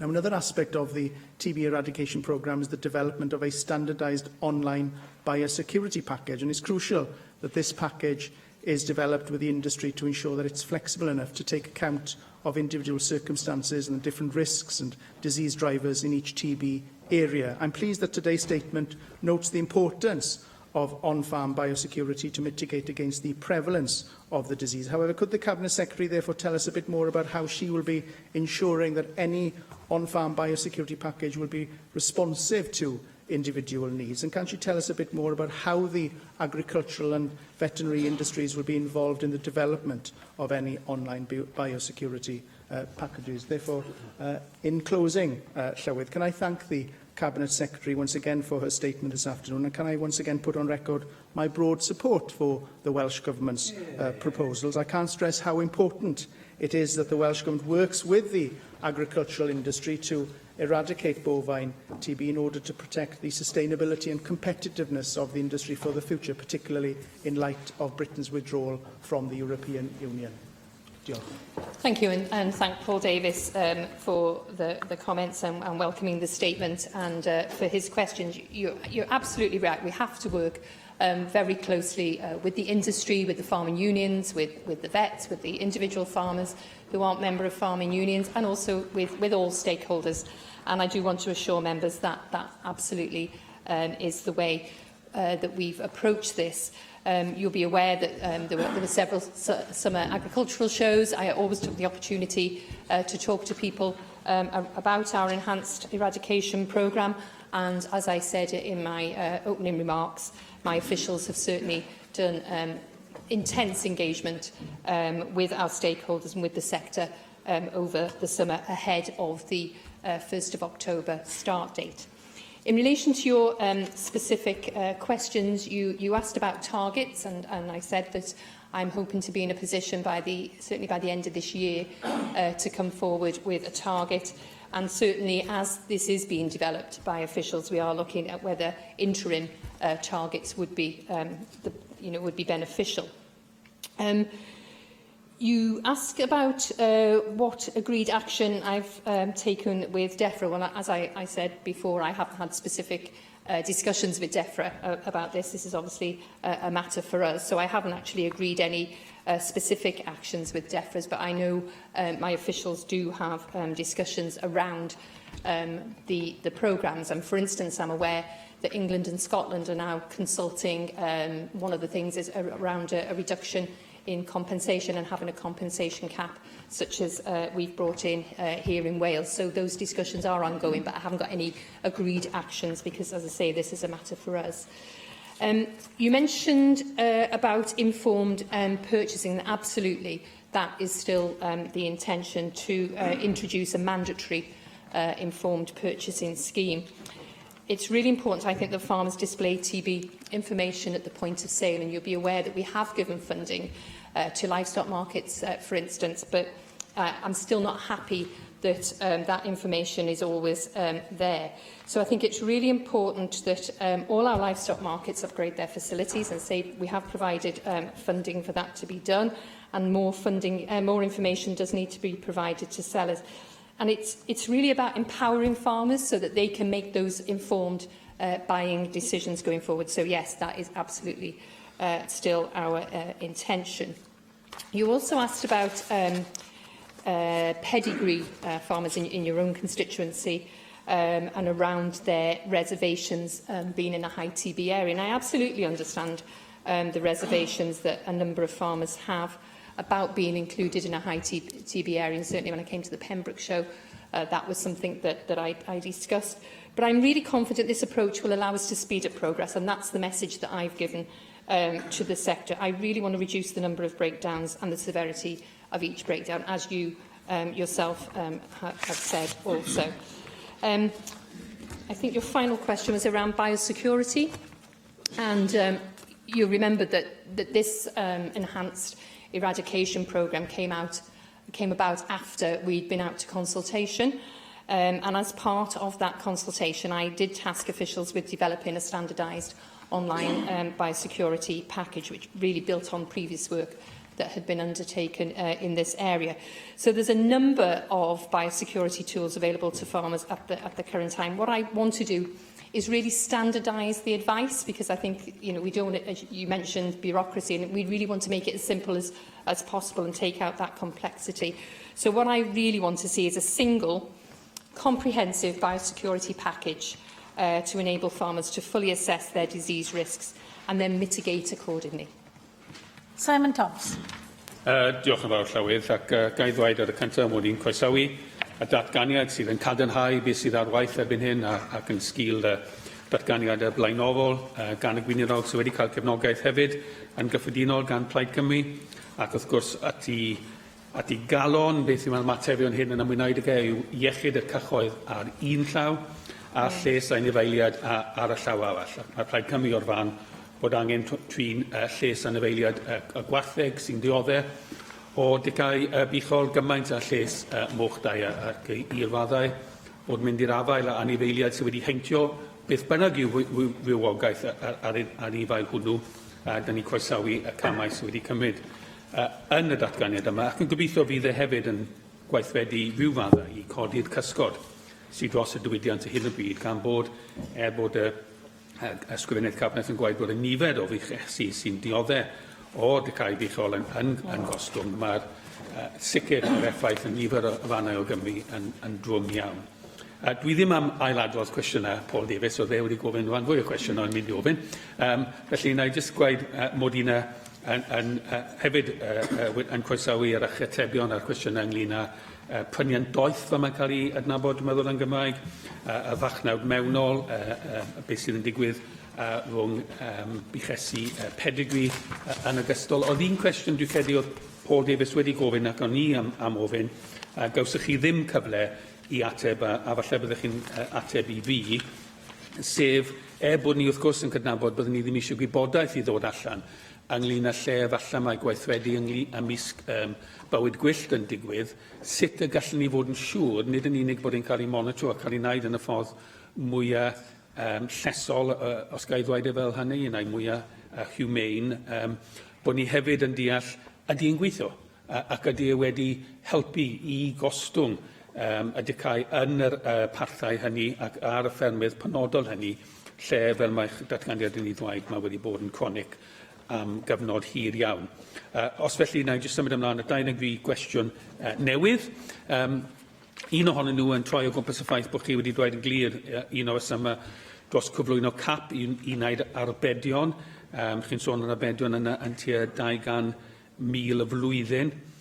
Sydd yn codi'r cwestiwn, beth sy'n digwydd ar ôl i ni adael ar undybiopaidd? Erbyn hyn, ni'n gwybod am y dyddiadau hwnna, dyn ni'n gwybod yn iawn beth yw'r dyddiad. Ni'n gwybod pa fath o fasnachu fydd yn digwydd, ond yn y cyd-destun yma, fyddwn ni ddim bellach yn fan o'r cytundeb ar undybiopaidd. A byddwch chi'n gallu cadarnhau heddi, a byddwch chi yn cadw gwafiant y Llywodraeth ar y clefyd yma, ar y lefel presennol, o leia tan diwedd y cynulliad hwn, fel bod hwn yn gyfu neges cywir, dwi'n meddwl, i diwydiant, bod chi am cydweithio gyda nhw a bod y cap, os liciwch chi, yn werth y pris i dalu, gan bydd arian yn dal i cael ei wafio i leihau a cael gwafed ar clefyd yma. Ail gwestiwn sydd hefyd yn codi, wrth croesawu'r ffaith bod chi'n mynd i ehangu y profi sydd yn digwydd â anifeiliaid marw. Mae yna ambell i sôn yn y cyd-destun Gymraeg o cyflwyno rhywiogaeth newydd i Cefn Gwlad Cymru. Mae afanc wedi cael ei crybwyll sawl gwaith ac wy'n deall bod cynlluniau eitha penodol nawr wedi cyflwyno afanc i fannau yn canolbarth Cymru. Mae'r afanc yn ôl beth wy'n deall yn gallu cafio y clefyd hwn, ac felly pa gamau a pa sicrwydd fedrwch chi fod yn y cyd-destun yma na fydd unrhyw rhywiogaeth newydd yn cael ei cyflwyno i Gefn Gwlad all lledaenu y clefyd yma. Wy'n gobeithio y bydd ffermwyr a Llywodraeth yn gweithio gyda'i gilydd i sicrhau bod y faglen ar ei newyddwydd yn llwyddiannus. Wy'n gobeithio'n fawr y gwelwn ni llyhau yn y nifer o fuchesu, ond hefyd yn y ffordd mae'r clefydd yma yn cael ei gwasgafu mewn fannau poeth, fel mae'n cael ei alw yng Nghymru. Ac wi jyst am ofyn am pryd y byddwch chi yn fodlon ail-edrych a yw'r parthau sydd gyda chi, y tair parth gwahanol yng Nghymru, yn gwneud y job a pryd byddwch chi'n fodlon i ail-edrych y hyn i weld os ydy cynllun yma yn llwyddo a'i peidio. Diolch, Simon Thomas, for welcoming the statement again and for your questions. You're quite right, it is a matter of public health as well as animal welfare, and I think we all share that aim of Wales being TB free, and that's why, because of that plateau, we knew that was coming. It was really important that we refreshed the TB programme. In relation to your specific questions, you're quite right, I did forget to answer Paul Davis's question around monitoring. So you'll be aware that in relation to the trapping of badgers, that is only on those chronic herd breakdowns. I mentioned there are between 50 and 60, so those action plans are being drawn up at the current time. I have asked for those action plans to be monitored. I mentioned the vet and obviously the Animal Plant Health Agency. I would like to report probably annually as to how this is progressing. So it's going to take a year before really I'm able to report in a substantive way that would be beneficial. In relation to the informed purchasing scheme, you also mentioned, as did Paul Davis, as I say, we absolutely intend to introduce a mandatory informed purchasing scheme. And the reason we're doing that was because, you know, it has made a significant contribution to TB eradication in both Australia and New Zealand. And I was very fortunate to talk to somebody from New Zealand about this. You're quite right, we won't be reporting which farms are having the bespoke action plans because obviously there is a security question. But as I say, I will be reporting, certainly my intention is annually. In relation to the compensation cap, you know, I am committed to paying a reasonable compensation sum for cattle slaughter because of TB, but it is getting more imperative that we do look at what funding we can save, because you're quite right, we do not know, you know, where that funding is. So certainly my intention would be to continue to fund at the level we are, but you will appreciate that, you know, budgets are done on an annual basis, and we'll have to look at that. But you know, it isn't about saving money; it is about eradicating TB. And I am concerned that we, you know, over-evaluation does increase the cost to the taxpayer, and I really want to avoid that. And when you compare our average compensation payments, they are 60% higher when you compare them to England, which I don't think is acceptable.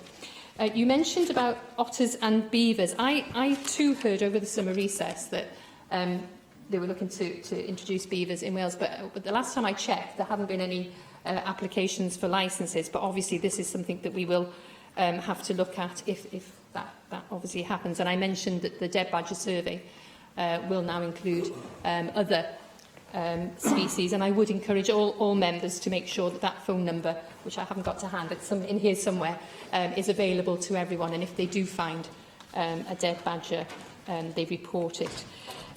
I too hope that this will bring forward significant improvement, particularly in those chronic herd breakdowns, which, as I say, some of them, or one of them, has been in breakdown since 2001. It's completely unacceptable at so many different levels. And I am very pleased with the way the sector has worked with us to develop the refresh of the eradication programme. Neil Hamilton. Well, I can be even briefer than Simon Thomas because there are even fewer unanswered questions left by the time you get to me. But I welcome the statement, and I would also like to put on record my opinion that the Cabinet Secretary has been very constructive in the way in which she has developed policy in this area, and the farming community is very appreciative of the openness that she has shown and her willingness to listen and to engage them in practical discussions about dealing with this terrible disease. It is as important to the farming community and indeed the country as a whole that this be dealt with as it was when we had BSE, and certainly as for the future and for the marketing potential of agricultural products in Wales. Dealing with the TB and eradicating it so far as we can is going to be vital in the post-Brexit world. I know the Cabinet Secretary shares my view on that. To that end, although I'm a strong believer, as she knows, in proportionate regulation, then the change in the regulations in relation to pre-movement testing in low TB areas is something which needs to be kept under review, and I'd like to know whether that will be done. I would like to add my voice to what has already been said in relation to compensation for farmers for animals that are worth more than £5,000. And I know that the Cabinet Secretary has just said that the compensation payment is 60% more in England. I heard Claire Griffith saying a moment ago that that's because we have 60% better cattle. I don't know whether that is actually true, but nevertheless, obviously we don't want to pay over the odds for cattle, but nevertheless, we have to recognise that farm incomes are under extreme pressure, and this does impose a real cost upon people in the real world. So I do hope that, again, she will keep that under review. One of the big problems, of course, is the infection of animals in the wild off farms, and I do acknowledge the significant step that she has taken, which in proper Sainsbury language must have been regarded as courageous, to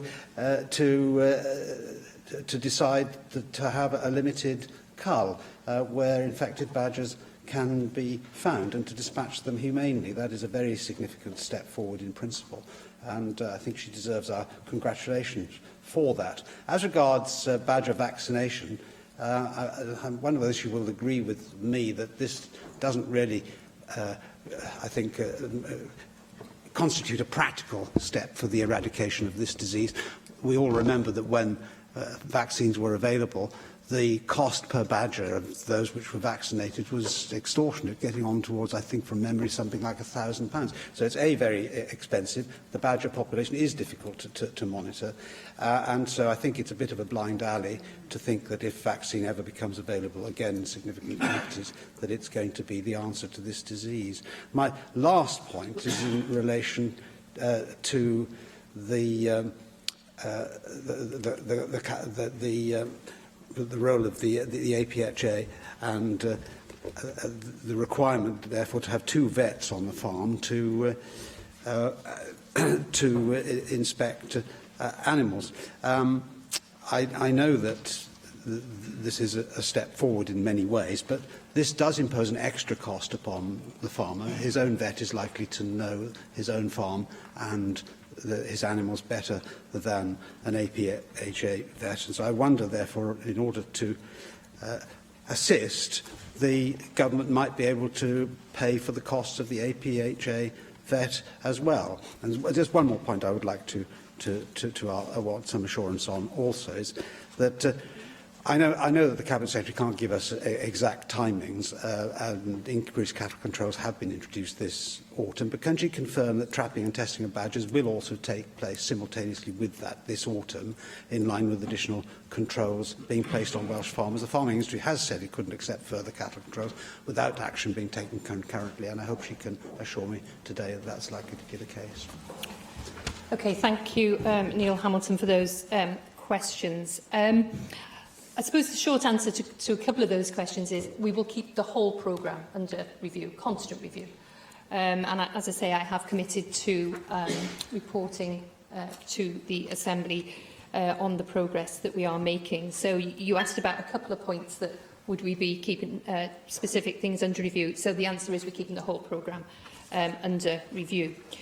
You mentioned about the pre-movement testing in the low TB area. I think it's a very important and effective tool in keeping disease out of TB-free herds. I think, if we can declare that North West Wales is TB-free, I think that will give everybody a really big boost. And, we are within touching distance of doing that. So I think it's really important that we protect that area in this way. I think keepers really need to take ownership of the disease situation so that we can really protect that area's favourable status.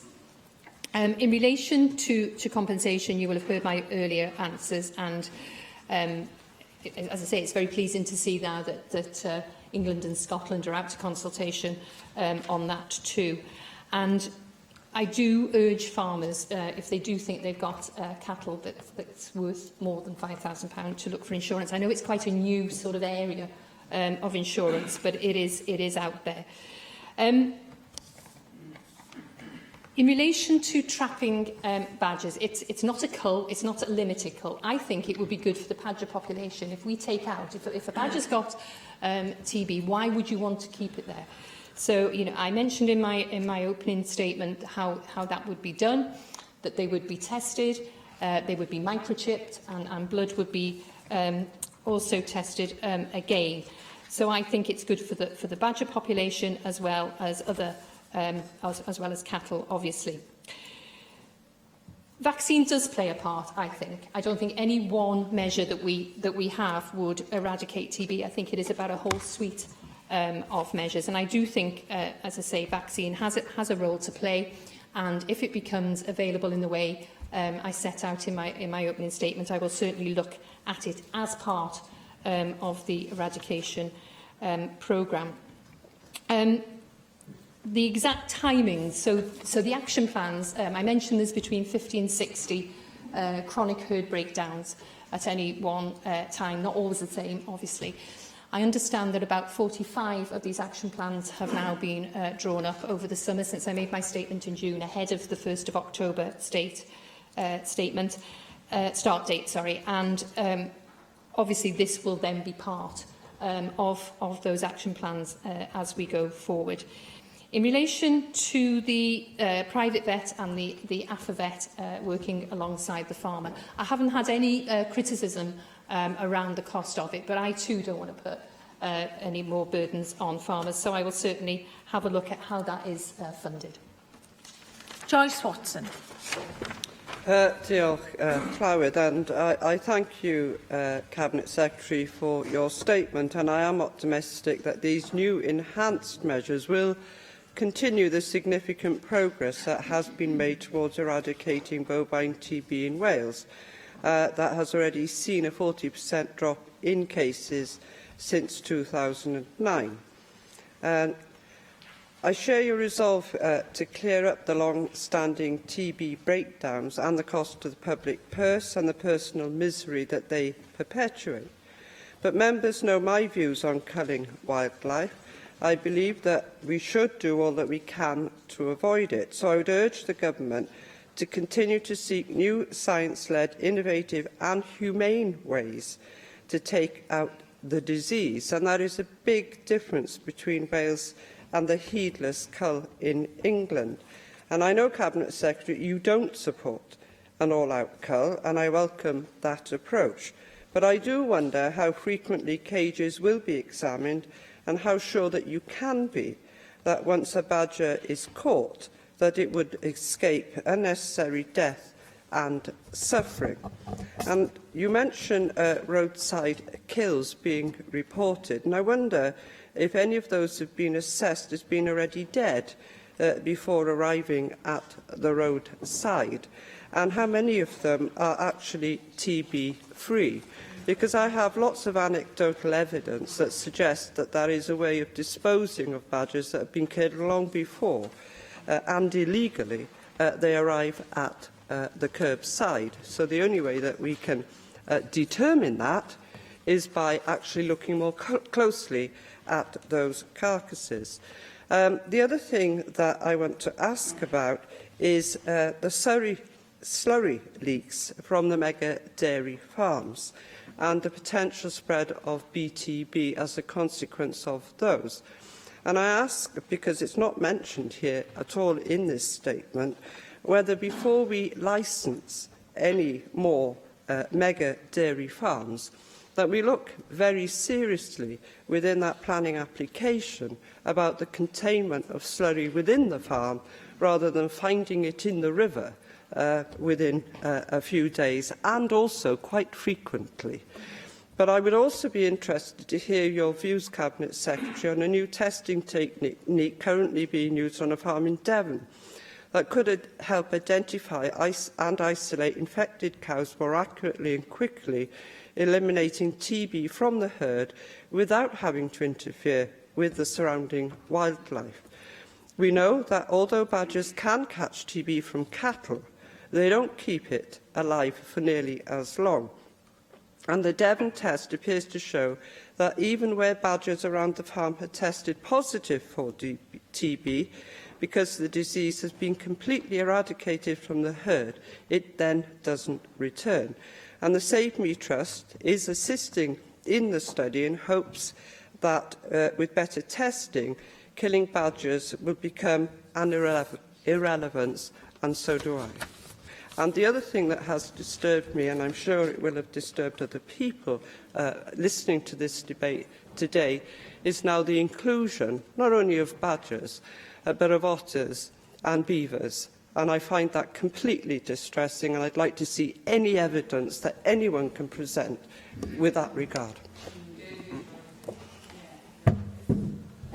Thank you. Well, as I say, last time I asked, there had been no licences applied for to bring beavers into Wales, but obviously that is something that we will have to continue to look at if that should happen. You're quite right, I have ruled out an England-style cull, and I personally don't think there's anything to suggest that the disease picture in England is improving with what they're doing. So absolutely, we've ruled out a cull, and you'll be aware of what we are doing just in those chronic herd breakdowns in relation to badgers. It will be done as quickly as possible. The badgers will be trapped and tested very quickly. And I do want to assure you that they will be treated humanely at all times. In relation to the Badger Found Dead survey, it might be helpful if I did give you some figures. I'm very pleased that we're continuing it. As I say, we've had a procurement exercise because I do think it is a very valuable source of information in fighting TB in cattle. And you asked the question about, are they assessed how they got to the roadside, or how have they been killed? And the answer is yes. And I certainly haven't been given any indication that the badgers that are found at the roadside have been put there illegally. So I do want to reassure you about that. The provisional results we had from the All Wales Badger Found Dead survey completed in 2016 indicated that of the 681 badger carcasses tested, 50, so that's 7.3%, were positive for bovis. We had from January, 1st of January of this year up until the 31st of August of this year, we had 44 carcasses tested, 8 were positive, and we've got 12 results pending. So you can see it's really vital that we have that information, and also where they are. That helps with the low and the intermediate and the high TB areas, having that information. So I've now found the phone number. So I would, as I say, urge everybody to make sure that this phone number is available. It's 01970 612 374. There's further information can be found and instructions in dealing with those carcasses. But I would urge everyone to phone the Wales Veterinary Science Centre if they do find a dead badger. In relation to slurry leaks, we have seen some significant agricultural pollution this year, which I've made very clear is completely unacceptable.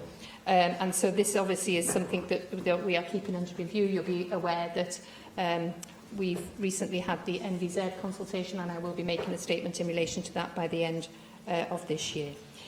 You mentioned about the new testing technique in Devon. I have asked officials to have a look at this, but I don't have any information. I haven't received advice on it yet. But certainly anything that can help us in this battle will be looked at. David Melding. Diolch yn fawr, Llywydd. In the delivery programme, you say that further analysis will be undertaken on alternative approaches to compensation in Wales, and I do ask you to review the removal of the cap. We did hear clear evidence from the farming unions that this will have a poor effect on investment and then the quality of cattle. And it's quite a severe cut from 15 to 5,000. You're right that it doesn't affect that many cases each year, but it is a significant thing, especially at the pedigree end. And I think it would be reasonable for you to check that there is the availability on the market of reasonably priced insurance products, because if there isn't, then we've got real problems here. So I think that ought to be the basis of your review. Secondly, recommendation 11 of the committee report said you should preserve the current spending on TB eradication. You seem to be going very quickly into, well, the European programme it pays for a lot of it at the moment, and indeed one of the reasons you said you cut the cap is because you need to save money because of the possible withdrawal of as a result of the withdrawal of European monies, that they will not be made good. But, you know, our committee emphatically said the Welsh Government should preserve the current spend, and I would like to hear that commitment from you. Thank David Melding for his questions, and I did say that that's certainly my intention, is to preserve it. The European funding actually isn't a huge percentage of the compensation of the funding that we use. So, but certainly you're quite right. We need to look at the preserving that spending, and that's certainly my intention. And I hope I made that clear to Simon Thomas before. There is insurance available. I did say it's quite a new market, but there certainly is insurance available. I mentioned I'm keeping everything in relation to the Refresh programme under review. However, I also mentioned that England and Scotland are now consulting on reducing the compensation and having a cap at about 5,000. So I don't think we would be changing that in the near future, but the whole programme will be kept under review. Diolch i'r ysgrifennydd Cabinet. Yr eitem nesaf ar yr agenda yw'r cynnig i dderbyn y penderfyniad ariannol mewn cysylltiad â'r bil anghenion dysgu ychwanegol ar Tribiwnlys Addysg Cymru. A dwi'n galw ar y gweinidog i wneud y cynnig. Alun Davies. Thank you very much, Presiding Officer, and I move a motion on this financial resolution. And in doing so, I want to, first of all, thank all of those members who have taken part in the scrutiny process of this bill. We will, if members agree with the financial resolution this afternoon, be beginning stage 2 scrutiny tomorrow morning.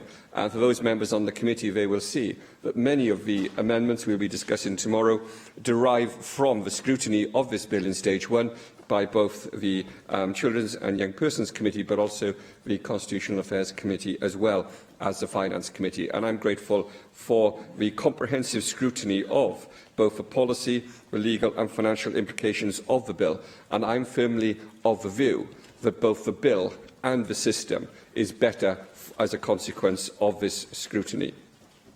And before turning to the regulatory impact assessment and the financial implications, I want to reflect very briefly on why we're doing this and why we're taking this legislation forward.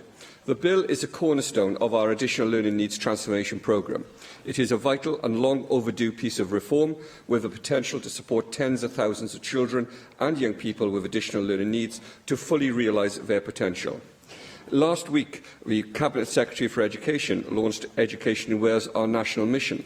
The Government's plans for continuing to raise standards, reduce the attainment gap and deliver an education system that is a source of national pride and public confidence.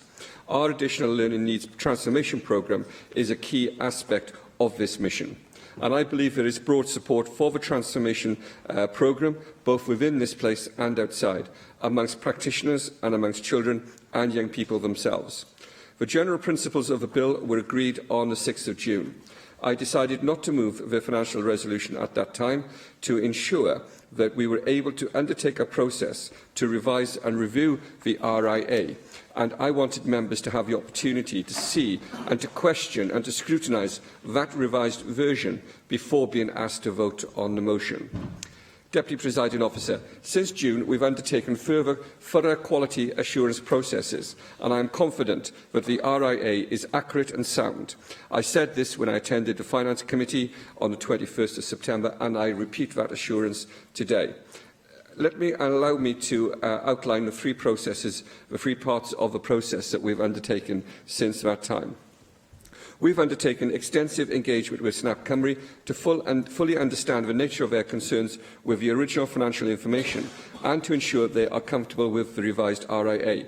We have received assurances that they are now content with both the figures and the text. Representatives from SNAP Cymru have confirmed this to the Finance Committee. I am grateful to them for the work they have undertaken with my officials to reach this point. Secondly, a comprehensive internal review of the figures and calculations has been carried out, resulting in a clean bill of health. No inaccuracies in the calculations were found, a £20 discrepancy was identified, and some changes have been made to the text to improve clarity and accessibility. These two elements by themselves are reassuring. But, Deputy Presiding Officer, I wanted to have the fullest confidence around the accuracy and robustness of the RIA, and before bringing the motion to the Chamber, I wanted to ensure that we could, and I could, provide members with the fullest assurance of accuracy. And therefore, I commissioned an external review. This external review found the RIA to be comprehensive and detailed, with reliable and cautious estimates which are based on the evidence available. We have taken on board all of the recommendations that are specific to this bill's RIA.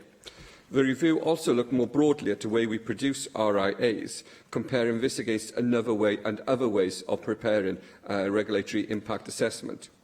Deputy Presiding Officer, the way we prepare RIAs complies with the National Assembly's standing orders and the guidance set out by Her Majesty's Treasury. The external review has provided a set of wider recommendations for the National Assembly and Welsh Government to consider for the future. These have been shared with the Finance Committee and within Welsh Government for further consideration. Taken together, the three elements of the review process point towards a document which is accurate and robust and a fair basis upon which to make decisions.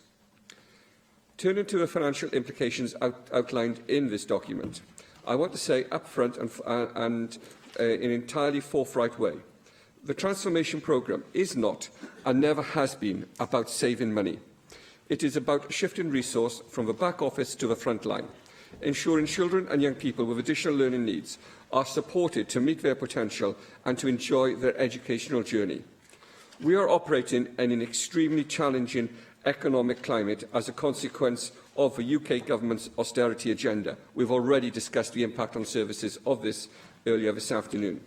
I am acutely aware that public services are having to make difficult financial decisions more and more frequently, but that should not prevent us from doing what is right and what this sector is waiting for. The fact remains that the RIA is still projecting an overall saving once the new system is up and running. This is reassuring, and it is what we are experiencing on the ground. We want to see the money already in the system used more effectively, with less directed towards bureaucracy and more on frontline support for learners. We know there are gains to be made through efficiencies.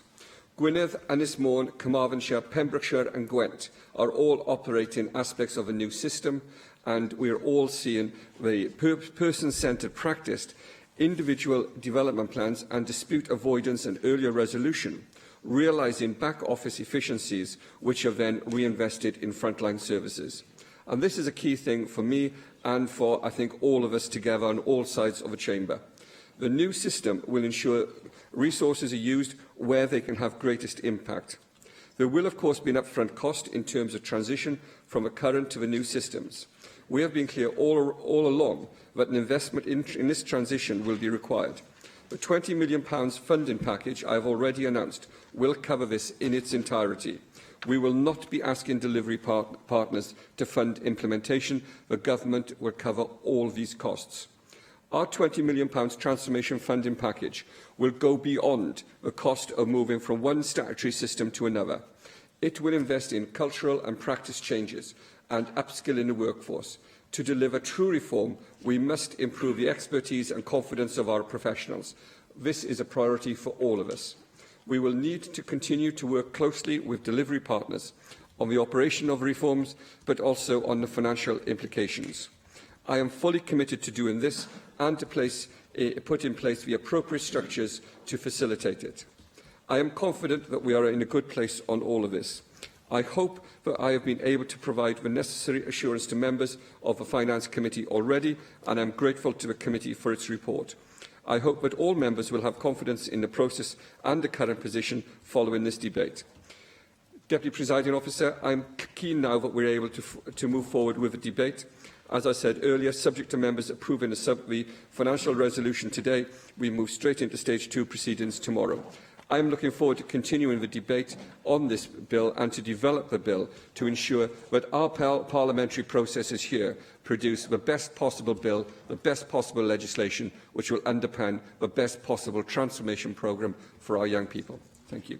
Thank you very much. And I now call on the Chair of the Finance Committee, Simon Thomas. Thank you, Deputy Presiding Officer. And I'm very much aware that members will want to vote on the financial resolution and also vote on the bill on the basis of policy and the widespread support there is for the aims of the bill, but I think it is appropriate that I talk to the report that the Finance Committee has produced on the bill, and for some members who were not involved in this process to understand how we came by a situation where a bill that could and should have been introduced before the summer recess is now being discussed at this stage. And we have a curious situation that if a financial resolution was not to be approved tonight, then we couldn't be discussing it in committee tomorrow. But I suspect that won't happen, but that's the sort of philosophical position that we are in.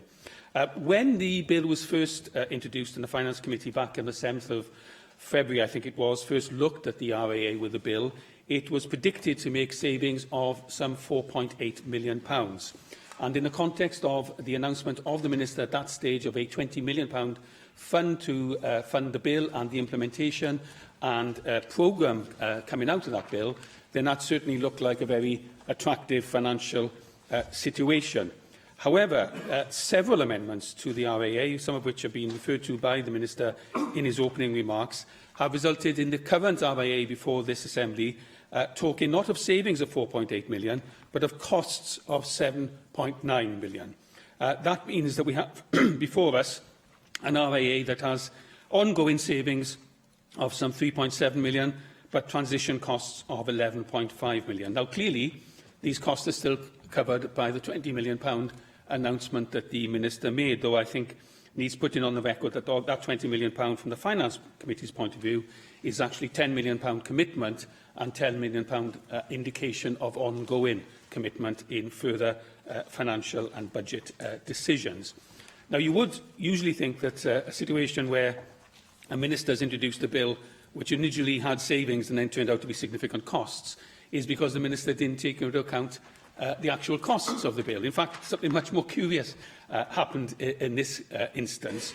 The real issue here was that the initial savings envisaged in the RAA did not take into account that the savings could not, in fact, be cost allocated. They were arising from the savings that an organisation would make by not engaging its volunteers in working with families that were facing additional learning need tribunals and disputes.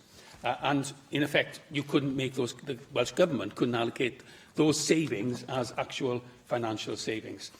This arose as I think it was told to the Finance Committee last week, as a misunderstanding or a lack of understanding between the organisation concerned and the Welsh Government, Snap Cymru, which the Minister has already mentioned. I can confirm that Snap Cymru did confirm to the Finance Committee in our public session, where we also had the Minister in, that they now have that understanding and joint sharing of information between the Welsh Government.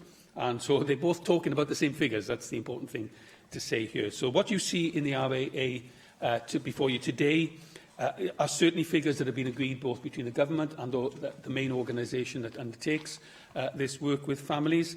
It's very much for the Assembly and for the policy side now to understand whether this is a bill that, on the basis of the announcement of the £20 million implementation fund and on the costs that are now set out in the bill, is one which the Assembly wishes to go forward. There are, however, as the Minister also indicated, wider lessons for how we prepare RAAs. The Finance Committee has is concluding its report on such RAAs, which I hope we'll have an opportunity at a future date to debate. And when we do that, we might want to reflect on the lessons learned from this process as well. The final thing to say is that there was a reference, and there is a reference in our report, to the external evaluation commissioned by the Minister, and I welcome the fact that he did commission an external evaluation of his RAA. At that stage, that evaluation conducted by Al-Daba Limited said that the version of the RAA was not reliable for the purpose of making decisions on the bill. And that's quite a damning conclusion for an external evaluator to come.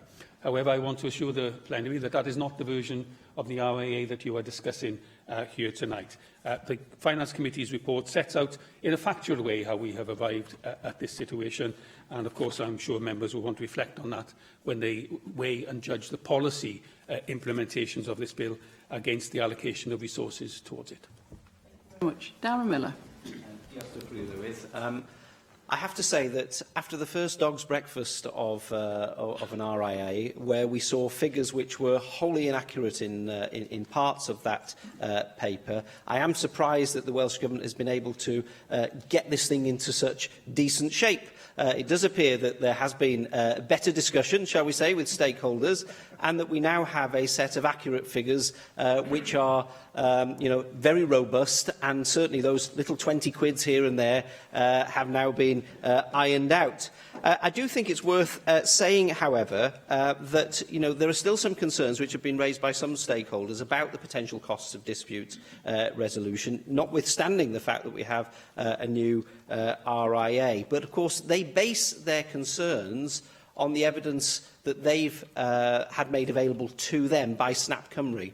And I think it's worth all of us reflecting on the fact that it doesn't necessarily have to be Snap Cymru providing dispute resolution services in the future. There may be new and innovative ways of doing that which actually cost less for the taxpayer in the future. So we have to be aware of that, that there are other potential dispute resolution services which could be engaged and commissioned by local authorities and others.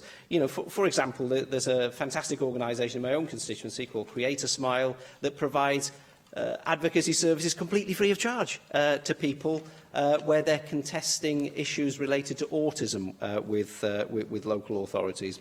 And there's no charge whatsoever to the public purse for that. So it's really important that we get this right. I think we now have a financial resolution which we can support on the basis that we've got some more robust figures. But it is disappointing that it's taken such a long time to get to this stage.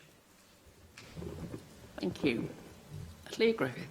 Diolch i'r Bwylwydd. Wel, dwi'n hefyd eisiau ategu y sylwadau sydd eisoes wedi cael ei gwneud o gwir a cofnodi anfodlonrwydd ar y modd y mae'r asesiad effaith reoleiddiol yma wedi dod i fod. Yn sicr, i ni'n derbyn nawr bod e wedi cyrraedd pwynt lle allwn ni gefnogi ond mae y newidiadau yma a'r ffaith bod angen mynd yn ôl a gweithio at ar y ffigurau wedi tarfu rhywfaint ar broses craffu y pwyllgor o fethu gallu craffu yr asesiad effaith reoleiddiol terfynol ochr yn ochr ar bil. Mae e hefyd, wrth gwrs, wedi tanseilio hyder nifer yn y sector a felly yn ehangach yng ngallu'r lle yma i fod yn datblygu y dogfennaeth berthnasol o gwmpas y ddeddfwriaeth fel sydd angen i wneud mewn modd cyhyrog, felly, mewn modd addas, a mae hynny yn resyn o beth hefyd. A mae'r gwahaniaethau sylweddol yn y costau gwreiddiol a'r costau terfynol yn tanlinellu, dwi'n meddwl, y blerwch sydd wedi bod. A jyst i ddweud i gloi hefyd, mae'r ffaith bod ni fan hyn orie'n unig cyn bod yn trafod gwelliannau yng nghyfnod 2 ar y funud ola i bob pwrpas. Dyw hynny ddim chwaith yn adlewyrchu'n dda iawn ar Lywodraeth Cymru, nac chwaith ar y lle yma. Ac fel dwedodd Cadeirydd y Pwyllgor Cyllid, dwi'n meddwl bod na wersi sydd angen i dysgu, a dwi'n gobeithio'n wir bydd y Llywodraeth yn ei dysgu nhw. Thank you. Mike Hedges. Thank you, Deputy Presiding Officer. 4 very quick points. First thing, this has proven the benefits of the Finance Committee reviewing the cost of legislation. Second, cost is important, and the real key is distinguishing between cashable cost and nominal costs. And I think that's where the bill went wrong, that it didn't have the wrong numbers, but you couldn't actually make some of the savings within the bill that were being shown because they weren't cashable costs. And cost is incredibly important. I mean, is this bill worth £20 million? I think it definitely is. Is it worth £200 million? I think we have to start getting into a big debate. If it gets up to £2 billion, it's neither worthwhile or affordable. So I think you've really got to make sure we get the costs right, because at some stage there's a crossover with costs when the bill becomes less worthwhile than the cost it's bringing in. Third, it would really help if standing orders allowed the government to produce a range of possible costs and savings and the assumptions behind them, rather than having to try and find some midpoint amongst their calculations. It would actually give better understanding to the Finance Committee looking at it, and it would actually understand that this is not an exact science. These numbers are not exact, and I'm fairly certain that the result will not be to the penny what the Minister's brought forward. I'm sure the Minister doesn't expect it to be to the penny what he brings forward. It'll be round about that number. And I think it's important that we have some understanding of that. The fourth point is, and it's always something we need to think about with legislation, is hidden demand. You bring in legislation, you shine a light on a topic. Does that bring out any hidden demand in the system of people who didn't know about it or weren't involved, who now see it and then want to take up what becomes available? Thank you very much. And the Minister to Lifelong Learning and Welsh Language to reply to the debate. Thank you very much, Deputy Presiding Officer. I thank members for their generally constructive comments and generous words during this debate. Can I say this? I sometimes worry when Mike gets his feet on a debate that I'm answering, because I'm never quite sure how I'm going to answer some of his points. But he makes very fair and very judicious remarks about cost. And the cost, of course, of failure will be borne not by members here, but by the people we fail out there, and the children and young people who fail to fulfil their educational potential because we here don't deliver the system that will enable them to succeed. And I accept the points that have been made by Llŷr, but I would say to Llŷr that the strength of parliamentary scrutiny is such as to shine a light into these things and to compel ministers to come to this place and to make the case for their legislation and to make the case for what they're seeking to do, rather than to set the bar a lot lower. So I think a higher bar is a better way of measuring these matters. And I think what this has demonstrated over the last few months has been the strength of the parliamentary process in this place. And I'm sure members will recognise that I would always defer to the processes and to the committees we have here and to the recommendations that the committees make in ensuring that we have not just a bill, but the best possible bill that will deliver for the people we all seek to represent. Thank you very much. And the proposal is to agree the motion. Does any member object? No. Therefore, the motion is agreed in accordance with Standing Order 12.36. We move on to item 7 on the agenda today, which is a debate on the White Paper on proposals for a Welsh language bill. And I call on the Minister for Lifelong Learning and Welsh Language to move the motion, Alan Davies. Diolch i chi, Deputy Llywydd, a diolch am amseru o'r trafodaethau yma. Mi fydd aelodau yn cofio mod i wedi cyhoeddi ein strategaeth ni Cymraeg 2050 a'n uchelgais ni gyrraedd miliwn o siaradwyr Cymraeg nôl yn mis Mehefin. O'n i'n glir, ac o'n i'n gobeithio o'n i'n glir i bob un aelod ar y pryd, mod i'n awyddus iawn i gosod yn strategaeth ni a gweledigaeth ni ar gyfer y dyfodol cyn bod ni yn trafod deddfu a deddoriaeth. Achos mae'r strategaeth a'r gweledigaeth yn fwy na bil, fwy na deddoriaeth, ac yn fwy na'r prosesu dyn ni'n dilyn fan hyn. Mae'r gweledigaeth o draws newid sefyllfa'r y Gymraeg yng Nghymru yn rhywbeth dwi'n gobeithio fydd yn un o pob un rhan o'r siambr yma. Ond dwi eisiau sicrhau hefyd bod gan fy ni y fath o deddoriaeth fydd yn sicrhau bod gyda ni sylfaen i gyrraedd miliwn o siaradwyr Cymraeg erbyn 2050. Cafodd mesur y Gymraeg i gwneud ar diwedd trydydd cynulliad yn dilyn oedi gan Llywodraeth San Steffan i ro y pawerau angynrheidiol i'r cynulliad i deddu yn y maes Gymraeg. Oherwydd y oedi, doedd dim digon o amser ar y pryd i ymgynghori ar bolisi'r iaith a diffygion hynny i'w weld yn y mesur. Mae calon y mesur yn y lle iawn. Mae'n rho status swyddogol i'r Gymraeg, mae'n rho rhyfyd i bobl i siarad Gymraeg a'i gilydd, a trwy'r safonau mae'n rho hawliau i bawb gael gwasanaethau trwy gyfyn y Gymraeg.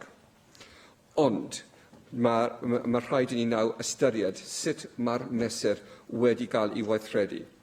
Pan mae'r cynghorau Gwynedd a Blaenau Gwent yn cytuno bod yna gormod o fiwrocratiaeth, mae rhaid i ni gwrando. Teitl y papur gwyn yw tarw'r cydbwysedd iawn. Hynny yw, y cydbwysedd rhwng rheoleiddi a hybu a hyrwyddo'r Gymraeg. Yn gyntaf felly, dwi'n cynnig yn y papur gwyn i sefydlu Comisiywn y Gymraeg. Y bwriad yw i ddod ar arweiniad ac egni newydd at gwaith o hybu'r Gymraeg. Mae yna sawl reswm dros sefydlu Comisiwn yn hytrach na rhoi dyletswyddau ychwanegol i'r Comisiynydd. Yn gyntaf, mae adroddiad awdurdodol tir a glwyddi a llywodraethiant y rheolaethwyr yn glir iawn na dyle corff sy'n rheoleiddi gan un redig gan un person. Dwi'n cytuno gyda hynny. Ac yn ail, dyw hybu ac arwyddo ddim yn golygu balons a beiros, balloons a beiros. Mae'n hybu yn golygu arbenigrwydd proffesiynol mewn meysydd fel cynllunio ieithyddol, cynllunio gweithlu, datblygu economaidd a newid ymddygiad, ac yn mynd yn bellach ar cyfryngau a machnatau. Mae rhaid i'r Comisiwn sy'n arwain y corff newydd gael trawstoriad o sgiliau hyn mwyn gallu hybu'r Gymraeg yn effeithlon. Yn drydydd, ac ar wahân i'r Comisiynwyr eraill, rydw i'n cynnig a bydd gan y Comisiwn powerau dyfarnu a chosbi ac hefyd yn rhan gylolwg, yn rhan canolog mewn cyflwynio Cymraeg 2050. Mae cryfder mewn amrywiaeth a gwahanol safbwyntiau mewn her a challenge. Un gwrthwynebiad dwi wedi clywed yw nad yw un corff yn gallu rheoleiddi ac yn hybu ar un pryd. Dwi ddim yn derbyn y dadl yma. Mae yna llawer o gerdd sy'n gwneud y ddau peth yn llwyddiannus iawn. Mae'r enghraifft amlwg, y cwrs, yw cyfoeth naturiol Cymru, na'r Comisiwn cyfrifoldebau a hawliau dyniol. Dwi ddim yn argymell mynd nôl at dyddiau bwrdd iaith. Bydd gan y cyfrifoldebau y Comisiwn i hangach a mae safonau yn llaw mwy grymus na chynlluniau'r iaith. Bydd y Comisiwn yn gweithredu mewn fframwaith a targedau Cymraeg 2050. Does dim amheuaeth gen i bydd Llywodraeth Cymru, yr cynlliad a'r cyhoedd yn gofyn cwestiynau treuddgar iawn am berfformiad y Comisiwn a'i gyfraniad at y miliwn. Beth felly am y safonau? Yn gyntaf, of course, mae rhaid ni gadw y safonau, mae hynny yn glir, does dim troi nôl ar hynny. Mae dau prif nod i'r cynigion yn y papur gwyn. Un, i dorri allan gymaint o fiwrocratiaeth ac sy'n bosibl, ac yn dau, i sicrhau cyfundrefn sy'n rhoi ffocws a gywiro gwallau os oes rhywbeth yn mynd o le ac ewelliant. Dwi hefyd yn credu dylai bod gan y trefn atebylrwydd i ni mewn ffordd democrataidd. Dwi'n cynnig mae Llywodraeth Cymru dylai gwneud ac osod safonau, ac wrth gwneud hynny orfod cael cefnogaeth fan hyn yn ein Senedd Cenedlaethol ni. Rôl y Comisiwn bydd monitro a gofodi. Dwi ddim wedi perswadio bod angen trefn ar wahân pan fod cwyn yn cael ei wneud am wasanaethau Cymraeg. Gellir defnyddio'r un gyfundrefn sy'n bodoli os yw person yn cwyno am wasanaeth i cyngor lleol nau'r gwasanaeth iechyd. Dwi'n bwriadu felly bod y Comisiwn yn dilyn yr un drefn ar Ombudsman pan mae'r Comisiwn yn derbyn cwyn. Yn y cyd-destun hwn, dwi wedi derbyn ymateb i'r papur gwyn o fioth Ombudsman Gwasanaethau Cyhoeddus Cymru. Mae'r Ombudsman wedi copio i ymateb i'r Comisiynydd ac i Simon Thomas fel cadeirydd Pwyllgor Cyllid sy'n gyfrifol am gyflwynio bil Ombudsman Gwasanaethau Cyhoeddus Cymru. Mae'r Ombudsman yn cynnig y gall i swyddau delio gyda chwynion ac ymchwiliadau sy'n ymwneud â'r safonau fel rhan o dyletswyddau craidd. Bydd hyn yn debyg i'r drefn yng Ngwlad y Basg, lle mae'r Ombudsman Gwasanaethau Cyhoeddus yn gyfrifol am yr iaith. Deputy Llawydd, dwi'n credu bod y cynnig hwn yn un ddiddorol. Mae'n dangos bod posibiliadau eraill i ystyried tu hwnt i'r cynigion yn y papur gwyn. Mi fai yn ystyried ymateb yr Ombudsman ynghyd â'r holl ymatebion eraill i'r ymgynghoriad. Dwi'n annog pawb i ymateb gyda'i syniadau cyn dyfiad cae ar gyfer ymgynghoriad sef diwedd y mis hwn. Dwi'n gofyn felly i aelodau i gefnogi y cynnig hwn gan derbyn gwelliannau 1, 3, 5 a 7 a gwrthod gwelliannau 2, 4, 6 ac 8. Dwi'n gwrthod gwelliant 2 oherwydd mae'n dalyn i hangach yn Gymraeg 2050. Dwi'n gwrthod rhif 4 oherwydd dwi'n credu bydd yna dryslyd i'r cyhoedd ac yn wastraff adnoddau cyhoeddus i gael 2 goth a sydd gyfrifol am y Gymraeg. Dwi'n gorfod rhif 6, rwy'n bwriadu gosod rheolau iechyd cyn diwedd y flwyddyn, ond os oes cefnogaeth y cynigion yn y papur gwyn, bydd rhaid i ni cymryd hynny yn ystyriaeth cyn gwneud fwy o rheoliadau. Ac dwi'n gorfod rhif 8. Dwi wedi gosod allan y papur gwyn ac o flaen y Senydd heddiw fy'n resymau glir dros diddymu rôl y Comisiynydd a sefydlu Comisiwn. Dwi'n derbyn gwelliad 1, mae dystiolaeth yn adlewyrchu amrywiaeth barn a rhai pethau a mae hynny'n iach yn peth da. Dwi'n derbyn gwelliad 3, mae papur gwyn yn gwachod hawliau siaradwyr Cymraeg. Dwi'n derbyn rhif 5, mae pawb am weld llai o fiwrocratiaeth. A dwi'n derbyn rhif 7, mae'r papur gwyn yn gwneud cynnig cardan o pendant i ymestyn y gyfundrefn safonau i'r sector private. A gai gweud hyn wrth Gai y Deputy Llawydd. Dwi'n awyddus iawn i glywed barn aelodau a prynhawn yma, ond dwi hefyd yn awyddus iawn i glywed barn gan pobl ar draws y gwlad. Be dwi wedi bod yn trio wneud trwy gydol y proses yma yw i sicrhau undeb ar draws ein gwlad a bod i dyfodol yn iaith cenedlaethol ni. A mae hynny yn meddwl bod ni'n sicrhau ein hawliau ni fel Gymru Gymraeg i siarad ac yn defnyddio'r Gymraeg, a dyn ni'n hefyd yn hybu ac yn hyrwyfo'r Gymraeg i sicrhau fwy o ein cyd-Gymru i defnyddio ac i ddysgu Gymraeg ac defnyddio'r iaith. A mae hynny yn meddwl ambell waith bod ni'n gwrando i pethau dyn ni ddim eisiau clywed a dyn ni'n gwrando a barnau sydd yn wahanol iawn i ni. Beth dwi wedi bod yn gwneud fel gweinidog Gymraeg yw i gynnal ac cudio'r y fath o trafodaeth fydd yn sicrhau undeb diwedd y pryd, diwedd y trafodaeth. Diolch yn fawr i chi. Thank you very much. I have selected the 8 amendments to the motion and I call on Susie Davies to move amendments 1 and 2 tabled in the name of Paul Davies. Diolch yn fawr, Dirprwy Lywydd, ac rwy'n symud y gwelliannau yn enw Paul Davies. Allai ddiolch i'r gweinidog am gyflwyno'r ddadl heddiw ac plaid hefyd am ei gwelliannau, rydym yn cefnogi nifer ohonynt. Y peth cyntaf a hoffwn i weid yw bod y Cydwadwyr Cymraeg yn cefnogi'r tair amcan craidd y ddeddfwriaeth hon. Gwerth ymarian, lleihau biwrocrataeth yn y gyfundrefn safonau a gwella'r cydbwysedd rhwng reoleiddio ac hyrwyddo cyluso. Mae cyplysiad y hyrwyddo a hyluso yn benderfyniad diddorol dwi'n credu, a mae'n gwahanu hwyluso a reoleiddio a chydymffurfio. A mae hyn yn cynnig i fi argraff rôl Comisiynydd yr Iaith Gymraeg sy'n gul iawn, sy'n cael ei liwio gan gyfnod penodol yn ystod stori y Comisiynydd a sydd ddim yn adlewyrchu dyletswyddau'r Comisiynydd fel yn nodir yn y mesur 2010.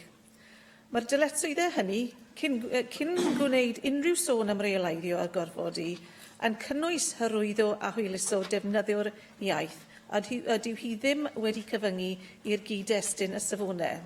Felly, ar hyn o bryd, rwy'n cael un anodd gweld ble mae'r gwahaniaeth rhwng amcanion eich Comisiwn Ffafriedig ac amcanion gwreiddiol y Comisiynydd fel y rhagwelir gan fesur 2010. Rwy'n cytuno gyda chi trwy gael gwared ar fiwrocratiaeth ormesol o'r brosesau a gynhwysir yn y mesur presennol. Mae rhywfaint o feddwl i'w wneud o hyd ar hyn, sut yr enghraifft y gallai'r broses apelio am ddangos. A mi jyst yn meddwl am symud cwynion yn y lle cyntaf i'r corff sydd wedi wneud bosib camgymeriad. Achos dwi ddim cweit mor siŵr os fydde'r ombudsman yn rhoi atebion sef remedies i pobl yn y sefyllfa yna, felly mae'n werth dipyn bach mwy ystyried. Rwy'n cytuno hefyd am newid natur safonau sydd ddim yn amddiffyn hawliau ystyrlon. A dyna pam mae dy fi yn hawster yn cefnogi gwelliant 4, oherwydd mae yna risg o weld unrhyw newid yn enwedig colli prosesu yn gwanhau'r hawliau yn ei gyfanrwydd. So'n siŵr chi ddim plaid yn feddwl hynny wir, ond jyst oherwydd hynny, wy'n mynd i ymatal heddiw, ond yn y dyfodol felly'n mynd i newid ein meddwl ar hynny. Mae yna gwestiwn hefyd ar wahân, sef, oes rai safonau cadw cofnodion am flynyddoedd enghraifft, lle does neb ddiddordeb mewn arfer yr hawl, ydy'r safon dal yn gymesur? Mae yna cwestiwn i cael ei ymateb yn ystod y proses yma. A mae angen cael gwared ar reini sydd ddim yn effeithiol i wella ffocws ar hawliau sy'n bwysig ac wrth gwrs ffocysu ar hyrwyddo ac hwyluso. Gan weid hynny, rydym yn gohirio dedfryd ar hyn, hyd nes y byddwn yn gweld rhai cynigion manwl gan y Llywodraeth fel y wedys i. Rydym hefyd yn gohirio defryd ar welliant 4. Nawr, dwi ddim yn derbyn ar awgrymiad a wnaed gan y swyddogion yn ystod ein cyfarfod pwyllgor yr wythnos diwetha, sef nad oes lle i ddau gorff Cymraeg yn y dirwedd hon. Mae bodolaeth y canolfannau addysg oedolion yn tanseilio'r dadl yna yn barod. Dadl fi yw bod yna dystiolaeth gymysg iawn yn yr ymatebion i ymgynghoriad y Llywodraeth, a does unrhyw gefnogaeth clir a ffendant ar gyfer yr opsiynau a ffafrir gan y gweinidog a blaid. Pwrpas fy ngwelliant yw ceisio atal y gweinidog rhag gneidio at unrhyw gyfeiriad nawr pan fod diwysiadau credadwy eraill a mae'n rhaid i gweithio trwyddynt, ac ar yr un reswm byddwn yn cefnogi'r gwelliant 8. Y prif ystyriaeth i ni wrth i'r papur gwyn fynd yn ei flaen yw lefel annibyniaeth a roddir i bwy bynnag sy'n hyrwyddo ac yn reoleiddio'r iaith. Gwaethaf y mesur tanllinelli'r annibyniaeth y Comisiynydd, gyfyngu'r lleiaf y posib dros eu gwaith gyrraedd yn y blaen, anwybyddodd y Leighton Andrews ar amddiffiniad statudol hwnnw a naeth ddwy'n ddyletswyddau hyrwyddo Comisiynydd yn ôl tu fewn i'r Llywodraeth.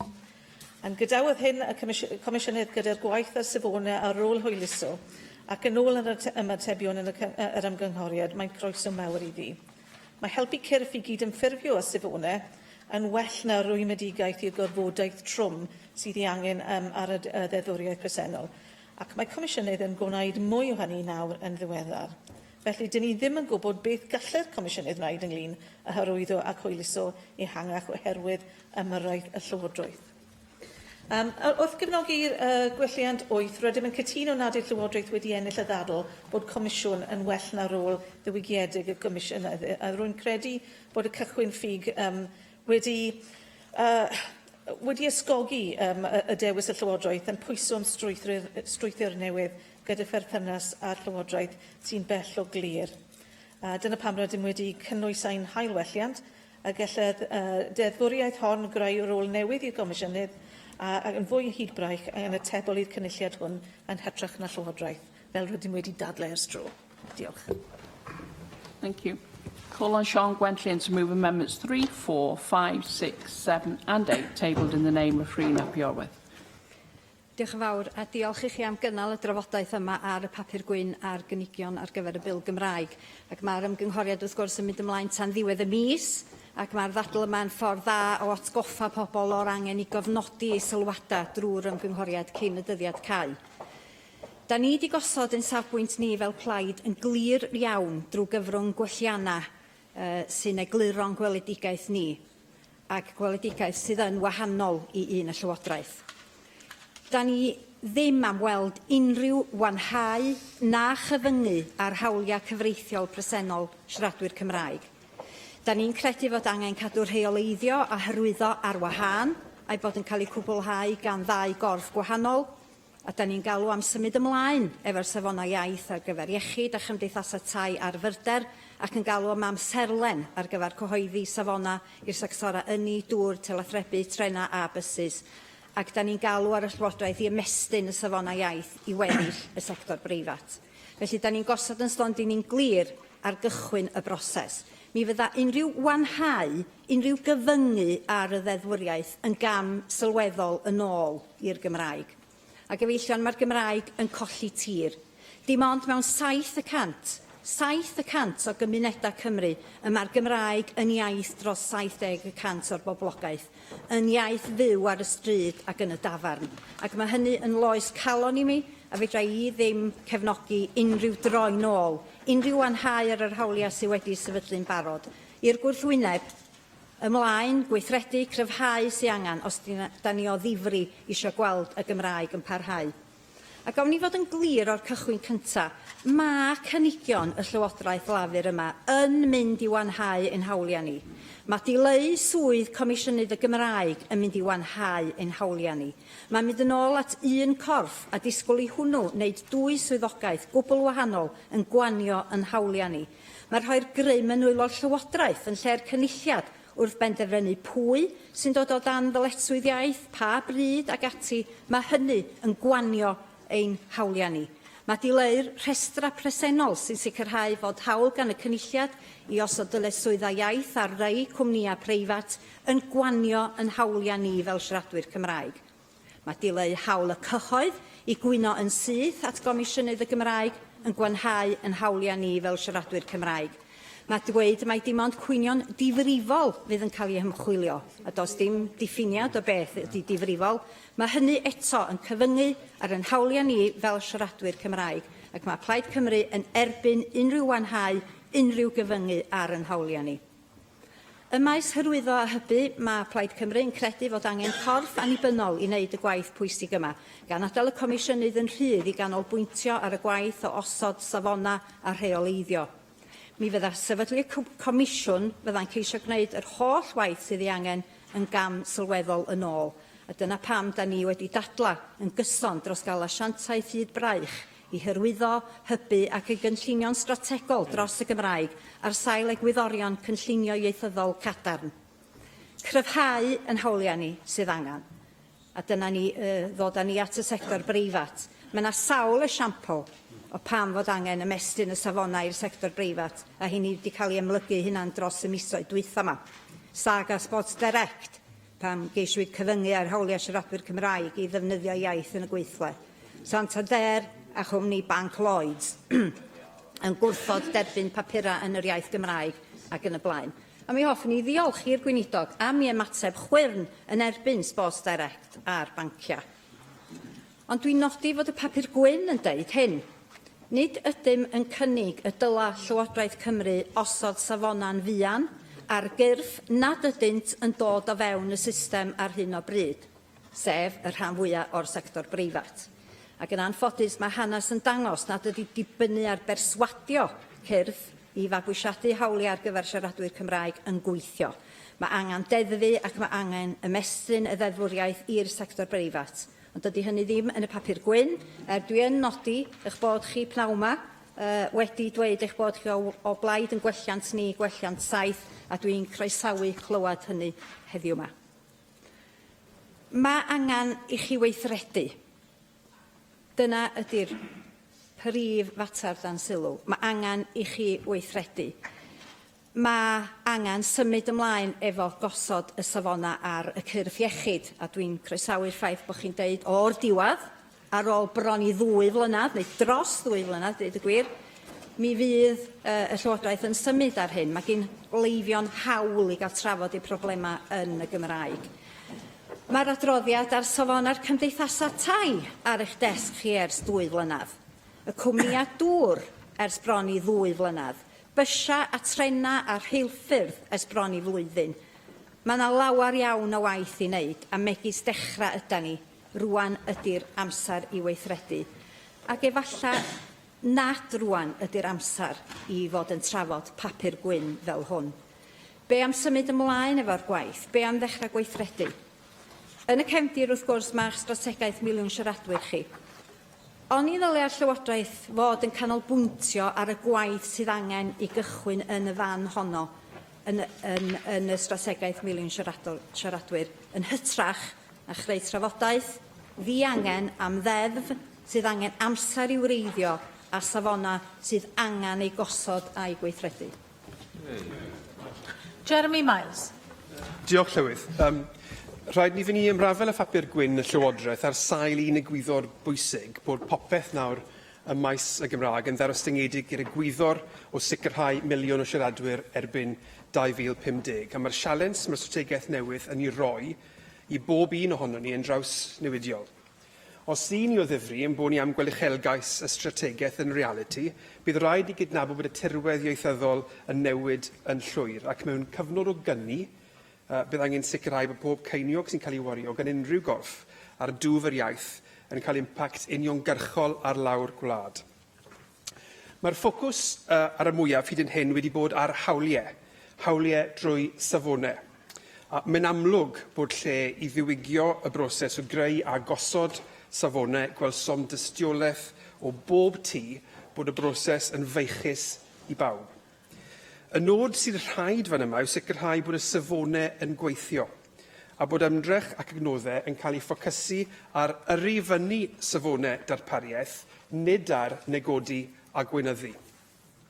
Gaeth ddweud bod i yn bersonol yn cefnogi'r cysyniad o hawl gyffredinol.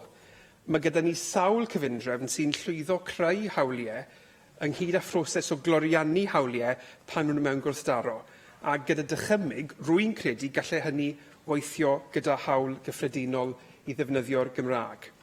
Ond rwy'n barod i dderbyn y pwynt a wneud yn y papur gwyn bod cymlethdodau a chyfyngiadau hefyd yn dod yn sgil hynny.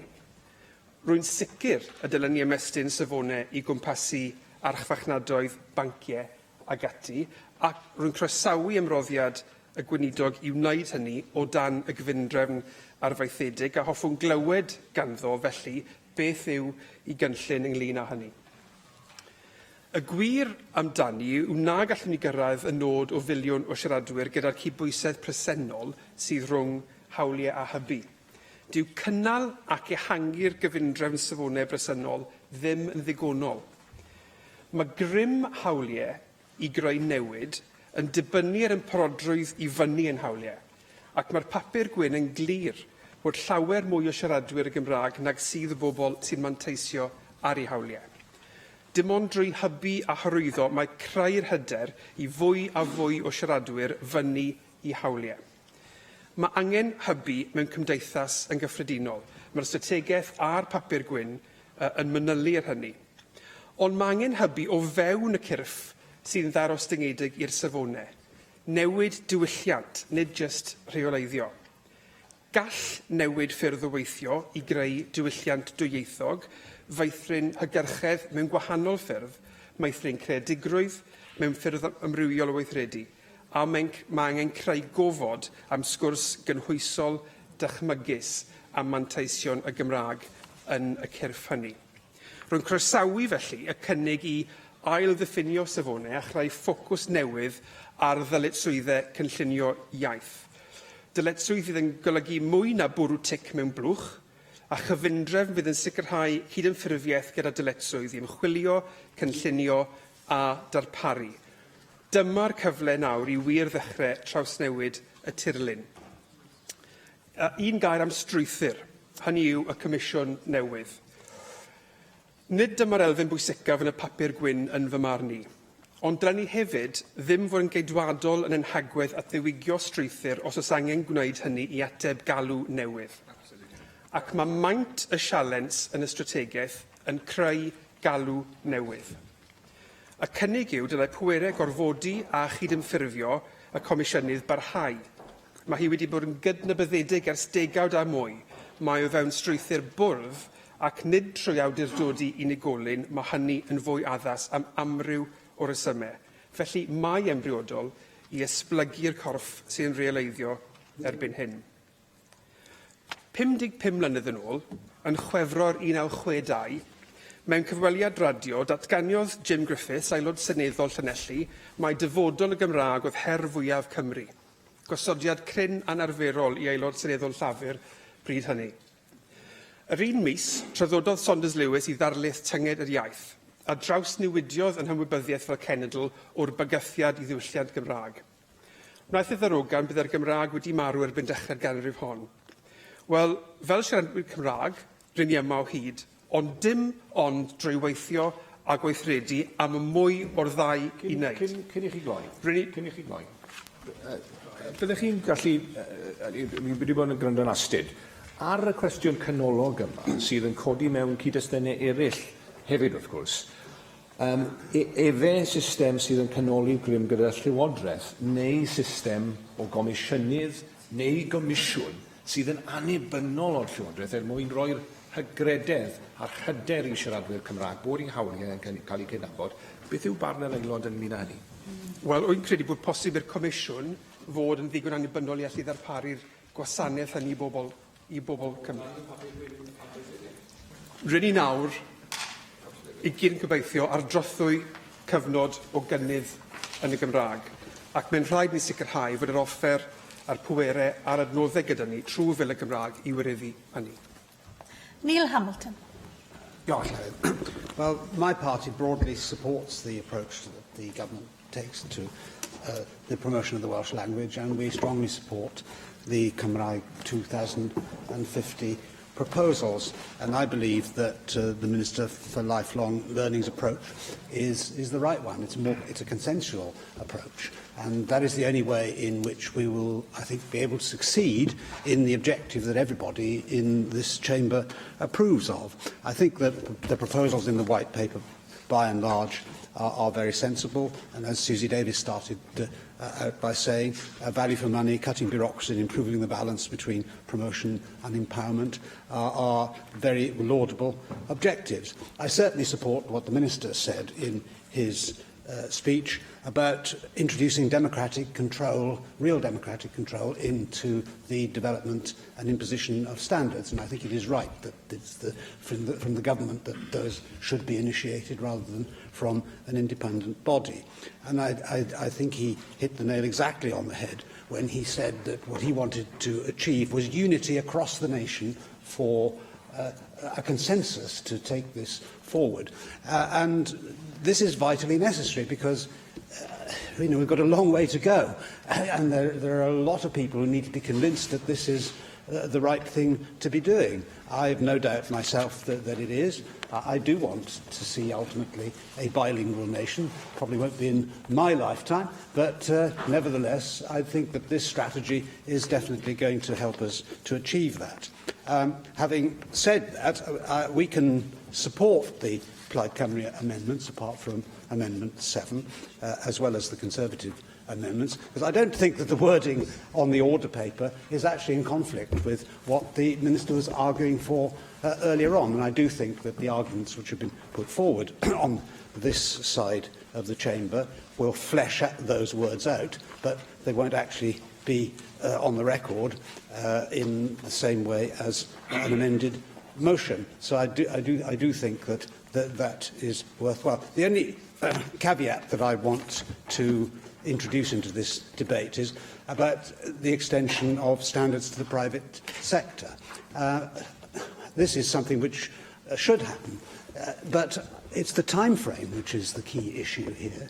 And it is right that big companies like BT or big utility companies should be treated in effect as the public sector. They can afford it, but we've heard debates about the impact of austerity today. I'm not going to rehearse those, but the business climate is not easy, and we must be careful not to impose too early what might be significant costs upon businesses that can't afford them. I was rather alarmed in a way to hear Sian Gwenllian say that persuasion doesn't work, therefore we must have compulsion. This, I don't think, is the right attitude. Thank you for taking the intervention, as I didn't get a chance to speak in my submission here. On the point of private companies, I mean, obviously we're a small and medium enterprise country. Do you think that the requirement for any standards to be reasonable and proportionate is enough to ensure that those small and medium enterprises are protected against the possibilities that you were alluding to? Well, it might be, and it's not something as yet I've been convinced on. I would like to consider that in greater detail. I do think that there should be some sort of de minimis test, whether that's by reason of the size of the company, whether that's measured in terms of a number of employees or turnover or whatever.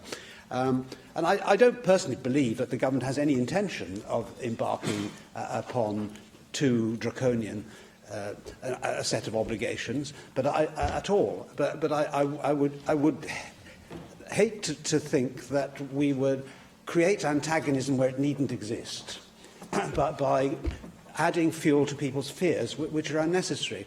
We had a most unfortunate situation in Llangennech last year in the schools, and what I saw there worried me a great deal, because I do want to see more bilingual education, and I do want to see more Welsh language medium education. But the parents of that school were not convinced and that this was the right thing to do.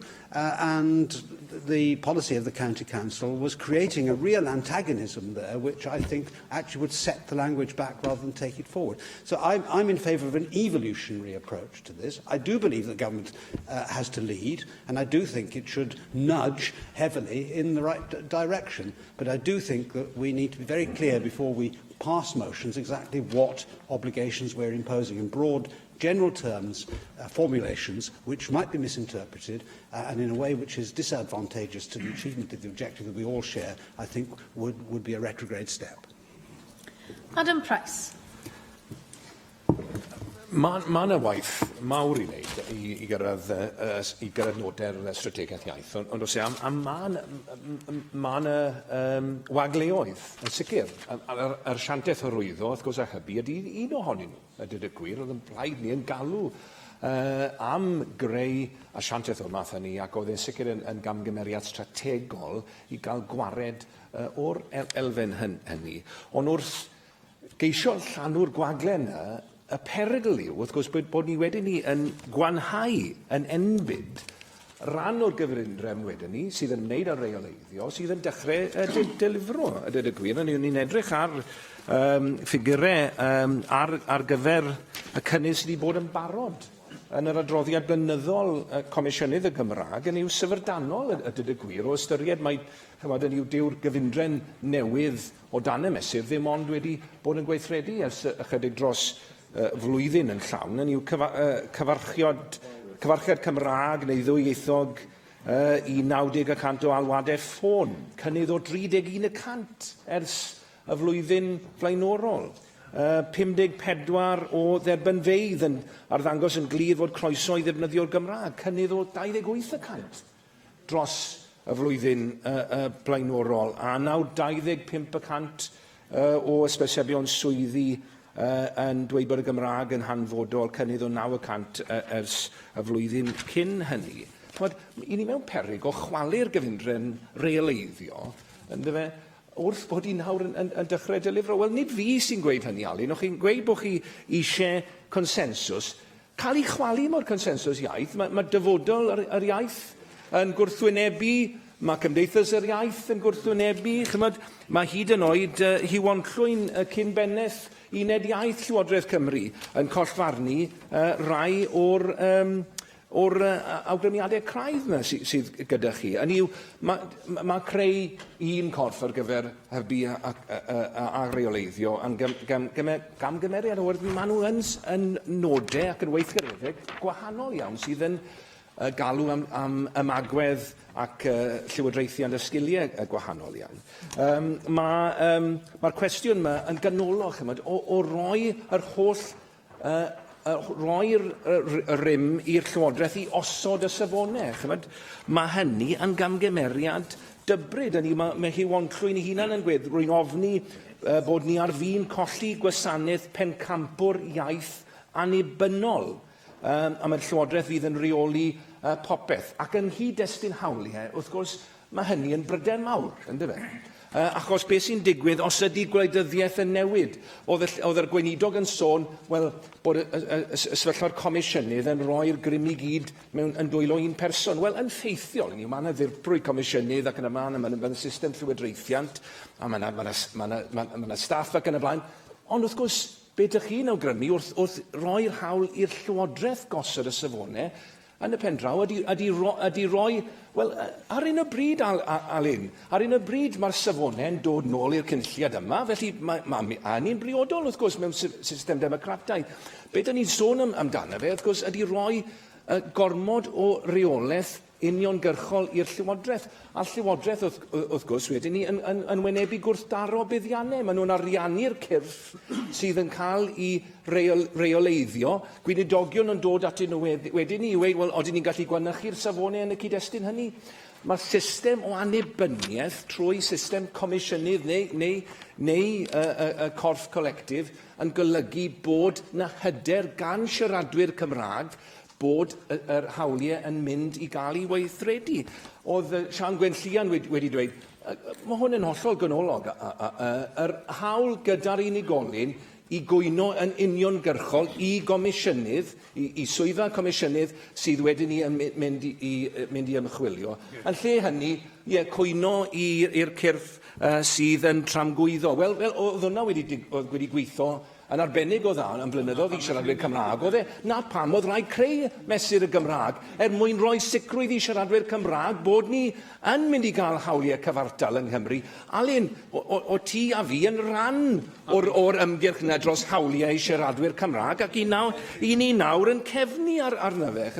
Hynny yw, mae'n cael ei tynnu nôl, colli momentum, glastoreiddio. Dyna beth mae papur gwyn chi yn cynrychioli. Mae eisiau dechrau o'r dechrau. Fi'n cytuno gyda Jeremy Miles. Pam ddim cael hawliau sylfaenol mewn deddfwriaeth? Dyna beth sydd wedi dilifro i bobl eraill mewn cyd-destynau eraill o anfantais. Pam dyw Llywodraeth Cymru yn dangos y math na o uchelgais y radicaliaeth yn lle'r papur gwyn tila yma sydd yn mynd â ni cam yn ôl. Galwaf ar weinidog y Gymraeg i ymateb i'r ddadl. Yes, right, okay. Dwi'n diolchgar Llawydd am y cyfle i cyflwynio y trafodaeth yma ac y trafodaeth ar y papur gwyn a sut ni'n symud ymlaen gyda polisi iaith. Dwi'n hynod o diolchgar i pob un sydd wedi cymryd rhan yn y trafodaeth yma. O'n i yn falch iawn i clywed sylwadau Susie Davis, Neil Hamilton, hyd yn oed Adam Price. Ac dwi'n falch hefyd bod ni dal yn gallu gael y fath yma o drafodaeth y bwyty dyfodol yr iaith Gymraeg.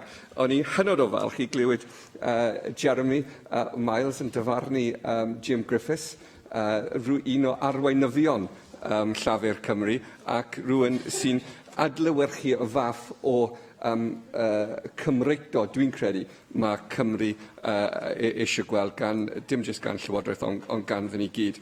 Ond gai gweud cwpl o pethau o ymateb y trafodaeth. Dwi'n clywed cyhuddiadau yma bod ni yn gwanhau hawliau ni fel Gymru.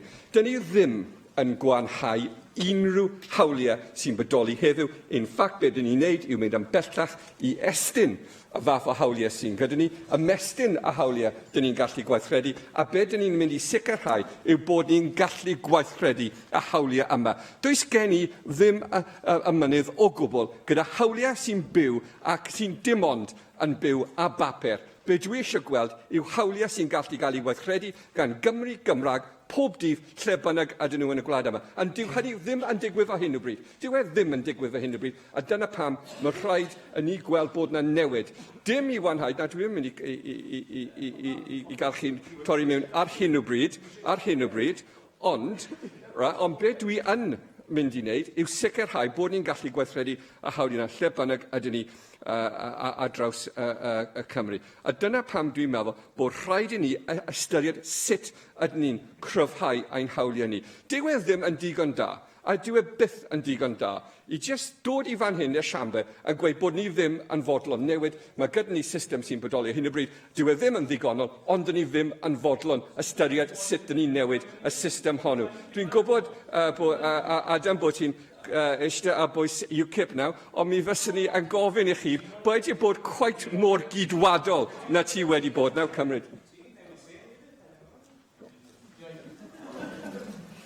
Oedi'r gweinidog o leia yn ystyriedau yn dystiolaeth clir, bod na ddiffygion o bosib yn y papur gwyn yma, bod pob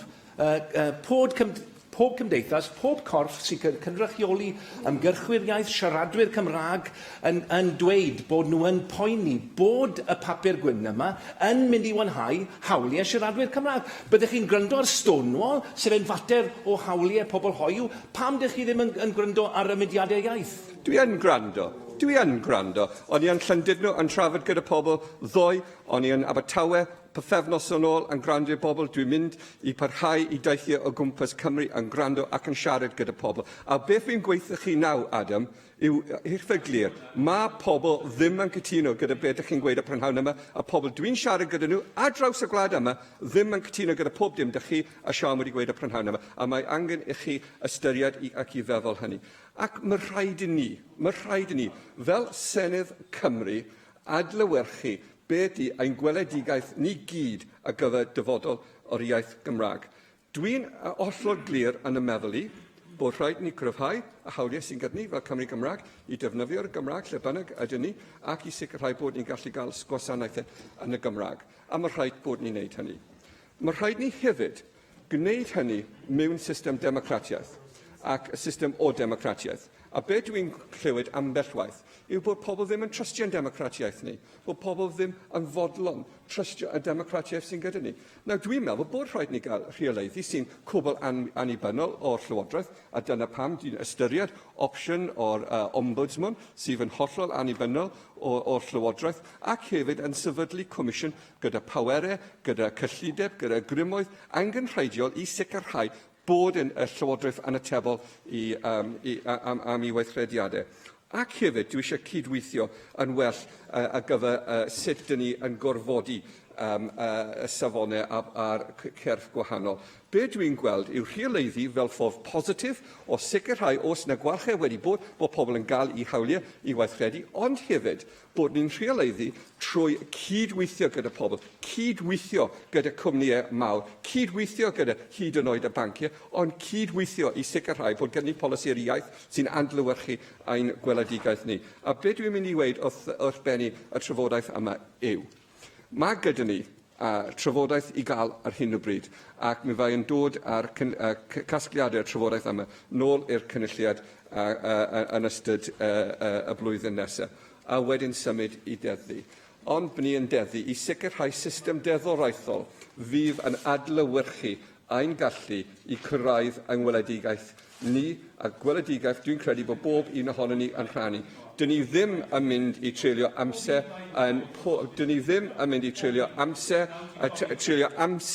yn trafod strwytherau gwahanol. Dyn ni mynd i trafod dyfodol yr iaith Gymraeg. A dyn ni yn mynd i sicrhau gweledigaeth fydd yn gael ei rhannu yn pob un rhan o'r gwlad, o'r Gaergybi i Fonwy. A mi fyddwn ni yn arwain. Gadwch y gweinidog i orffen. Y cwestiwn yw a ddylid derbyn gwelliant 1, a oes unrhyw aelod yn gwrthwynebu. Gohiriaf y bleidlais felly tan y cyfnod pleidleisio, dyma ni'n cyrraedd y cyfnod pleidleisio. Ac oni bai fod 3 aelod yn dymuno mi ganu'r gloch, dwi'n symud yn syth i'r bleidlais ar y papur gwyn ar gynigion ar gyfer y Gymraeg. Gwelliant 1, galwafan bleidlais ar welliant 1 a gyflwynwyd yn enw Paul Davies. Agor y bleidlais.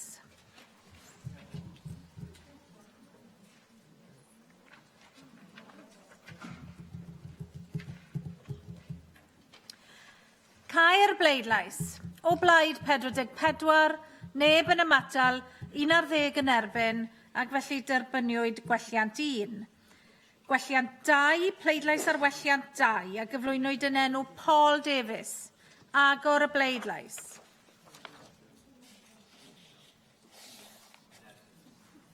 Cau'r bleidlais. O blaid 11, 4 yn ymatal, 40 yn erbyn, ac felly gwrthodwyd gwelliant 2. Galwafan bleidlais ar welliant 3, a gyflwynwyd yn enw Rhyn ap Iorwerth. Agor y bleidlais.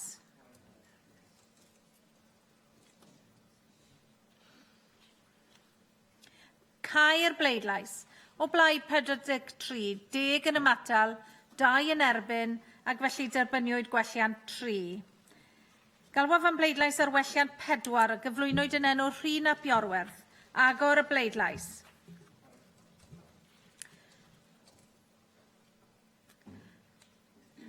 Cau'r bleidlais. O blaid 14, 11 yn ymatal, 30 yn erbyn, ac felly gwrthodwyd gwelliant 4. Galwafan bleidlais ar welliant 5, a gyflwynwyd yn enw Rhyn ap Iorwerth. Agor y bleidlais.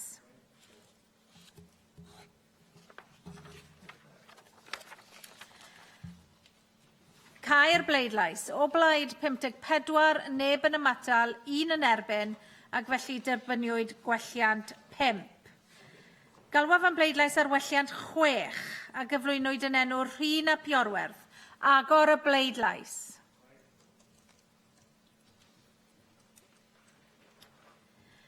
Cau'r bleidlais. O blaid 25, Neb yn ymatal, 30 yn erbyn, ac felly mae gwelliant 6 wedi ei wrthod. Gwelliant 7, galw yn bleidlais ar welliant 7 a gyflwynwyd yn enw Rhun ap Iorwerth. Agor y bleidlais.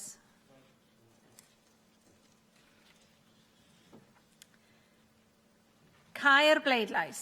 O blaid 39, neb yn ymatal, 16 yn erbyn, ac felly mae gwelliant 7 wedi ei dderbyn. Galwaf am bleidlais ar welliant 8 a gyflwynwyd yn enw Rhun ap Iorwerth. Agor y bleidlais.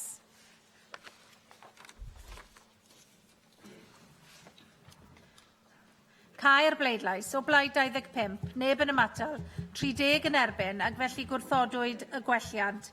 Galwaf felly am bleidlais ar y cynnig wedi ei ddiwygio a gyflwynwyd yn enw Jane Hutt. Agor y bleidlais.